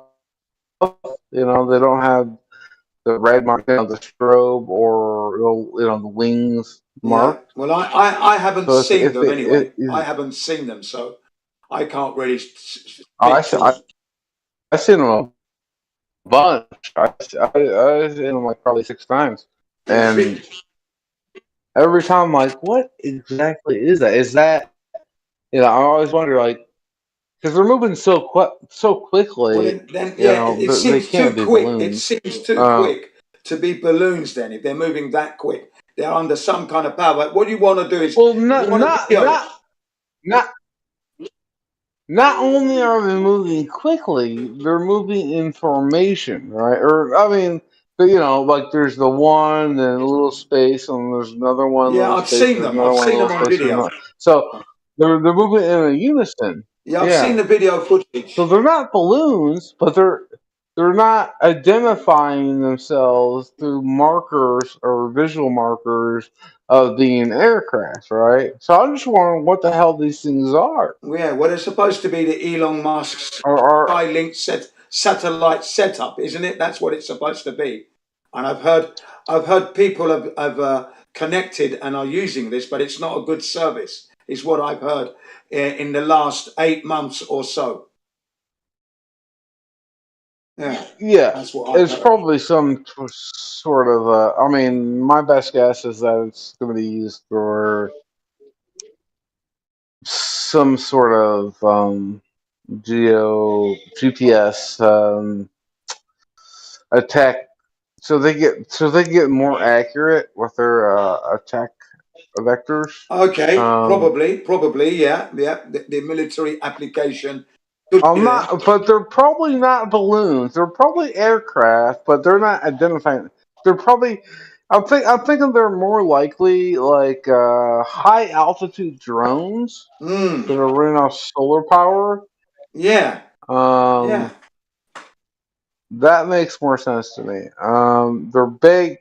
They're big enough to where they catch a little sun, but they don't. They don't have. They don't. They're high enough to where they don't. They're above registered airspace, so they don't have to have. Like the U-2, spy plane, right? Yeah. I'm sure that U-2 spy plane was not running strobes and beacons and all that, because for me, the whole X-plane thing and Elon Musk is heavily tied into U.S. government. Yeah, Black ops or financing money. Yeah. yeah. Well, because electric cars are a joke, and for the people that do have, the whole satellite internet thing, I'm sure it is better than nothing, right? But that's just it, right? It's better than. It's not revolutionary. It's a little bit better than whatever they had before, and they're calling them satellites, but what is a satellite, right? What is it?